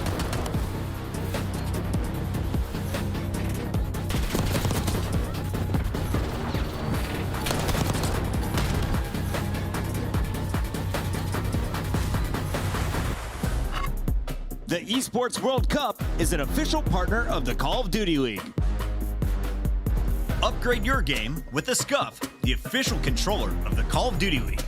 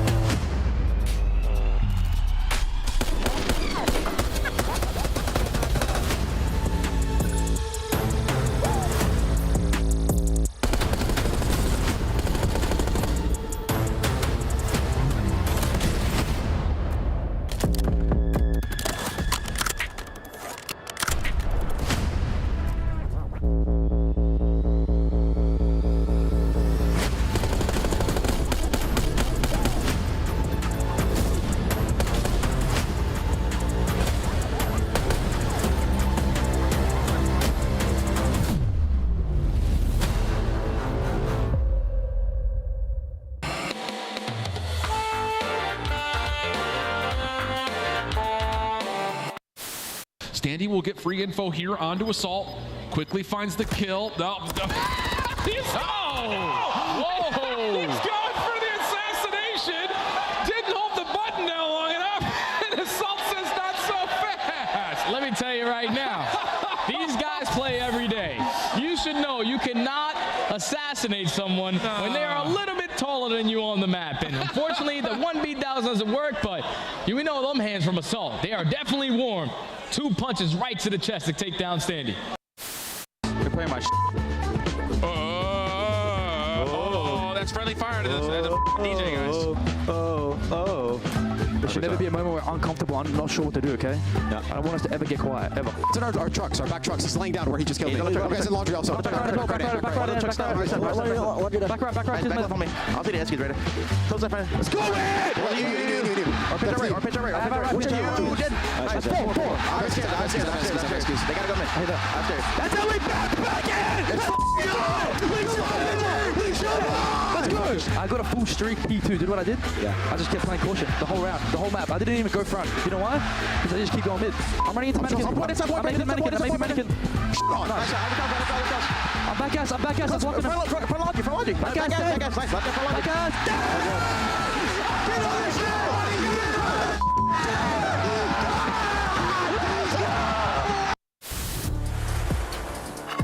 Well, you know what the defending champs are going to want. A chance at getting a first quote-unquote championship here, if you want to call it that, in minor number 1.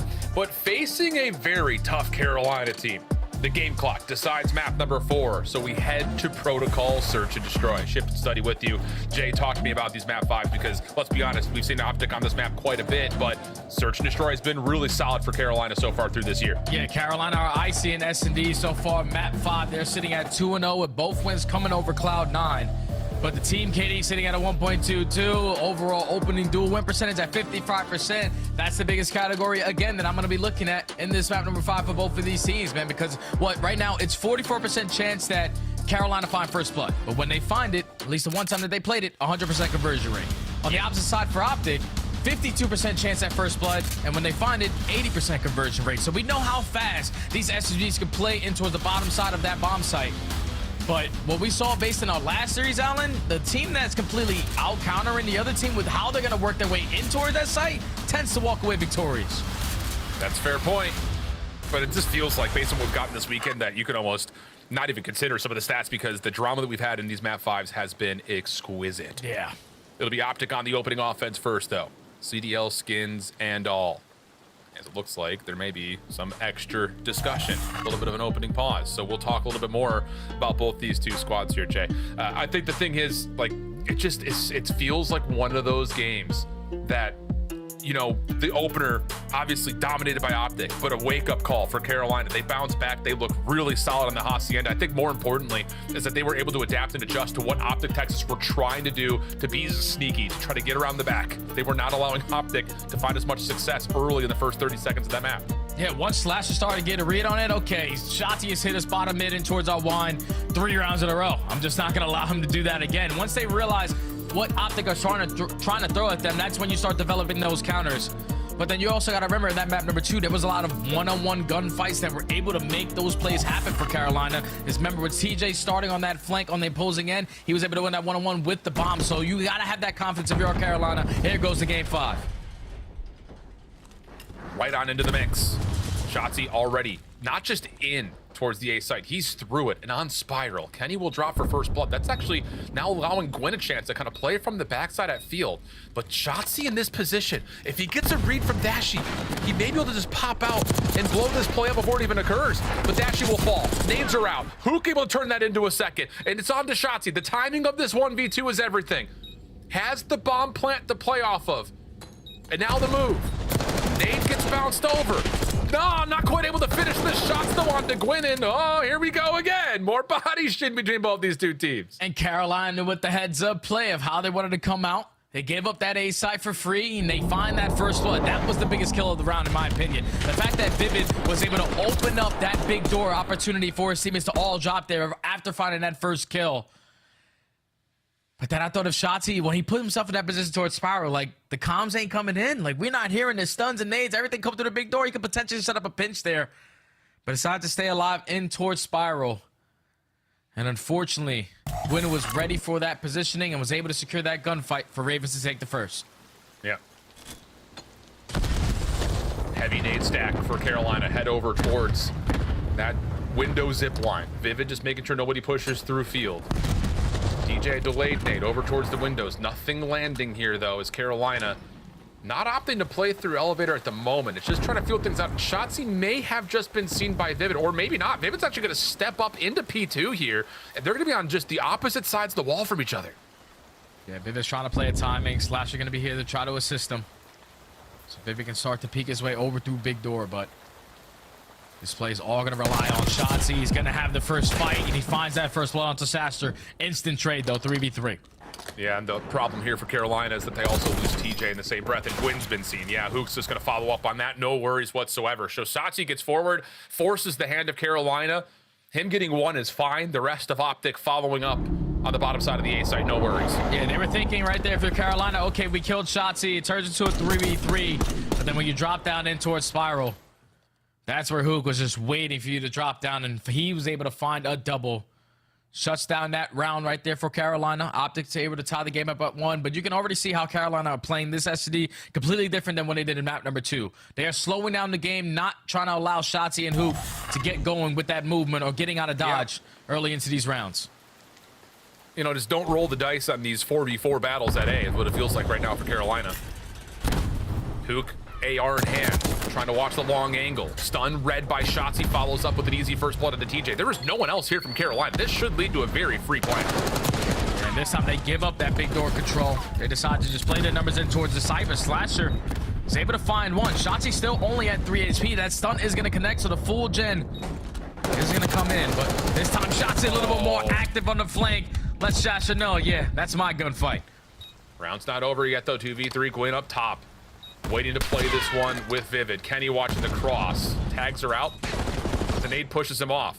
And now the crossfire setup. Kenny will drop. Time to become an issue here, though, for Carolina. Shotzzy rejoins the party. Shadow seen, but Shotzzy still wins the gunfight, leaving Vivid by himself. And he's too low to hold the candle. As we're starting to get some narratives here. Both these two teams not holding back from shooting each other after they're already dead. Yeah, and Shotzi's letting him know you guys are all great players. This is exactly what he just said in that playergram, quote for quote. But that's just a simple adjustment right there from OpTic. This time they say, no, Dashy, you don't got to go over towards tower side. You can just work inside the site with us. We're going to push it out. And that's exactly what Shotzzy was able to do after finding that first blood.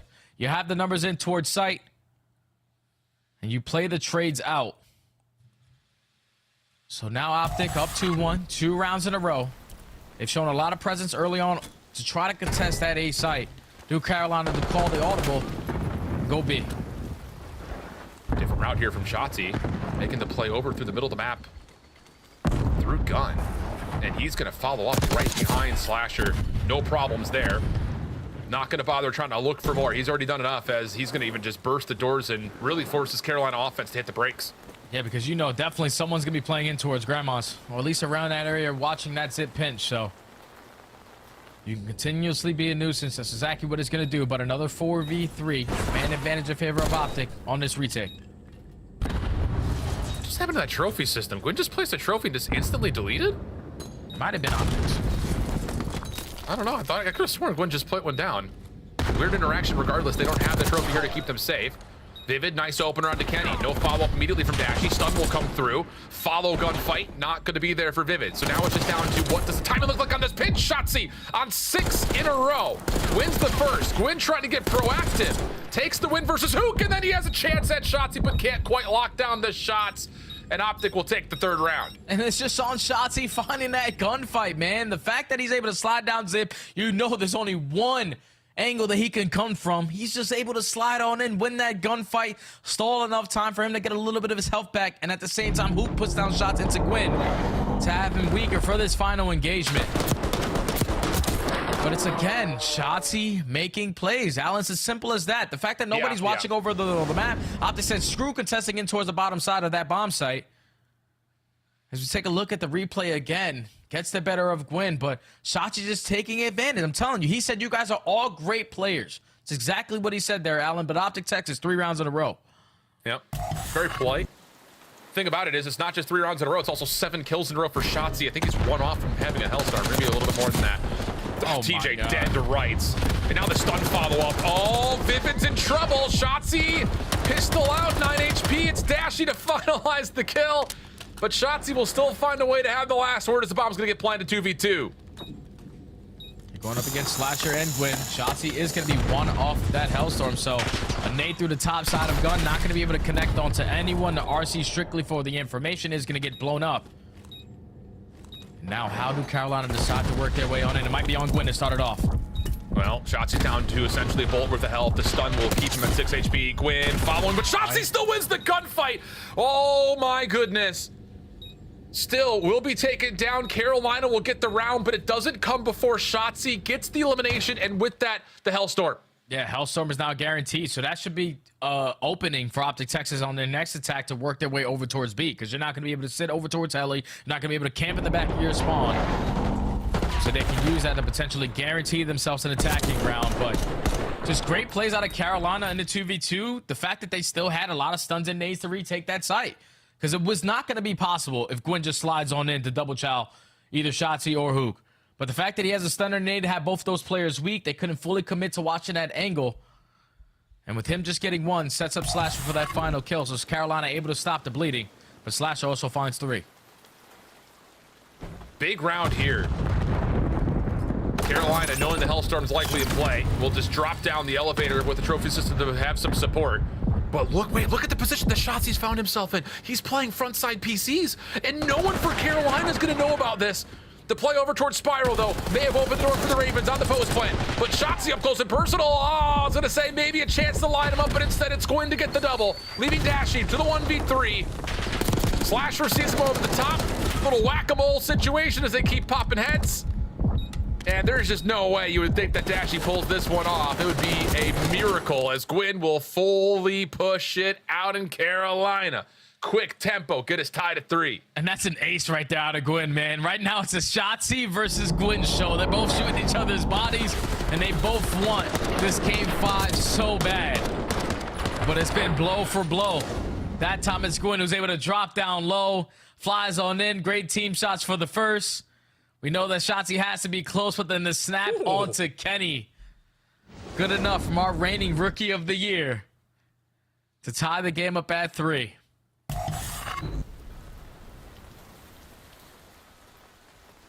Now 10-4 for Gwyn. Just a battle of giants here between Shotzzy and Gwyn. Defense for Carolina, setting up a trophy system towards field side, and will contest A from the big door. RCXD pushing in towards elevator as TJ will get first blood. That's bombed down, and that's known now for Carolina. Do we get a yo-yo situation here? Can anyone hit the zip, pull the bomb, and get out of there? Yeah, we need to have the master escape plan here, and unfortunately, Shotzzy, the stun is not good enough to get it done. Now you instantly put yourself in a 4v2. We know that they're all camping that bomb down situation, so Kenny and Dashy need to try to isolate some of these kills. Yeah, Dashy, he knows that he may get a chance to 1v1 Vivid here. Has to have it, but at the same moment, Kenny will drop, leaving Dashy for the 1v4. No bomb, 38 seconds.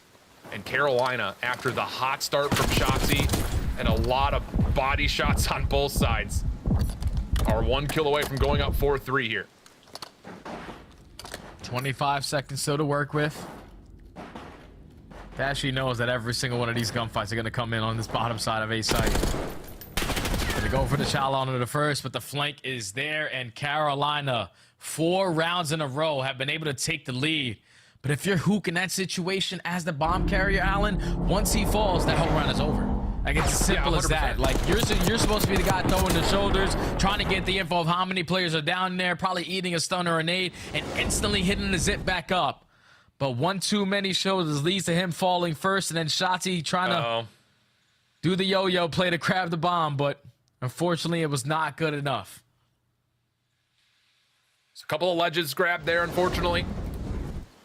Carolina now 4-3 up. Gwyn on 5, Slasher on 4. RCXD still at the ready here for Gwyn after Slasher, I think, has used his last round.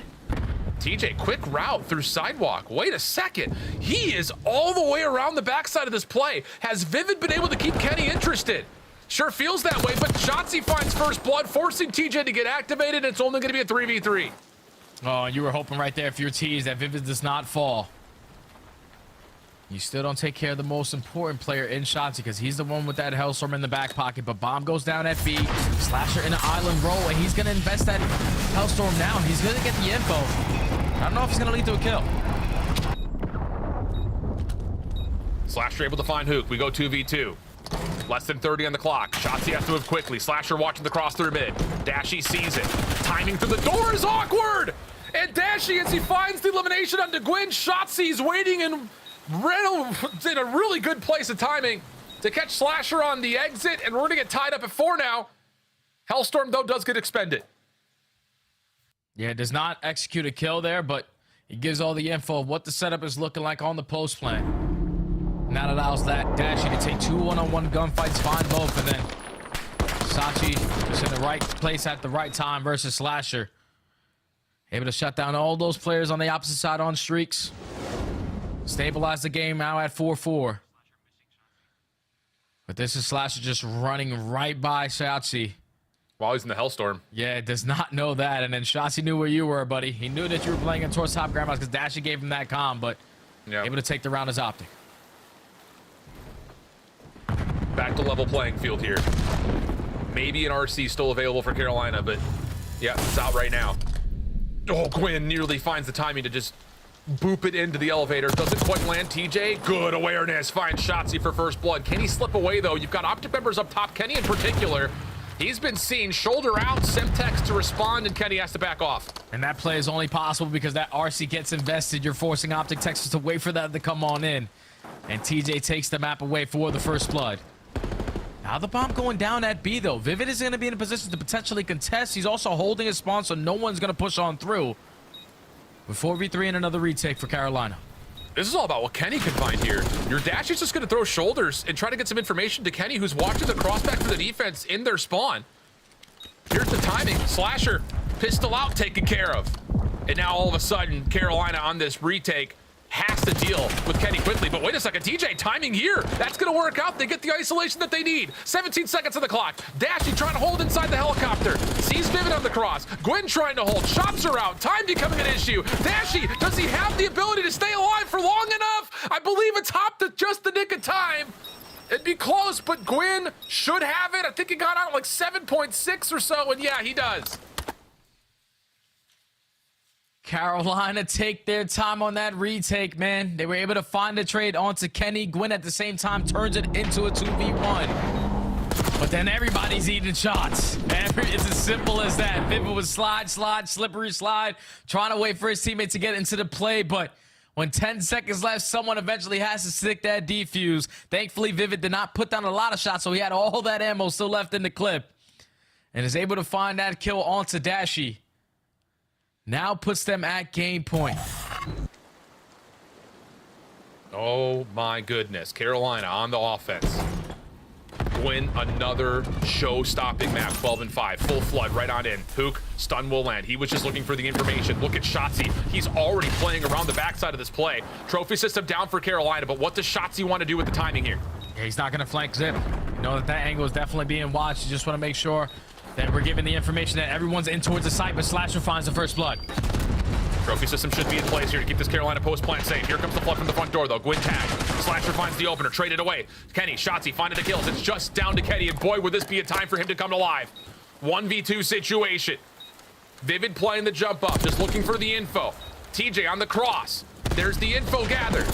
Stun avoided. TJ shots, gets Kenny down to half HP.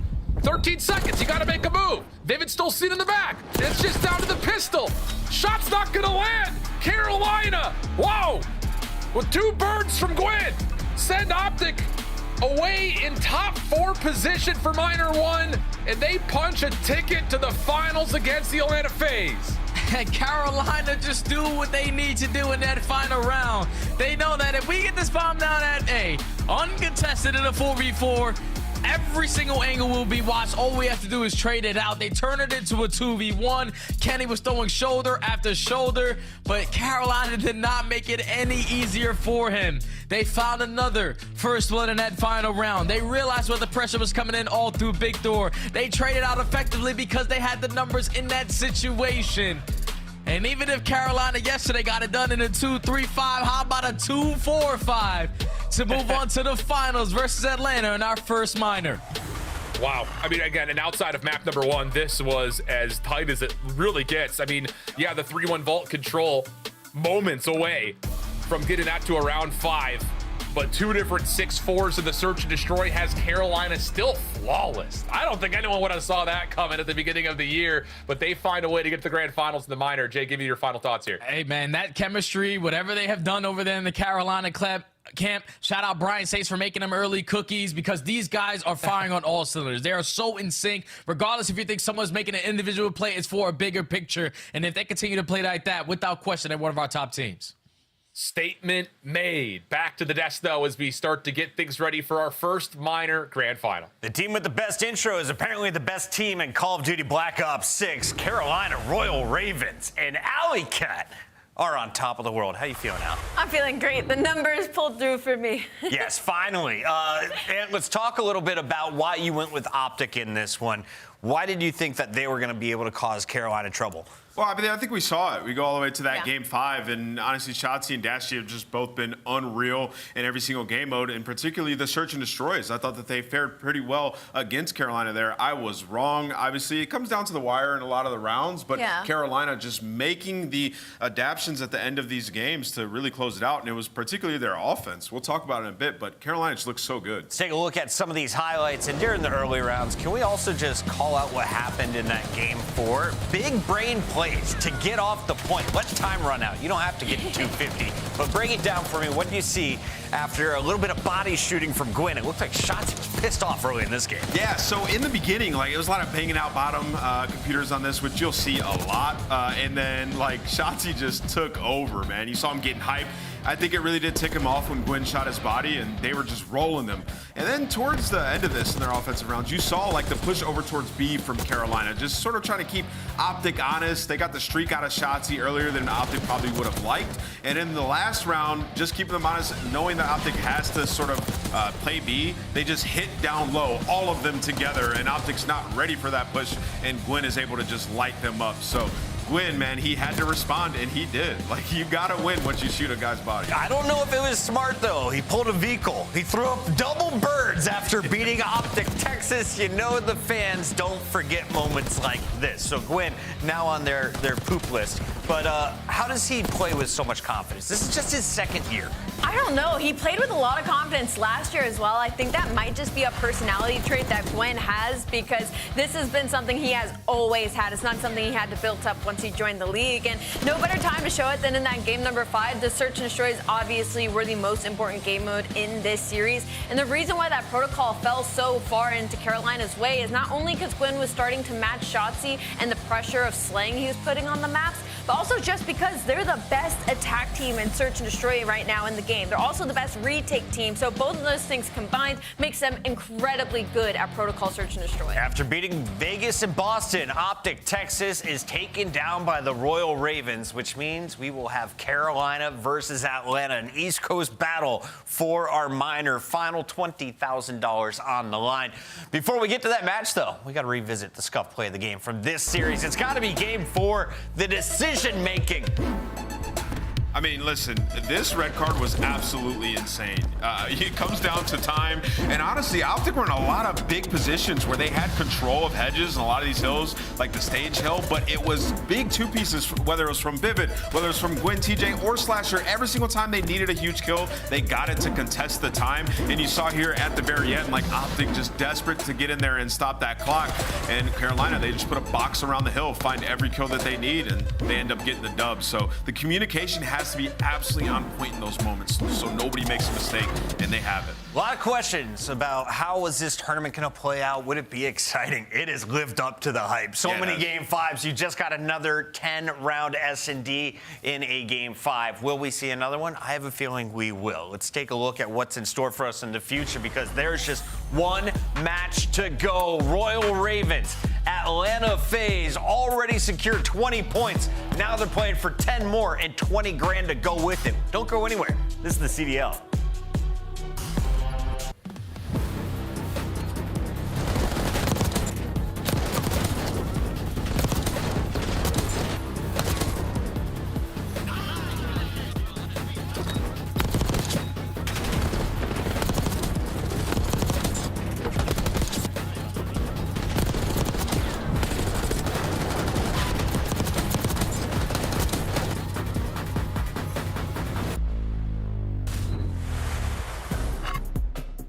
Upgrade your game with the SCUF, the official controller of the Call of Duty League. The Esports World Cup is an official partner of the Call of Duty League.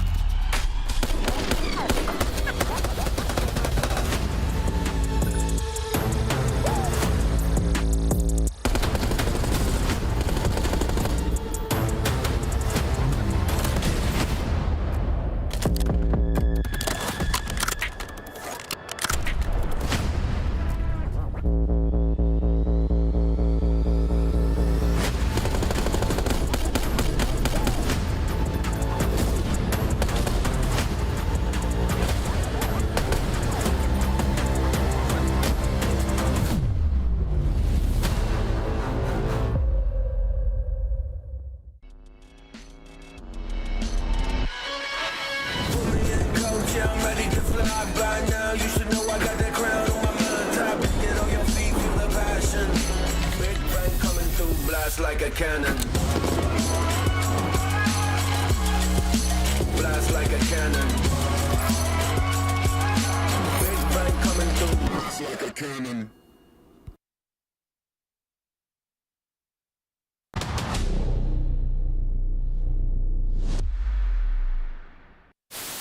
They watch us play Search like that? Oh my god, they're shit. I got it so bad. There's more than just the game on the line. It's like, you know, a lot more bragging rights. I think the very first map is the most important map. If you go down that first map to OpTic, chances are you're not going to win the series. I think they have like over 90% win rate after they win the first map, so it just really comes down to that first map, I think. When you go up 2-0, it's really hard to come back, and we're really good at sealing the deal and just closing the... We've been practicing pretty hard and, you know, watching a lot of film and stuff like that, so I'm just fully confident we're going to walk away with the W. I can't do anything. These two hills right here, these two hills, you can win on these. Oh, shit. Oh, there's one hallway, one hallway. No way, this guy. Damn.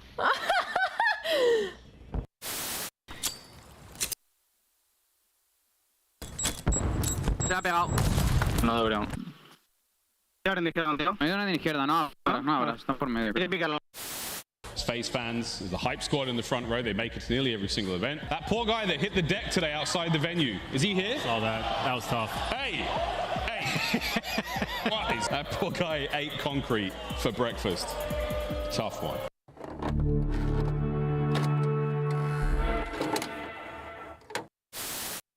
You heard some words, Scrap and Draza now getting the opportunity to go toe-to-toe. Who gets the final chance to head to Twitter? We're about to find out. Weak. One shot low. Nice. Røkkr was weak. He was weak. I'm just holding the iron.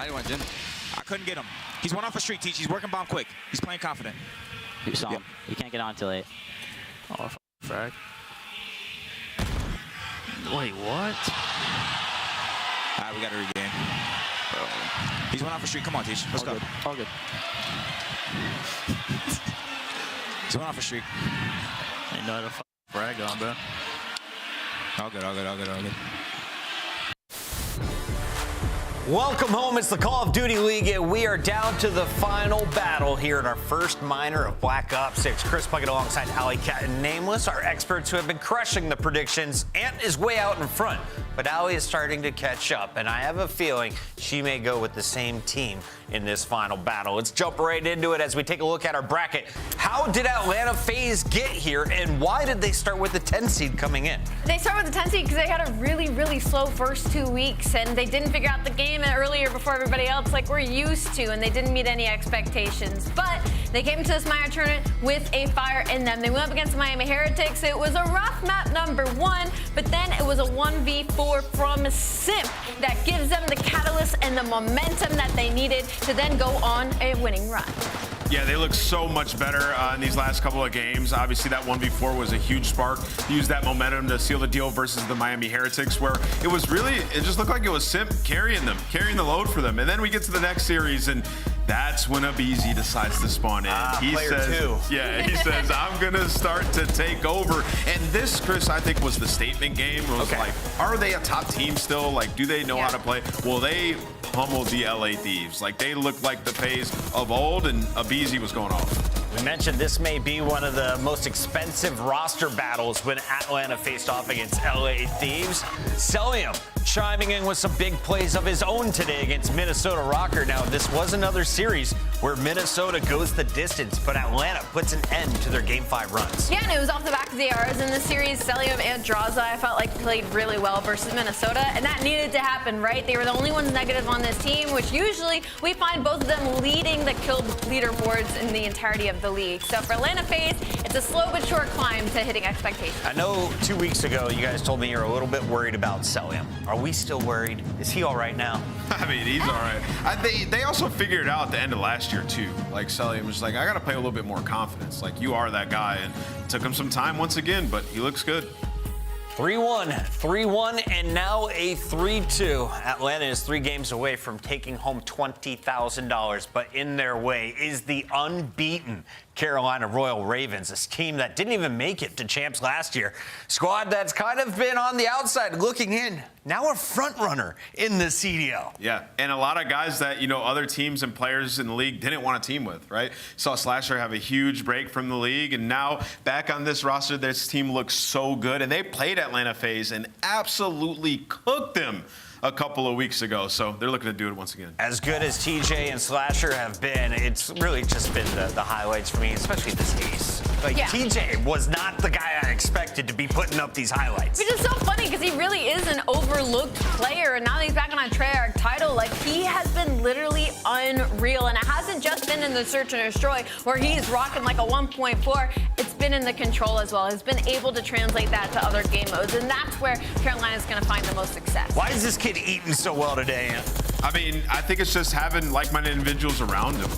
Everybody, they have a system. I talked to you about the fundamentals, like the best team in holding and Hardpoint as it stands right now, and we saw some big moments throughout it, right? Like at the end, they have to hold and make sure OpTic doesn't touch, and they do just that. Yeah. I think it's all the little things with this roster. The communication, make sure we're rotating when we need to rotate, and you also have players who know how to position themselves very well. Even if there is a superstar on the opposing end of that gunfight, they're going to be in a great position to take them down. TJ dropping 40 kills in that game 3 against Cloud9, but against OpTic, this was probably the biggest clutch of Carolina's tournament. And what is so unreal about this is it wasn't just the fact that it was these last couple 20 seconds on the time clock. Carolina was playing for this way earlier on in the game where there was a lot of times where they just weren't winning the trade battles, but they were keeping OpTic Texas just off the hill time as much as possible, making sure that if they weren't getting points, neither was OpTic Texas. Yeah, 100%. That's how this map went the entire time. It felt like for the majority of this, in the big moments, OpTic was in control, and Carolina just knew, like, just get it to this next position. When we get our opportunity, we'll run with it. Best part of the match against OpTic, though,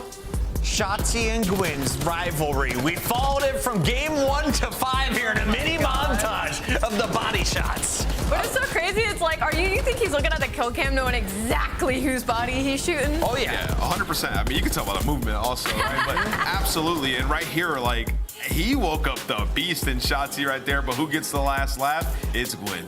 Double birds. Double birds. And now I feel like we have a bit of a villain battle at the end. You got Draza on one side, on the other. We've got Gwyn and TJ. This is going to be a fun fight. I would never have looked at the Carolina Royal Ravens roster, and if you had told me Gwyn was now going to be Shotzi's rival in that series, absolutely absurd, especially after the interview as well. Gwyn really took that to heart. He said, Shotzi, you think we're not trying to win? Watch this. Watch this. It's the Call of Duty League. It's the first ever minor. And the Minor 1 final starts right now. Who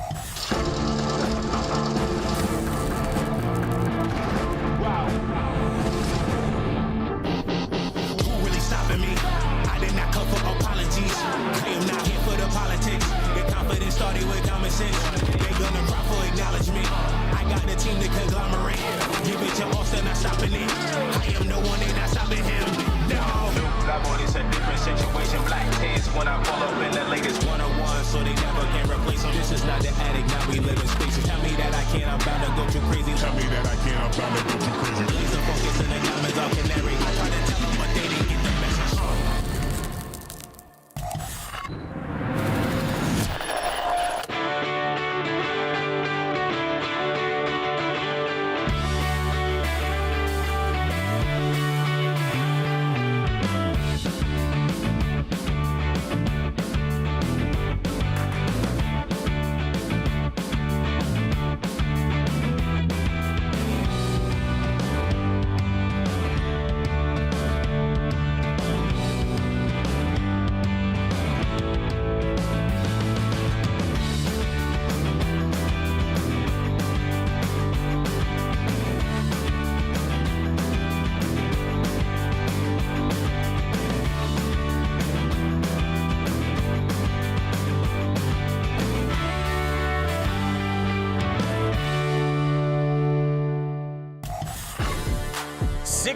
Carolina Royal Ravens, our #1 seed, takes on Atlanta FaZe, who has been the #1 of all of our Pro League seasons for about a decade, it feels like. All right, this time around, Atlanta comes in as the 10th seed. They play Dark Horse, but let's talk about the favorites first, because this is a team, as we mentioned, didn't make it to champs. You do have a Rookie of the Year, though, and so far, Gwyn is avoiding his sophomore slump. Yeah. TJ is also reaching his peak gameplay. Yeah, they've been great. I feel like we've been talking about these guys in such a great manner because of how good they are in all 3 game modes. And, you know, just like the preparation, I want to talk about as well, like showing us some really cool strats on Hacienda, one of the newest map added into the pool. And then their map pool and Hardpoint. We hadn't seen a red card from these guys all season. It gets thrown in, and we're all wondering, like, will they be good at it? Well, guess what? They are. So now you got to worry about that when you go into the pick bans as well. I'm looking through some of our previous matches, and I don't think either team have been exceptional in game #1. So let's talk about Atlanta here, because this is a squad that dropped game 1 against Miami. It took that ace from Simp for them to truly wake up.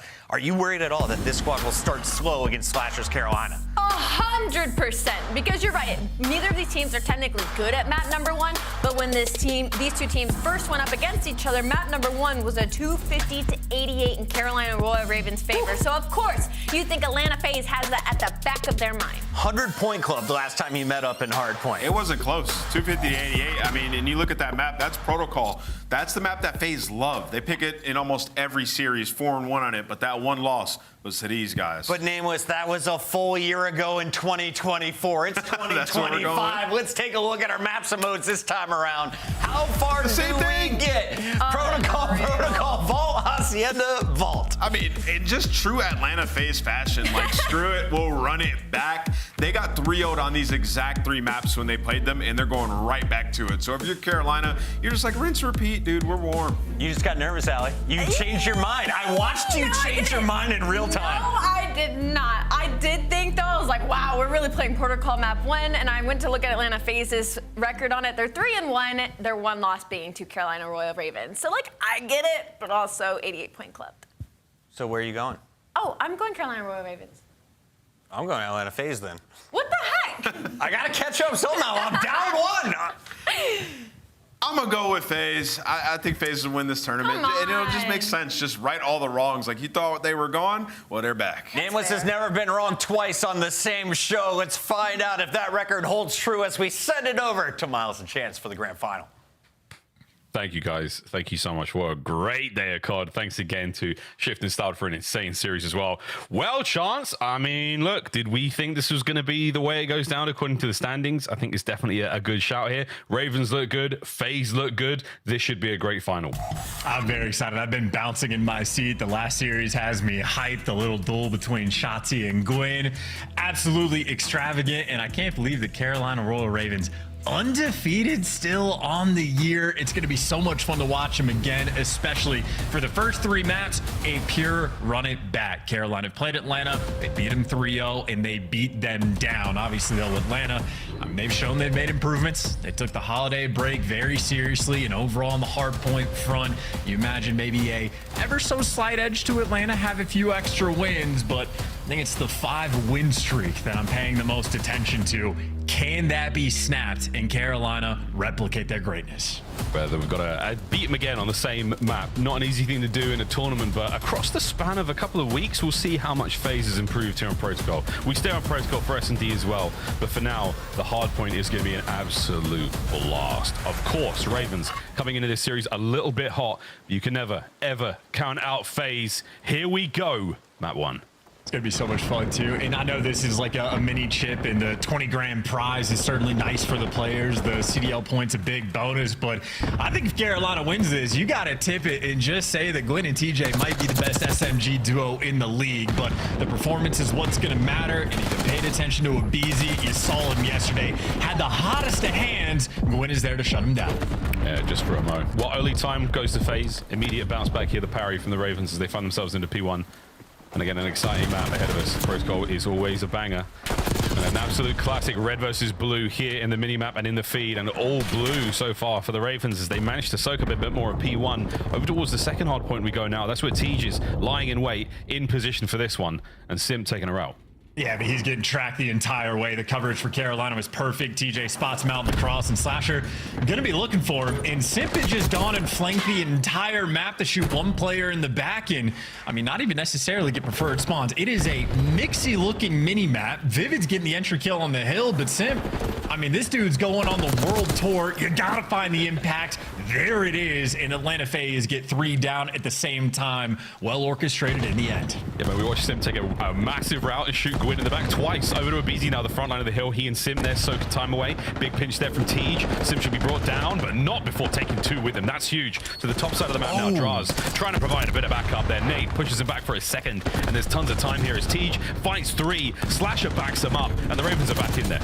Tej is looking snappy, able to get the trade out through a little shoulder to get the calm to Salim's down low, but Salim with a peach of a grenade and wins the gunfight after the fact. Salim there to shut everybody down. In Carolina, I mean, forced back to the deep right side spawn. I think Slasher might have just held his kill cam. Players actually pushed up a little too far and they left it open, but I think Atlanta FaZe, they're going to be quick on the hunt. But Slasher does make his impact. He's here to block those spawns. He's blocking and he's staying alive as well. Here comes Abizi sending it forward, trying to catch him out, but Slasher throws a shoulder, spots him, can't get the kill. Backside now, a little bit safer there for FaZe, but the front line's the problem. TJ, he was a nuisance. Gwyn, red, dead in the middle of the map, and it's all FaZe, full control for now. Yeah, that is a fantastic handling of those spawns. A small opportunity for Carolina to make an impact, but Atlanta keeping everything controlled, and they got a 100-point club on this map. They are certainly keen for revenge. Everybody winning their gunfights for Atlanta, and the only guy that lost it, well, you at least get it traded out. This has been a effectively devastating hill for Atlanta, nearly perfect on the actual time, and now Abizi. You check the corner, you do. Ungodly read as you're working towards P4. I wonder if anyone's going to be able to provide this intel. Vivid on the cross there. Nice shots there from Abizi. Now the second. He's got himself 5 in a row. No trophies remaining alive there, but he's going to be brought down. Raven's still on the point. Over to Simp. Catches 1. Looking for another. No. Holding on to this hard point. Draws in there. Gwyn! What a reach, Al. That's his hard point as Cell goes up for another contest. And what a ridiculous string. What a move from Cell. The cross up. Finds himself another on the point. And now you got explosions ringing out all over the place, sliding through nades, getting the trades. You need that last man standing situation. Everybody's one shot, but Vivid and Gwyn deliver. You have stabilized. You got 30 seconds left on the hill, and you're going to want all this time to get back in the game. Atlanta have the lead, but it's going to start to dwindle. It's chainsaws inside the maelstrom of this hell point. This is endless action. Back and forth we keep going. Cell and Abizi. Sim finds the last. Hard point for the last 10 seconds will go to FaZe. What a first set this has been. Nice bit of separation there as Atlanta FaZe. Good rotations, massive sets of kills. And the Ravens trailing for now.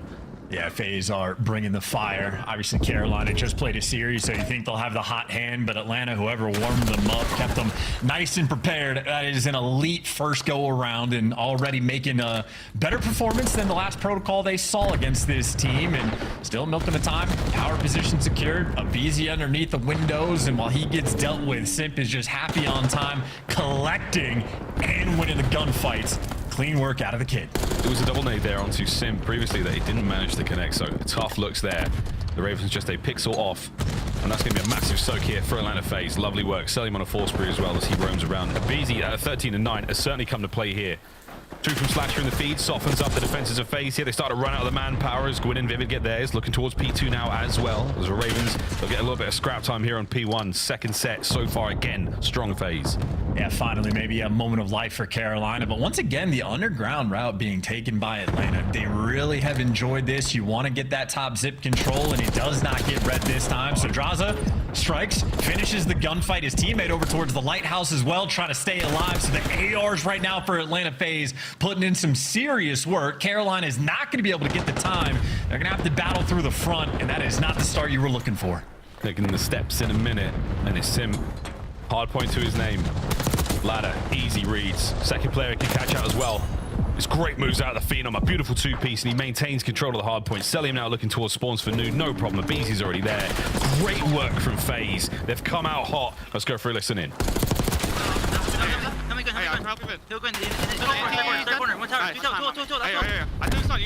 Top tower, weak. Tower and tower reese. Middle nade, lights and tower time. Hey, listen. He's right here. Game team one tower. Reese, that one shot. Reese. Listen, there's one behind the hill. One's already low boat. One behind the hill. Behind the old hill. Slow boat. I'm not going to go. There's one on you. He's one deep behind you. Austin, what's going on? Losing Austin. Right here. He can be deep back. He's in deep. He's in the deep back. I'm blocking deep. I'm not worried. Austin's on the B-bomb like gun. Deep gun. First one down. Hey, done. Grab to the back. They're spawning us. Slowly, Gwyn. There's two. Austin dead. One shot solo. Nice. Mid, Reese, one shot mid. One shot. Hey, I have time. You won one shot, he's still there. Good time. Yeah, I can hear you. I need one top ready. Top rope challenge. Fiber left. Yeah, I'm going big door fast. Good new. Yeah, go new. It's too old. Hey, one's top big, above me, big door. No, I swear, look for I have big pitches, I'm trying to get mid fast, yeah. Middle reach, one shot dead. Middle, Grandma's rope. Yeah, he's pitching. I have big door. On team pinch. I spawned ammo too, one spawn grenade, I think, from parallel. Big door dead, I'm one shot. It's Sparrow. Left corner dead. Nice, I spawned Grimace, ammo spawns. Another one Sparrow on me. Ammo down. Nice, ammo spawns. One more Sparrow. You get it? I need to stay there with the sub. I spawned here. I have a pinch. I'm on the pinch. I have Sparrow. I want tower side. I don't think one shot. How about yeah, pitching big door. Stay alive. On the heady big door. Nice. Sparrow. One shot, Sparrow. Left bar. Pitching. It's an outstanding listening from FaZe. Simp has been everything, everywhere, all at once. That man is absolutely tearing the map up right now. 25 and 19, nearly the second, but a nice late break here from the Ravens. Draz is in there for a couple of kills, and it's an open hard point. Yeah, and on the flip side, TJ against the Terrors, oftentimes they leave him in a body bag, and at least in this map so far, TJ just put himself in it. So struggling for the moment, looking to get the bounce back, and a long way to go for Carolina to get back into this game. They've just never really had a moment where they're in control. Maybe a few holds here and there, but struggling to cook something up, and right now they're just hunting down for some kills. But any power position you try to go to, they've been getting cut down along the way. And Gwyn, this is a long life just to take down Cell, but need to make that impact for P1. At the very least, he gets it. So that's all down now for FaZe. Spawns on the right-hand side of the minimap. We'll bring up later again, but I mean, Slasher has somehow managed to break the spawn system on these P2s. See if he can do it 3 times in a row. 3 times in a row for the Litigo. We'll see if he does it. On Teej, though. Holding these players back, holding them at bay. Massive route here taken by the FaZe boys. One dealt with. Over to Draz now on the top side of the minimap. And what a battle this is. Selim. It takes 2 to bring down Teej, but they've now got control of that side of the map. It's been elite time coming out of Carolina, but Atlanta FaZe, they really slow the pace down to make sure you're getting those kills. And if Sully wins the first gunfight like that, the second one just going to fall in his lap. And Carolina finally build themselves a little bit of momentum, but Atlanta FaZe handle it perfectly. They play so heavy for the kills, and now they're set up with a demonic setup for P2. Draza, very comfy in the hill. He knows both on the cover. Sim has it on the wraps, gets both of them in Carolina. Now you're just going to have to flood into death towards this P2. Atlanta FaZe have this game. Oh, this is their game. Top mid, completely covered. Salim's got that done basically alone. A little bit of pressure now, some form of suppression, and a kill from Vivid allows you to get forward now towards the hard point. Can we get a kill? No, it's over to Draz. Guns are hot and at the ready, and you're holding this one down. That should be game. That is FaZe coming out hot in the finals. Making up for their protocol loss. GG, not even close. Get the fist bumps out and enjoy the feast. TJ, unfortunate that one. Double neg against the Tears. Abe and Sim going crazy. And there's a few moments Carolina had fighting chances. As you pointed out, Miles, there's a few different times for Slasher. Just times to get that back spawn gifted to him, but never really able to capitalize off of it. Never getting full setups down P4. And I think the one true moment, Carolina got a good chunk of time, got in control on the P1. Atlanta FaZe pump the brakes, hunting down TJ, get him out of grannies, just get those power positions back and to keep things under control. So incredibly efficient work there out of Atlanta, and it is a full team effort. Everybody getting involved, assist the whole way around. That was a phenomenal game of protocol. Atlanta FaZe have stepped up. There you go, revenge. I wonder though with Slasher on those P2s, was it the Space Stone or the Reality Stone? I'm not sure, we'll have to ask him, but it was a very good look either way. Nice openers from both of our teams. Revenue breaks were all good, but after that phase, fantastic runs, man. Sim's routes, they were long, they were arduous, but in the end, he usually got his kills, and those were big impact moments there. He's a little quiet there. We talked about this earlier. He and Gwyn, an absolute standout, but you are going up against two of the greatest to ever do it in the submachine gun category, and Abizi, he had himself a map. And if I remember correctly, the first time TJ actually beat the Tiny Terrors, and he's been playing against them since, what, Black Ops 4 as a duo? First time we beat him was a few weeks ago. So it has been a sort of long-awaited battle, maybe to turn it into any degree of a rivalry. But at least map number one, it was just like old times. But where the Hardpoint may have faltered early on, S&D certainly has been a battle. We're going back to protocol, where obviously we know Carolina gonna be bringing the heat. Saw him play on the map just a little bit earlier in Atlanta FaZe. Happy to be squaring up as well. Fun day of Call of Duty here as these two teams battling it out for 20K. 20K and 30 CDO points again. The run towards champs. It's starting off early here at the Minor 1 tournament, but it's all going to come to a very, very exciting conclusion at the end of the year, folks. Big game there. Titans for P2, and after that, no going back, as there was a fork in the road. You either went red or you went blue. Our red team's certainly looking strong indeed. 250, 166, the final score there for map 1. Protocol, another one in the books. We stay here, though, to play Search and Destroy chance. I mean, based on what we saw against OpTic, that was a very, very exciting round 10 victory that the Ravens managed to walk away with. Are we feeling something similar? Do you think FaZe were very happy to let this one go through? Well, I think they're absolutely happy to let it go through because of how much like VOD you're now going to have on this team. It's not just from the previous series, but Carolina, they'll spam protocol as much as they can for the respawns and S&D alike if they can get the map in. Happy for it. That being said, what we just saw in the protocol, a ton of A-side dominance coming through on the offensive and defensive end. Carolina have shown different stuff, though. They do have the strats that will go for those B hits, and I wonder how much they're going to try to keep Atlanta on their toes. See if you get mixy in these initial rounds, and obviously for the faces of the Carolina players, just get that confidence back in the S&D. You know they'll be bringing it, but Atlanta FaZe, I mean, these guys have absolutely stepped up since the first 2 weeks of the qualifiers. Unbelievable, man. I mean, what a turnaround for the entire organization as well. On the longest winning streak the org has ever seen. We'll see if they can keep it going. Not only that, a championship here in Minor 1. The mini chip. It's a little chip. It's a mini chip. It's still a tasty one, though, at that. Bumps are out. Map 2 on its way. Search and Destroy. We're going to rock through this one. We're expecting a lot of love towards that A-bomb site down low. The B-bomb site, though, wide out in the open again. Watch for those heli plays. The players by the back Sam site. We've seen this a few times now. We're starting to get the feel for it. Starting to get the reps. There's a lot of dirty tricks still to be shown here on Protocol, and our players are full of them. And I'm just excited for the round one. I'm personally a very big fan of the round one B hit, just to sort of set the tone. can't remember who it was, but we watched and I think it was Toronto go for the B hit round 1, and then they never show it again, but you just force them to respect it, and it makes that bullying out of the A site that much easier. But we'll see what ideas get played with. It is, in fact, Carolina on offense in round 1. This doesn't look like a B hit. This is looking like if it ain't broke, don't fix it. But if you have too much VOD review, they know where you're going to be coming from. The nades land on Slasher's forehead. TJ gets shot in the side, and Atlanta FaZe not caught off guard in any way, shape, or form. That's why I'm a fan of the B hits round 1. Mix it up. Yeah, B hit round 1. When you play rock, paper, scissors, you have to remind your opponent that there are other options. You must always be afraid. I must admit, I think Sim's concussion also hit a win up top, so you've got massive intel, and I do believe, yeah, every single position made aware. Vivid hoping for a pick. That's crazy. Hope will only get you so far. Win now 1v4, and FaZe, immaculate first round.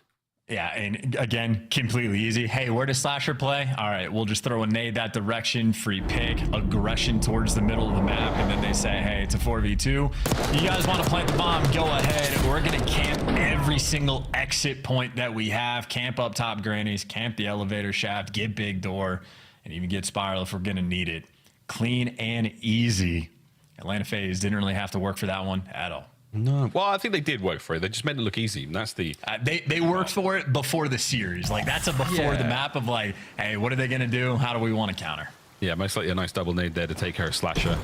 He's the island player there for the Ravens. So, you know, the rest of the boys should be a little bunched up. And it's a hot hit, and it's Gwyn who has been melted. Immediate trades. Oh, Teach finds 2. That really slows the play right down now for FaZe. Slasher gets away with his life. And now you rethink the move. That's just unlucky for Atlanta that your round 1 strat is actually go towards the B site, and they had a guy top trips, bottom trips, and someone sent out towards P1. So great counter strat on the defensive end. Draws and Salim getting the work, but you're just pinned in the deepest corner of your map. Uh-oh. There's a pick you're looking for. You got a 2v2. Now Carolina are going to know that the bomb is down, that the SMG players are going to be working it. And TJ's vied for position. He's got a cheeky flank potentially getting set up. Once he gets the call from Slasher, he'll make moves or a kill, falls in his lap. Just about falls into it. Close enough though, 77 HP. The timing, the shots were there. Teach is back. Nice 2-piece. Ravens find the equalizer.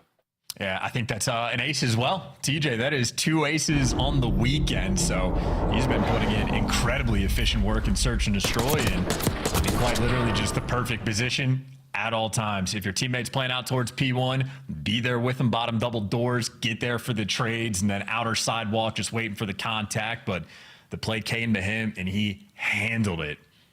Good round there for Carolina. And 2 defensive wins as well. See what Carolina cook up for this one. If Vivid's swinging out towards outer lighthouse, standard push, but don't get naded this time. Yeah, wait him out. Oh, that looked like we could see the sort of the shell of the fragmentation they just hit. Just the outskirts of the nade. I do believe Slasher managed to get away with no damage this time around. So FaZe back on up. A little turtle on the inside of the Trips building. And Teach vying for information. A quick hop here might give him away to Slasher, who's down by the P-bomb side, but he's gone all the way around. He's now well out of sight of safe engagement range as Abizi finds that first blood. And FaZe are a heads up about the TJ flank as well. Salim sitting there watching. If they didn't know before, well, they certainly do now. Shots being exchanged. Salim's going to get a pick on Slasher, so that's not even the guy that they were looking for. In a 2 versus 4 for the SMG duo. Good trigger discipline, but yeah, take the freebie. Try to get your boy to get this bomb down and see if you can handle the SMG gunfights or take a route. I love this play from Teach. TJ's just causing nothing but chaos. He is giving away nothing and trying to take everything. Oh my word, the timing! Teach with a gunny! Oh my word, a single bullet! But now, Gwyn has a chance to cause some more problems. But Abizi, the trap was set, and he was a bullet away from disaster. What a fantastic attempt, but a solid hold from FaZe. Yeah, so close yet so far. TJ could have stolen one away, but not able to cook anything up. And yeah, Abizi also a 6-1 start. So these are the SMG players having their duel on protocol.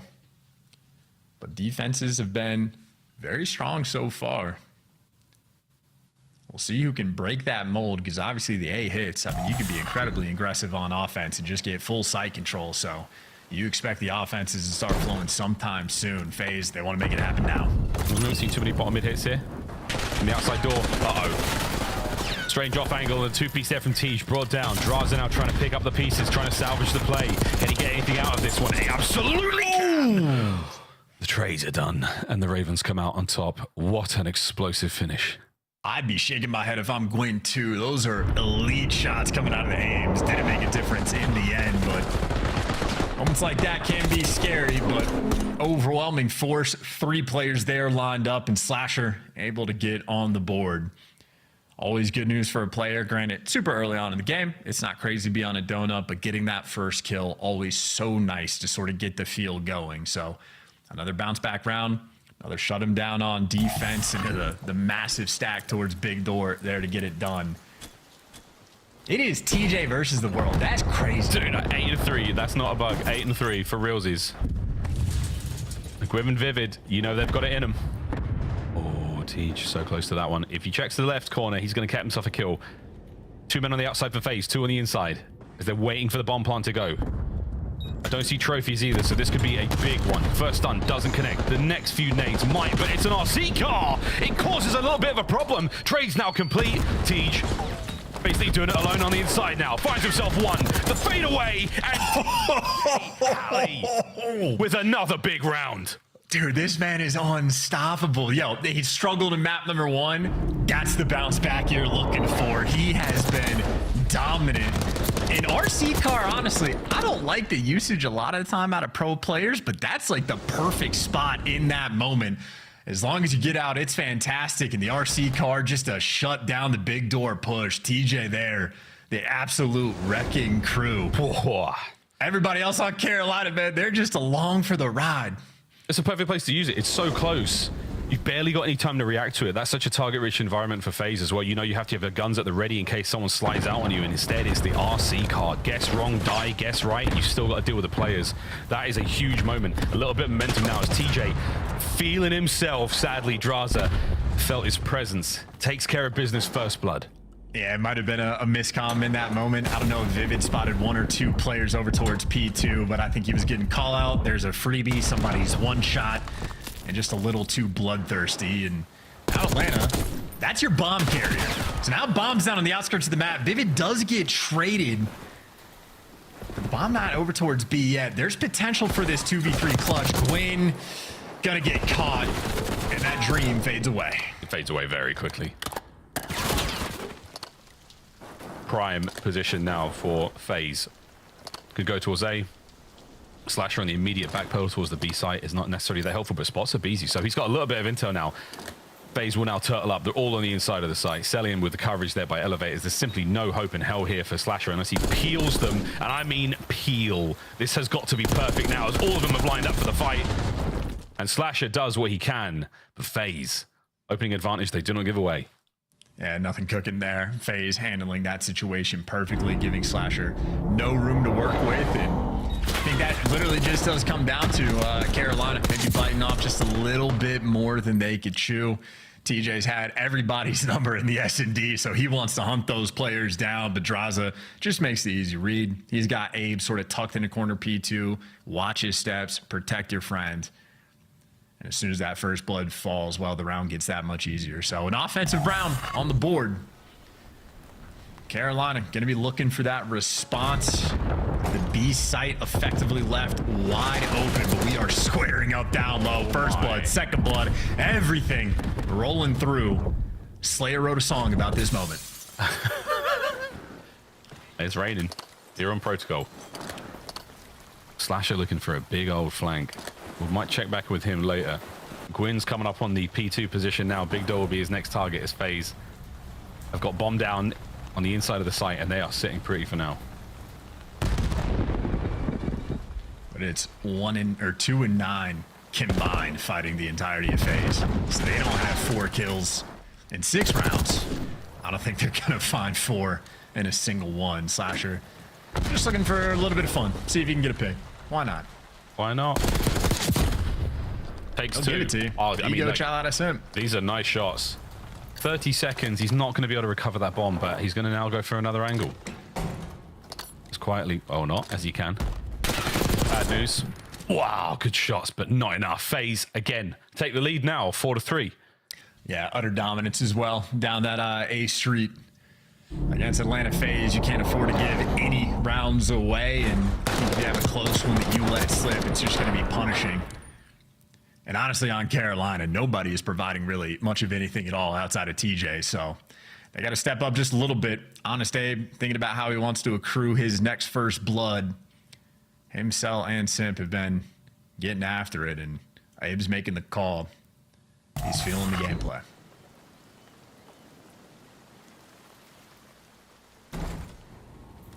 Classic 3-1 look there from the Ravens every time, nearly every time. You'll see that formation off the rip. Slasher and Gwyn find theirs opening. Immediate trade. Simp can't take care of Tej. Can Tej take care of another? Oh my God. Another ridiculous lineup and another blowout at Big Door. Wow.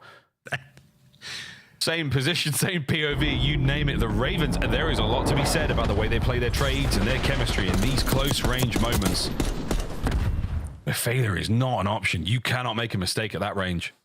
It's just so scary every time. That's Deja. It was Slasher as well. The final man, exact same spot, exact same lineup. And I mean, I'm biting my nails, but Carolina have that one handled. And now Slasher wide-eyed, trying to figure out how they want to approach this offensive round. They have gotten shut down in a bunch of different directions. They're going to spread the map, play for picks. No. Not ideal. Vivid found his second kill in the game.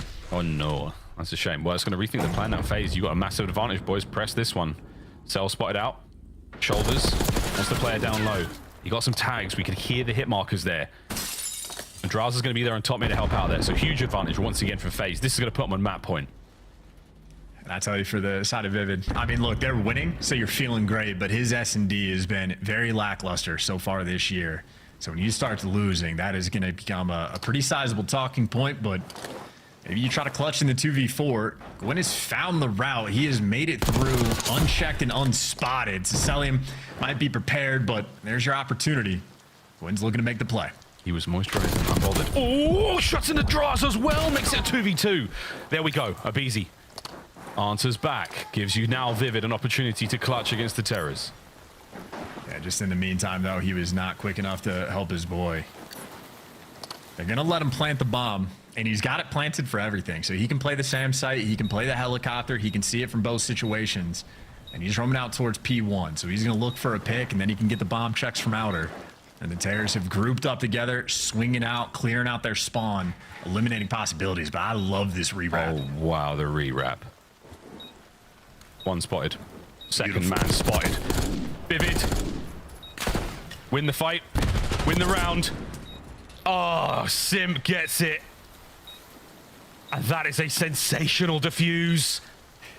A brilliant clutch and a missed opportunity there from Vivid that will haunt him until at least tomorrow. Yeah, that's tough. There's a bunch of different ways you can play that. I absolutely love and respect the trigger discipline. It's a tough conversation of who you kill first, or even when you wait to shoot the gun, because obviously Simp, well, he just has the coverage, and this is just Vivid screwing up the nade, by the way. It's not a teammate situation. He just bungled it. Had an opportunity to make up for it, but no execution. And a painful 2-9 stat line. Map point FaZe, and they're looking to go out with an absolute bang. And a bang it is. With this time around it's Sim, and it's just endless. Couldn't tell you, mate. I don't think that's actually a car. That might be a bug. Going to be going to the referees for that one, but a light advantage right now for the Ravens. What are we watching here, boys and girls? TJ can only get the one, but it'll do. Round 11. What a map we're getting. I mean, I guess Atlanta FaZe says anything you can do, I can do better. We'll team kill in a different way, a more impressive one. It's not a car. I think it might have been. Yeah, it's something. Yeah. It might have been a PC in the room. I couldn't tell you, boys and girls. I couldn't tell you. We might have a replay. It's just tucked in the hallway. I don't know exactly what it is, but it's like a typical thing. But it's just unlucky. It's the server on the left-hand side of this room just exploded and killed Honest Abe. Get out of town. Here we go, folks. Round 11. AI is coming for us all. Tej with bomb. FaZe, 3-man stack down low. Oh, this could be a big. You just spotted everybody, baited out the information. It's on Maybe Draza. they're just trying to like rebait it as well, because now they're getting everybody to run back up spiral. Carolina's playing for mind games. Draza's in the deep back. He's the guy watching B for now. But yeah, if you get a single kill up here, Ravens, then you dip out. You go back over towards A, and you create a very sticky situation for FaZe to deal with. Intel on a BZ. Intel on Vivid. And oh my goodness, what a first blood. Trades are good. Cell banged up. He's going to need more than a bandage for that one. And Draza wins the big one there on the flank. Here comes a potential trade. That's a huge play out of Draza. He backs up Draza and gets away with this. Now it's a 3v2. Yeah, huge play out of Draza to get active in that moment. Slasher and Vivid. 2 AR players having to go down low. A tough spot, but maybe Slasher taking on the world tour, but Vivid's just nowhere near him. I think Slasher's gone way down. Uh-oh. That's a problem. Draza, perfect read. Vivid, it's a 1v3, and he's not even going to be able to get close enough to sort of do anything here. He might be able to get a kill or two, but it will matter not. FaZe take the lead here in your Minor 1 Grand Finals. What a ridiculous protocol S&D that was.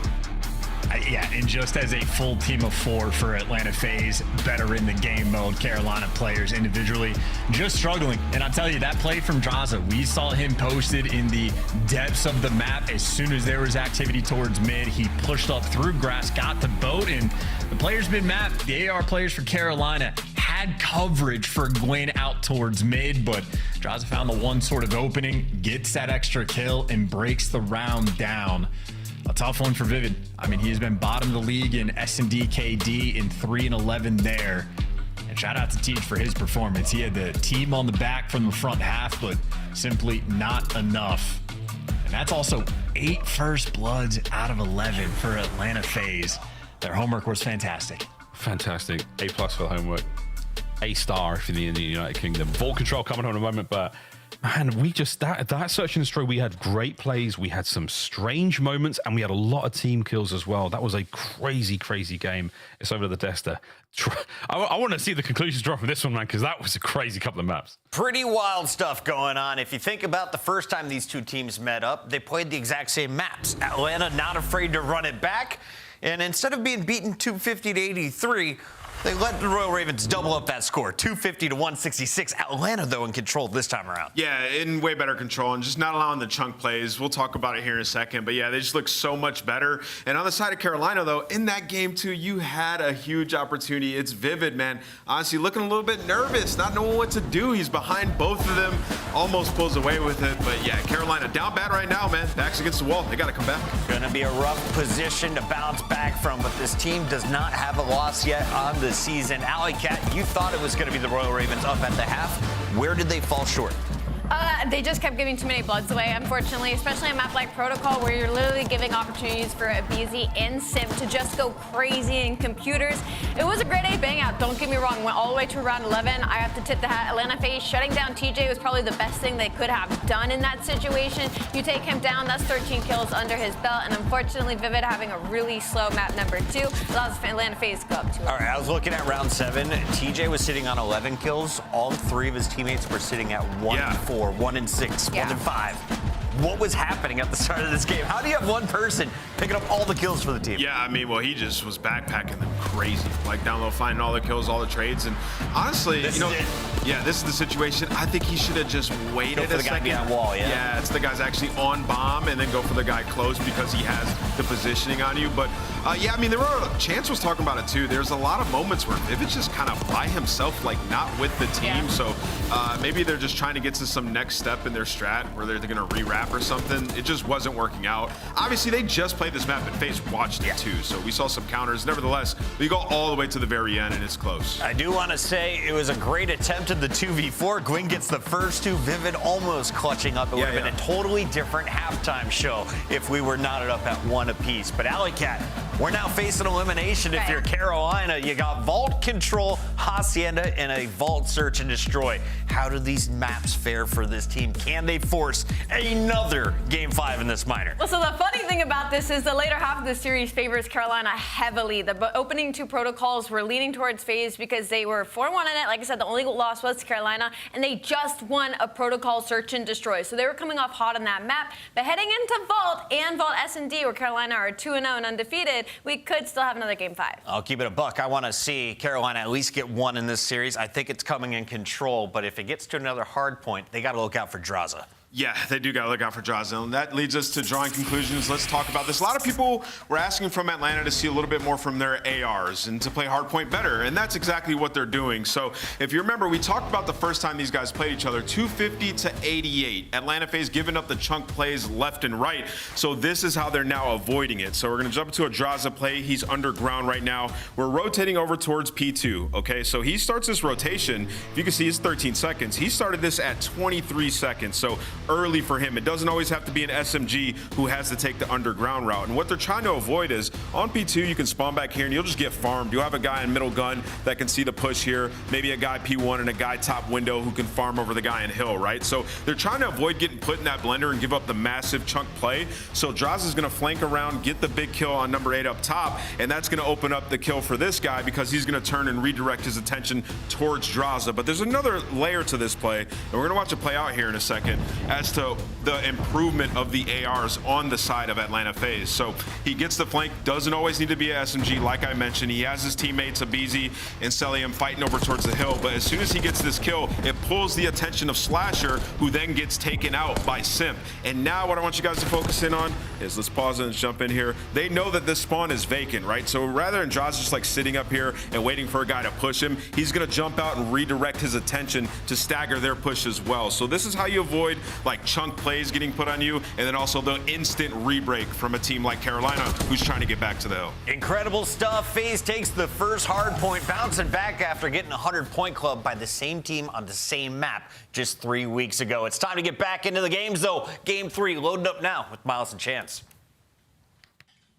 Thank you very much, illustrious and handsome. A good-looking desk. You all smell great as well. I can attest to that. I've been there. Guys, we're ready to rock and roll into Control. This should be a very, very spicy one indeed. Again, Shift brought up before, 2 teams who are very, very well rehearsed on the map and mode. This is bound to be another banger, Chance. Looking forward to it as well, because I think we've seen like a little bit of evolution on Vault Control as well from the first 2 weeks, and I mean things are going to evolve quick when you've played it 30 times, pretty much a day it feels like. But the amount of SMGs that have been being pulled out when like the battle is on this A zone has been pretty nutty to see. Everybody's getting involved. We're going to see Slasher pulled out from time to time, which is atypical given his career as a long-term AR player. So gonna be fun, gonna be mixy as well, and we'll see if anybody can sort of find those cheeky little plays, opportunities to go to that B zone, maybe do something heroic. Got a few of those moments as well, but certainly Atlanta FaZe, all the confidence in the world. Really rough start to the year. They've bounced back already, looking so much better. Here we go. A hit off rip. This time, though, Carolina do show a bit of love towards the catwalk side of things. Selling with a lovely 2-piece. 3 for MC. Outstanding work. Slasher might be able to get involved, but for now, Selim's multi-kill puts the attack to A to the end. Yeah, Slasher just wants to keep things slow so we can buy his team a little bit of space to get back in the mix. So Abizi and Simp right now just looking for Slasher. Everybody else on Carolina trying to get into position, but Slasher not making an impact after the fact, but at least his teammates are here and his teammates get chopped down. 2 incredibly successful pushes for Atlanta FaZe, and they have the spawn trap. Oh dear God, this is gonna sting. Numero uno. Nope. Oh, Vivid, you picked the right corner, my friend. I was about to get rip in there in Italian, but alas, it's over to A by the pool, soaking up a little bit more than Sweet Rays. He takes all those 5.56 out of Slash's aims, and now you're trying to make your way out. Simp, 4 now in a row in this single life, and he's having a whale of a time. Over towards the middle of the map. You've lost a little bit of map presence now, FaZe. Counterattack through the front. Vivid all over it. Massive work again out of Celium. He is sensational. Here in the mid-map, so's Gwyn. Capture continues. Segment gone. Yeah, this has been a vampiric start right now for Atlanta FaZe, sucking the life count right away from Carolina, already down to 15 lives, half of their expenditure out of the way, and only 2 ticks of progress. Well, not even 2 ticks. That trade's gonna go roll through on Vivid. And Gwen, last man standing, at least gives you 2 to keep things interesting, but Carolina, they are in a hole. He is no man. He is a monster. Well, Ape, silver grenade to take care of the monster. Tej, great timing. Instant rebuttal. Lovely parry there again with the Semtex. Slow this right down. Oh, awkward moment there. That's a real bad one. That's a Beezy with a 3-2. Gwyn's going to be able to pick up at least one of these. That's 10 seconds on the clock. That's a stinger. That could absolutely cost you this round. Perfect check from Gwyn. The second not going to be there. Are you able to get on the zone slasher? Yes. Are you able to get a kill? No. And that is that, folks. FaZe. 10 life difference in round 1. Yeah, pad the stats. Why don't you sell him? Just get multi-kill after multi-kill, opens up with just a 3-piece. And a moment like that for Atlanta FaZe, you give them the opportunity to get a stranglehold on the map and set up for the spawn traps. Things are looking good. And how good is this going to look? Everybody's supine and everybody's one shot. It is bold to try to run through those middle doors. Straight from round number 1, no trophies. Everybody has nades landing on their forehead. Carolina, maybe just a hope and a prayer that they could have made it through, but Celium closing that door. Second time we saw Celium again just bang through that central part of the map, find at least 2 or 3 kills in a row. He's 10-3 overall, folks, and moments like that are the reason why. Trophies in place now. Perfect coverage there as you now charge forward. Top catwalk side, though, that's going to be Carolina in control for now. Vivid took a lot there. He's going to be pushed back. And for now, it might be a bit of a pinch here. You've got the side doors covered, and you've got a little bit of love now from top cap, but that's a lovely hold there from the Ravens. Atlanta FaZe. Oh, wow. Wow. I'm a Crimson player. Seeing something like that, I know there's no hope for me. Can't do it. You're doing just fine, brother. Gwib, he's doing what he can. Oh, no. Vivid managed to get the trade out of that one. Abeezy's damage was fantastic, though. Over a minute to Røkkr, and FaZe have not been terribly successful on the attack. Life count, fine. But the progress on the objective, not so good. Oh, you got to finish Gwyn, man. He's going to make a problem with that. Simp upstairs, finding kills all over the place. Single life differential as well, but the terrorists, oh, sugar. That is TJ Hanley finding kills. Still keeping up the trades, though, left and right, but that goes for both teams. So, Simp produced a 1 HP. Gwyn, I thought was going to be quick on the trades, but he's taking a different route. Now he's back in for the chow. Trades rolling through in different directions, and Slasher wins a big one. The pressure still on Atlanta FaZe to get action over towards this A zone. Abeezy just being a nuisance, making noise for every single flock of the Carolina players, but handling it so far, incredibly close on the life count. This has been a slugfest of a control round. Yeah, that's a lot of work done.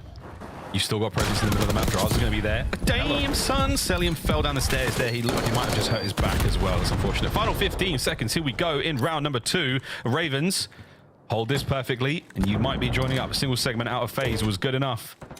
Final 10, both zones. Vivid on the back and forth we go, and now a little bit of an awkward dive. Nice work out of Gwyn. 4th in a row. Nothing left to throw at this point except for his teammates, and they find the kills. That should be good. And an incredible dance between both of our teams here, and TJ, Gwyn finding them all over the place. Ravens 1-1. And that's massive as well, because the first round, it felt like Atlanta FaZe absolutely beat them down. So on a vibes front, you're thinking Carolina are going to be a little more hurt by it, but as soon as the dust clears, they have an extra tick. They did a little bit better on the objective than Atlanta FaZe did, so the smallest of edges right now going into the next round. We're thinking about that potential round 5, and I'm thinking about Celium. Supine on his back. That's got to be insanely difficult to keep, like, recoil control for a gun like that. Like, oh, that's you mean strength. IRL? Yeah, for sure. Yeah, not in sure. game. In game, it's your laser beam. Oh, yeah, for sure. That's classic Cell, though. Finding new ways to look weird in game. Nobody seems to do it better. 15-8.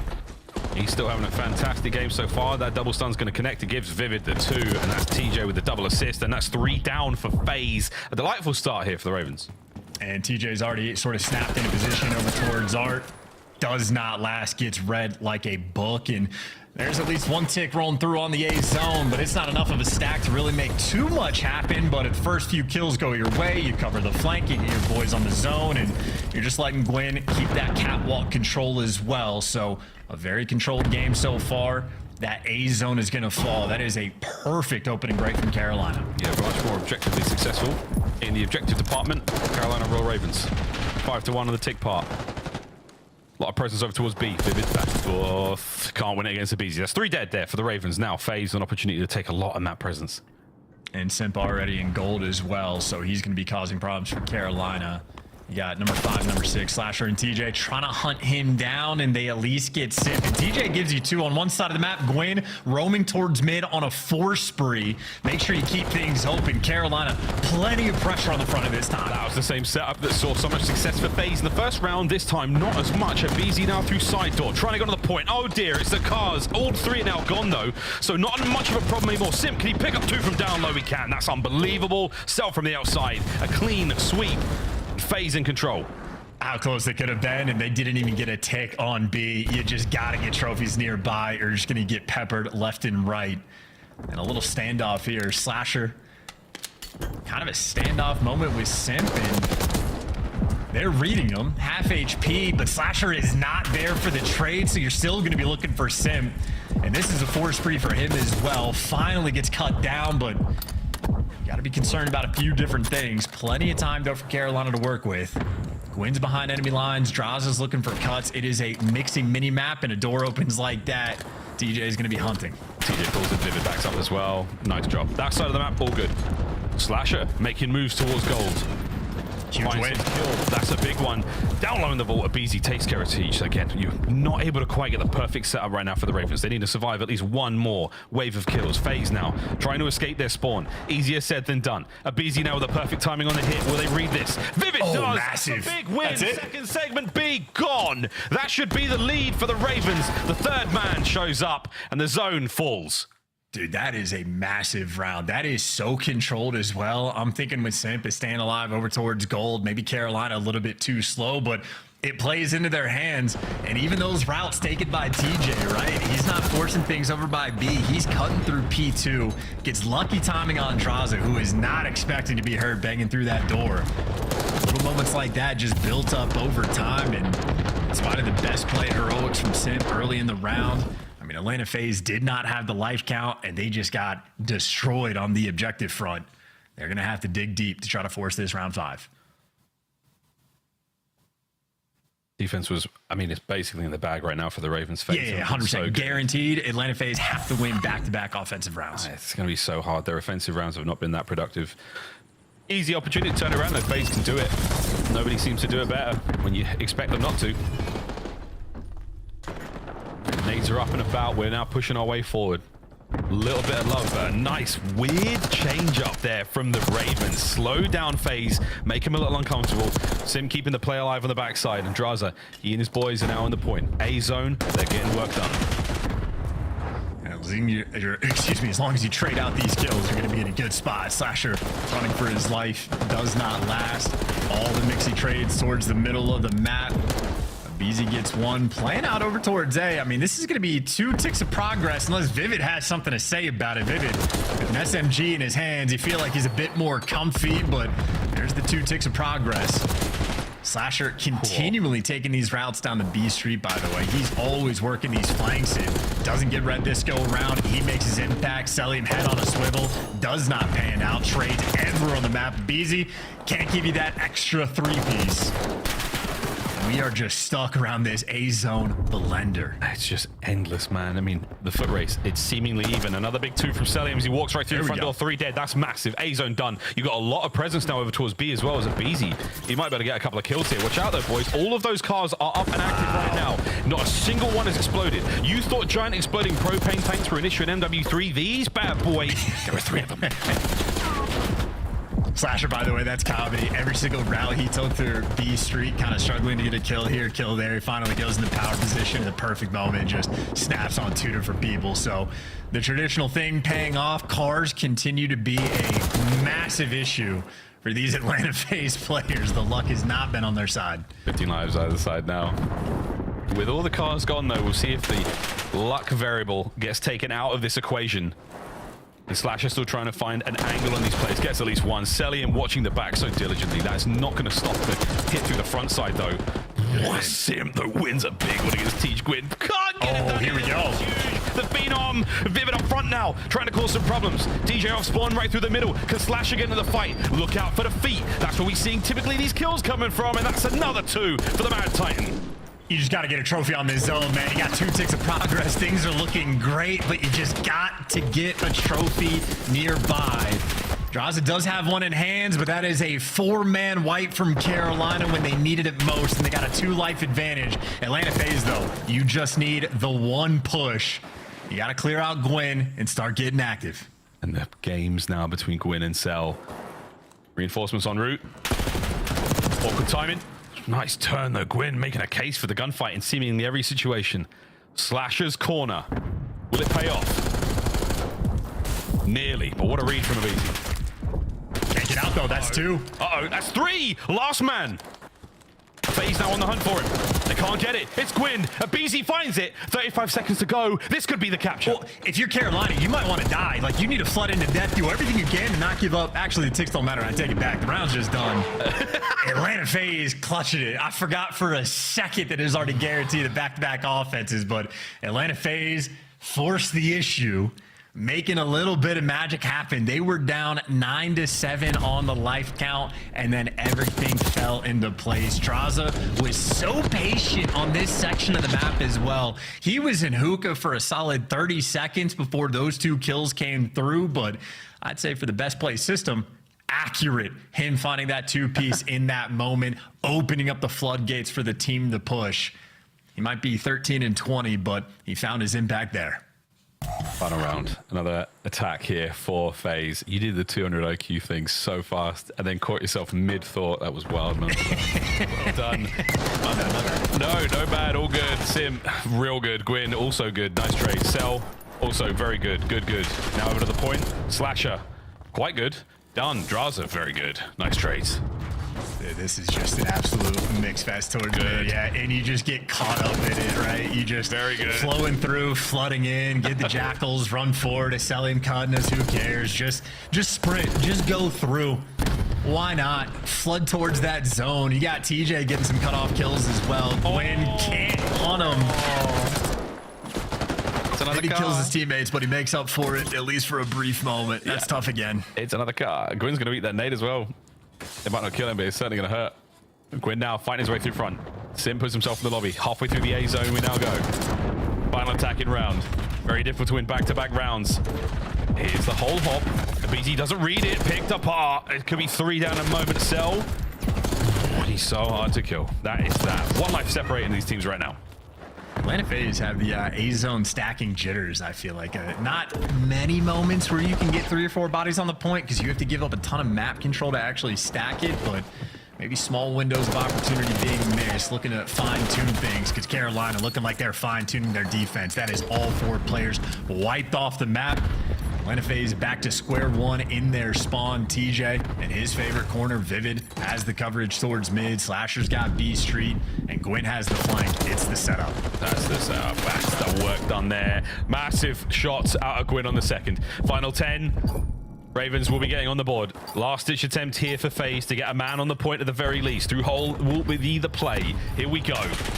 Waiting for the opportunity. Cell finds himself 2 kills out of it. Here we go into the zone. Abisi can't find the kills. His teammates there for the trade. Draza down and out, but you got Cell to save the day and keep the play alive.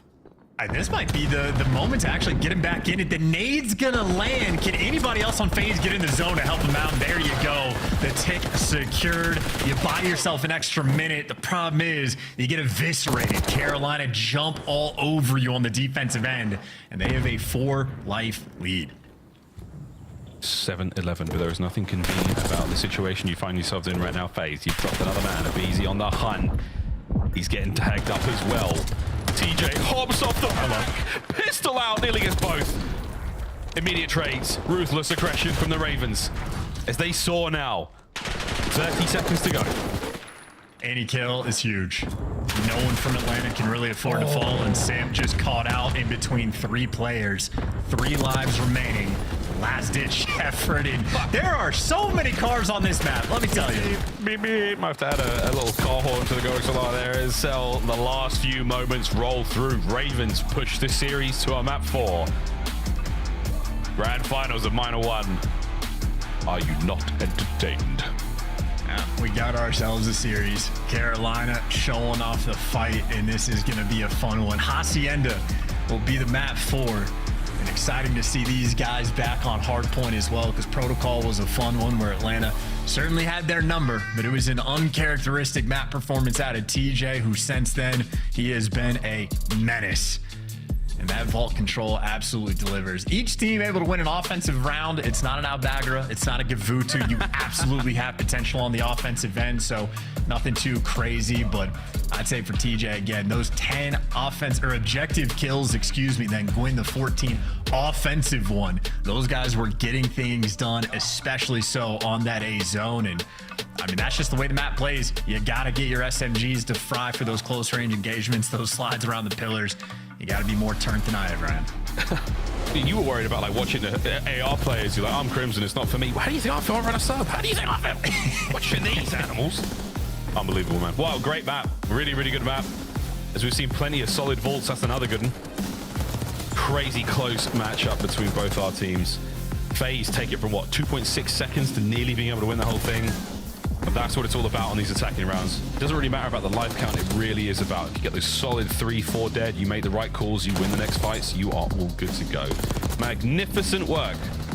We saw the spawn trap for 1 or 2 moments there in the opening round from FaZe. That opening defensive round was so good. They outslayed by 10, I believe. So Ravens made the right call and going purely objective on the attempt towards that round 5 defense because it paid off. Yeah, Atlanta FaZe certainly seemed to be one of the teams that's incredibly efficient when they get the spawn trap on the defensive end of like just holding it for such a long time and being so annoying to deal with. I think though for Atlanta, maybe not the most efficient team right now of actually capturing that A zone. It's always close on the life counts, and it's not like they're bad at it. Obviously, they get the one offensive win, but I don't know.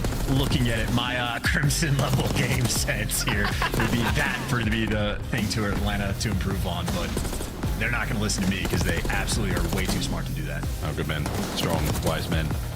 Dude, this game, we saw some good ones here. It's fun, but we saw some good ones. Sims 2-piece from downvolt as well. I thought that was another deciding moment. And Tej, again, whether it's pistols, whether it's the submachine gun, he's had a fantastic season so far. Early days still. It feels so much the infancy of Black Ops 6. He's already looking like a superb player. Hacienda Hardpoint, though, this is going to be a very, very sound map to watch both our teams on here. Again, FaZe, here in this Minor 1 Grand Final, it's match point. This is tournament point right here and now. If they win this Hacienda, it's done. Vault, I mean, kind of feels like we're going there, doesn't it? It really does. It just feels like the way this tournament has been, so many game 5s here. If not for the technical delays on yesterday, could have been one of the wildest days of competitive COD we've seen since, I mean, MW2 maybe, crazy stuff. But here we go, into the Hacienda. And chance players who've been on Hacienda for a really long time. I mean, almost everyone competed in Black Ops 4 outside of maybe Gwyn in this matchup. Yeah, and it's going to be a fun map as well, because when you have your maps like the Skylines or Red Cards, it is just an absolute bang out, play at a lightning pace, and it can be tough to identify what a play is. It's more or less just we're head smashing in. If you spawn up here, okay, take the flank route, and it's very sort of stock and standard. You're just getting after it. Hacienda has set plays. Like, you need to be there to execute. Your rotations have to be on point. You have to be communicating on what you're picking up to make sure players don't slip through. But if you're paying attention to the map 1s versus map 4s, you see fairly comparable. Maybe Ravens start off a little bit slower than Atlanta FaZe, but once they get going, these two teams towards the end of this series have the hot hand. 5-1 record in the map 4s for Atlanta and 4-1 for Carolina. So these guys, top of the league, so it seems. Carolina still undefeated on this year. Atlanta FaZe being the first team looking to make that dent. One map away to making it happen, but again, Hacienda, more of a traditional Call of Duty map with the set plays, and obviously some of the vets on Carolina are going to be very happy for it. I mean, some of the vets on FaZe, Simp and Abe, namely. Celium had his real explosion into the league in that Black Ops 4 year playing for FaZe. What a crazy year that was, man. Whew. What do we think of LG, chat? Not all of you might remember that, actually. I thought it. I'm just trying. I'm not going to get fired, you know? What do we think? Good times here in COD. Wow. Many more to come. Starting things off here with a Hacienda. Map 4. I hope Tommy's having a good day. I reckon he is. There's only one Tommy Truant. Over the top open. Trades are there and rattling a gunfire and just splinters, wood, shells, you name it. It's all going across Hacienda. Controlling rock hall or open, incredibly important. Celium, you're gonna get overwhelmed. You stack up the extra pressure, but you got Simp here for the follow-up, but it is trades on trades, and the aims reign supreme there for Carolina. A little bit of a moment to breathe, and you see that rotation over towards P2. Atlanta FaZe are gonna be crawling around this time. But DJ's got his boy covered, so honestly for Carolina, really good setup around P1. Slasher's made his way to new. Everybody else sort of controlling the hallways, and Vivid has just been collecting all this P1 time. And TJ might get caught, but Slasher wins the huge gunfight against aBeZy for these spawns. Has more work to do though, because it's Slasher versus the world. Oh, and he took on a lot of it. Old Iron Boots there in the back line. Here comes Gwyn as he gracefully soars over the top of Simp. The spawns are fantastic there for FaZe. They're in the deep. Pinches are now on. Celium takes care of Zig. TJ's out. So is Slasher, now eyes forward. And this might be a full 60 type of moment as well. We talk about how it's set up for the plays, but as soon as the dust sort of settles, it's a little bit easier to hold now. Maybe a water route from Vivid if he can be enough of a nuisance, or you just jump into a double chow, and the coordination and the timing on this push just doesn't exist. Atlanta FaZe throttling them in this moment. Well, it could have been if you found the extra kills, but I remember that moment for Gwyn when he was in the back spawn. An extra player for FaZe just spawns in the back, and that's enough for them to completely lock it down. They've had this whole hardpoint completely watertight. Flash's final few seconds are going to help, but not enough. Over to P3, over to Wood.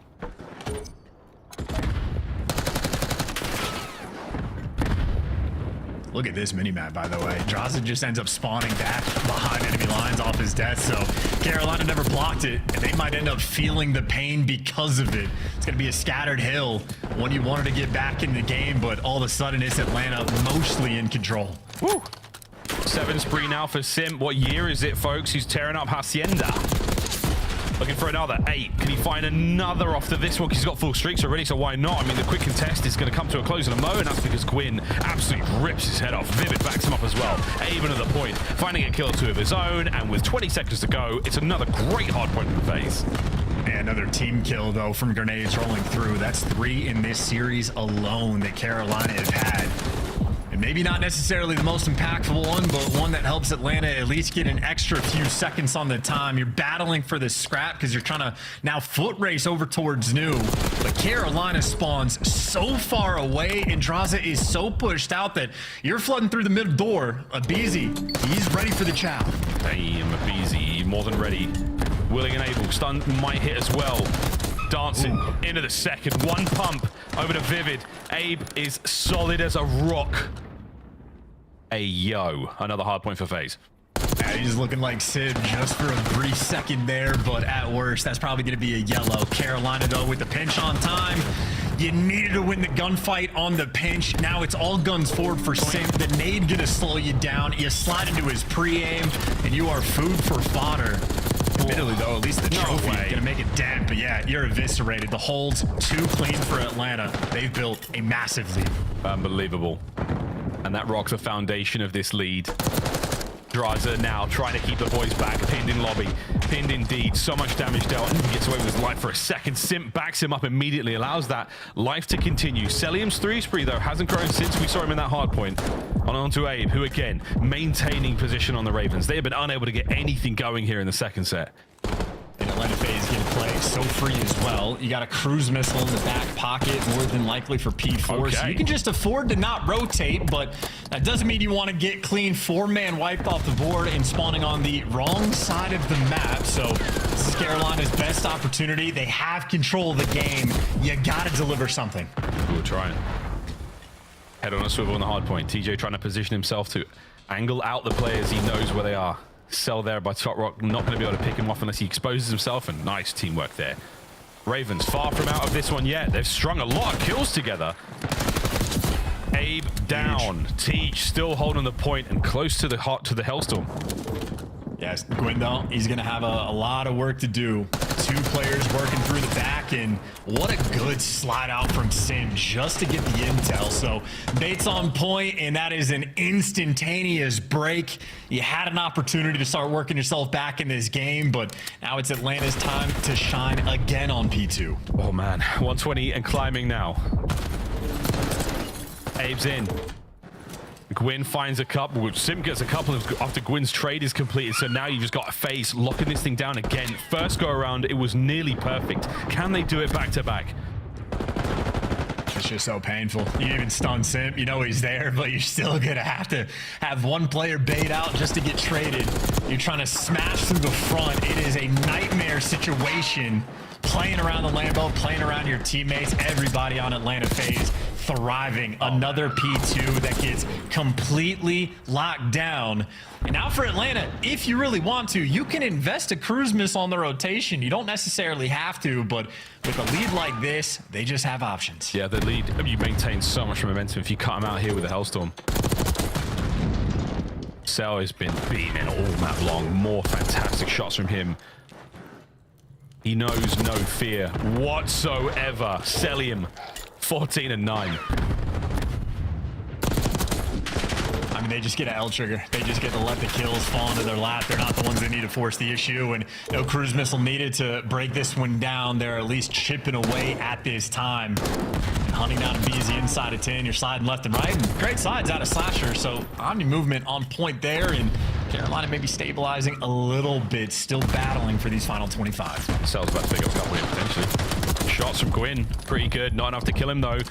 You've still got Hardpoint in the hands of the boys of Ravens, and they've got plenty of time to grab here. This has been a very, very solid series of hills. Over to Røkkr you go, though, now, and this is the problem. FaZe fully set up. 2 players over by the point. Coverage in the top corridors. Everyone's taking hits, and now the hard point's open. And Atlanta FaZe and Abizi specifically, we're so far ahead of this rotation. TJ is gonna have to fly to try to work with his teammates in this moment. And you see TJ makes his impacts. Now the players on the hill have to turn just a little bit. Trade out Abizi, see what you can do. Well, you get it done, but it doesn't matter because Atlanta FaZe still just had a leg up. A 60-point lead now in full control of a hill. That can be pretty easy to hold. Graza going for some fancy moves. Abe can't stop the player on the point. Doesn't matter if teammates are there. And look at this rampage from FaZe. Slasher gets in there a little bit too late. Plenty of damage. Trays are there. Celium, though, the man of the moment. All 4 down. That is that for the Ravens. Yeah, just the chaos ensuing around him. He gets to be the turret that just gets to post up, head on a swivel, clean up every single kill. And now you're just trying to sprint through the front. A hope and a prayer for Carolina. They have been handled in Hardpoint. And keep in mind, it's not just the cruise missile that Celium has. Sim still has his too. It would be an insurmountable effort, I'd say, for Carolina to win this map. Well, we'll find out. Technically, Celium is fully streaked, but we'll see how this one goes. Draz dealt with awkward situation of being Abizi. Perfect in and out. He and Sim find their kills. Hardpoint now in their hands. Can you bring down Tej? No. Nice coverage from Vivid. So you're not out of the woods just yet, FaZe. You are close to the win, but Ravens, they've technically got the map. I mean, they've done a great job on P1. The sort of theme of P1 is you have to keep active track of spawns to know what direction the player on hill has to chow from. And I mean, they're trying to fight for this P1 time as much as they can, but long term, they've just been completely destroyed on P2, and they're losing the gunfights along the way. Gwyn picks up one over by Secret. Him and TJ trying to work together, and they're converging around this new time. You can swarm on P2. You have the numbers for a moment, but you got to get these trades. FaZe once again. It's full throttle in the garage, and that is it. P2 is going to be the absolute death knell here for the Ravens, unless you can get a break. The first and nearly only break they've seen here, and they're not going to get it. That's going to be that, folks. Last hit, last chance, and last stat pad here for Atlanta FaZe. They make CDL history. Your very first ever minor 1 champions. Atlanta FaZe take on all comers. No losers bracket, no second chances, and they fall to no one. And it's like an instant response on the criticism as well. Atlanta FaZe, a tough first 2 weeks. People are thinking they might be down and out, preying on their downfall. And don't get me wrong, it's just a mini chip. It's still online, but that is 20 grand that they just won. That is a mini chip. It's the stakes, though. They get it done. They answer the questions. They have shown their improvement. So anybody that thought Atlanta FaZe was down and out, you got to keep waiting. 3-1 there in the finals. -1 comes to a close. 30 CDL points, Røkkr as well. Again, a lot of teams this weekend who do fall outside of the top 3 get nothing at all. So again, that is a major dagger in your campaign towards champs.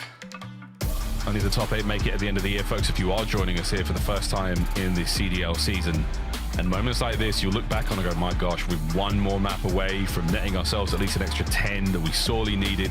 FaZe put themselves in a great spot. Ravens, though, Chance, and no doubt about it, they're still one of the best teams in the league. Unquestionably still one of the top dogs. But FaZe certainly came to play today. Brilliant hardpoint. Last 4 kills, purely FaZe.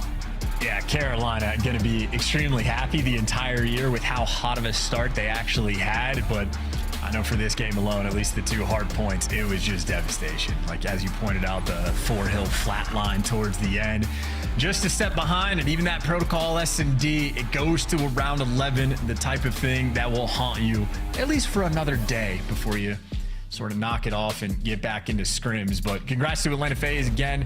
The money's nice, the CDL points are nice. Abizi probably just needed a bathroom break, but like a nice little celebration before they get back to work tomorrow, because obviously for this time, there's no time to waste. They're trying to reclaim the top spot in the league, and for the standings right now, the minor one doesn't change the standings going into the major, so the points are nice to get, but Atlanta FaZe is still in a bit of a hole when it comes to the qualifying stages, so they need to make sure they stay on top of their game going into next weekend. This win helps. But yeah, qualifying stages for the next 3 weeks, folks. Plenty more COD to be played. But hey, -1, a huge success. GG's. Desk. GG's. Take it away. GG's, casters. Well done, everybody, especially if you play for Atlanta FaZe. You got us out of here before Game 5. In this bracket, 11 matches, 6 of them were Game 5s. We saw those both in the semifinals. What was different about the grand final? Listen, Atlanta FaZe just had their foot on the gas. They said this year it's different. We're not getting these second place finishes anymore. And we saw some big performances. And the hard point's so much better for these guys. Hey, control they need to work on a little bit, but they got some time before Major 1. Allie, we're gonna have our Scuff play of the game here any moment, and it's just got to be Atlanta being our first-time champions. They take home the minor with the 10th seed entering. And this is a huge win because now they gain 30 points in addition to the $20,000. You add that to their 1 qualifier win, you're right in the mix with everyone else at 40 points there for champs. It's so funny you say that, just because it's like if you told me Atlanta FaZe was going to be 10th heading into this, I wouldn't have believed you. But if you told me they were going to win our first minor, 100%, I would have been like, that's the easiest bet you could have probably made. So for Atlanta FaZe especially, they needed this. They definitely needed this after that slow start, and it was all off the catalyst of Sims 1v4. What an incredible story that could be built up for us this season. Bomb planted 1v4. 12 seconds on the clock, by the way. Miami. All right, neighbors, as we take a look at what went wrong for Carolina, was it the slang difference? Was it the rotations? How do you beat Carolina this bad in back-to-back hard points? Well, yeah, I mean, I think it's a combination of both. Obviously, the rotations were excellent for Atlanta FaZe all day today. I mean, even in their first series, like, these guys they put in so much work over the holiday break, and it's clearly showing. And for the Royal Ravens, like, I think they knew they probably needed to go to 5 to win this series, and you just got to think back to that round 11 where the clutch that Vivid could have potentially had to push them there. And ultimately, you just don't get there. Search looked really good for Royal Ravens, and maybe they had an opportunity if we get to 5. But when FaZe plays like that, when the guns are hot and they're doing the small things right, as we saw in the conclusions clip, they're going to roll teams in hardpoint. We say goodbye to the Royal Ravens week, leaving just one team at the top. It's Atlanta FaZe, and this is where we should be if you've been watching competitive Call of Duty. To talk about it live, once again, in the winner's circle, we welcome back Abe, a.k.a. Abizi. Abizi, let's break down what we just witnessed here. You guys got mollywopped 3-0 by this Carolina team. You only put up 88 points in the first hard point. Today, you flipped the script, beating them twice in hard points. What was different? I mean, we're just feeling ourselves right now. I think everything is, you know, like I said earlier, like yesterday in the interview, or it was yesterday. We're just having fun right now. Like, and it shows. I feel like we're all just, you know, gassing each other up and just having a blast. And I mean, no one can kill us. BZ, I have some news for you. You've banked $5,000 for your victory as an individual. Congratulations. But you also have been crowned the MVP of the first CDL minor. How did you feel you played throughout this tournament compared to the qualifier? I mean, I feel like I played amazing. I feel like I played overall, like, fundamentally, like, really well. And I had a little bad S&D map, but turned it around fast in the match against, in the last match. But, I mean, felt good, played good, and my team is insane, so. Abe, sometimes all it is about the bounce back, just like you guys did in the exact same maps that you lost to Carolina. I want to pick your brain a bit. Why allow Protocol once again to be that map #1 after the way it went the first time? Was it just you guys knew it was a hiccup? You knew that you're going to be confident on today? Is it recency bias? What was that thought process? I mean, we're just insane on that map. Like, we didn't even care. Like, going to the finals, we said we knew they were 3-0 on it. We said we're picking it. We don't care, because we were like that confident going into it. Got it.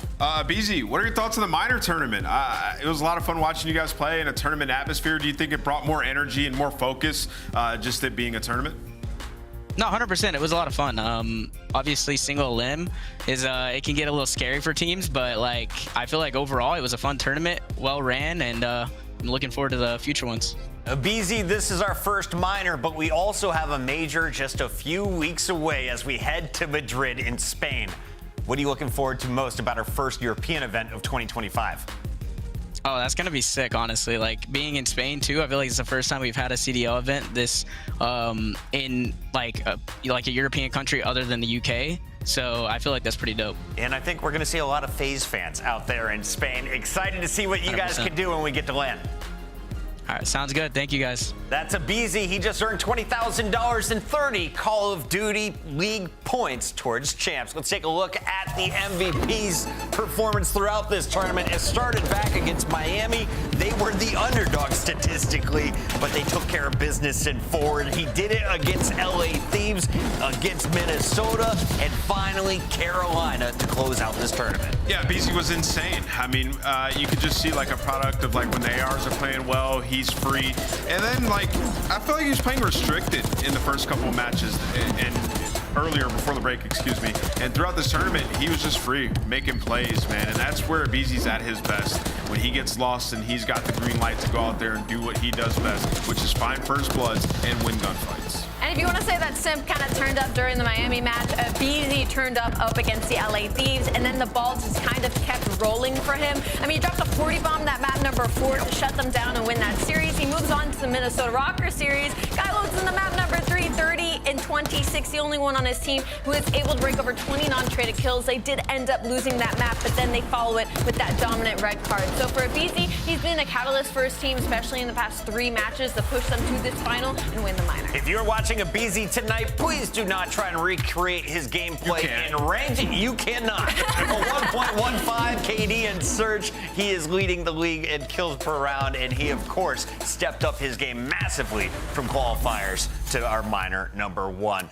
One player that we also want to show some love to, though, goes by the name of MacArthur. The King Cobra did not snake today. Yeah. He was a clean player, and he put up some solid numbers, Nameless. Yeah, you got to tip it. You know, there were some narratives in the community about Celium, like starting off like saying he was falling off a little bit, not as good as he once was. Well, he had a slow start. He turned it around. I mean, look at the minor. The guy was absolutely unbelievable in the final. Obviously, throughout that break, he had to find himself once again, and the guy's just a force. He's always going to be at the top of our KD leaderboards. Yeah. It always is like that. I was going to say, these are the numbers that we expected to see from Celium. It was a little weird not seeing him on that top 10. Nearly a 2.0. That's good for me, Celium. You don't earn MVP on the tournament, though, just the grand finals. Abe is the man for FaZe to watch moving forward. And speaking of moving forward, you can see FaZe moving past 4 teams to get there. They will take home the $20,000, the 30 points.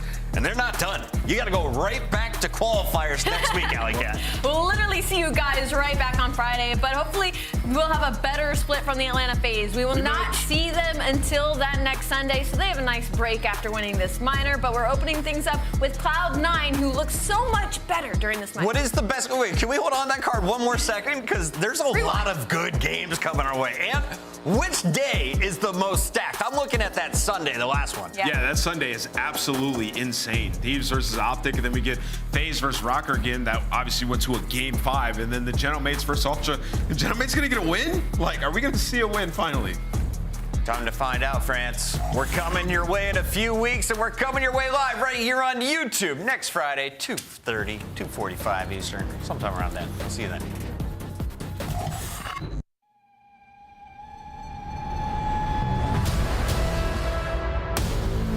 We back for another one. Another one. Here we go. Come on like that. We back for another one. Here we go.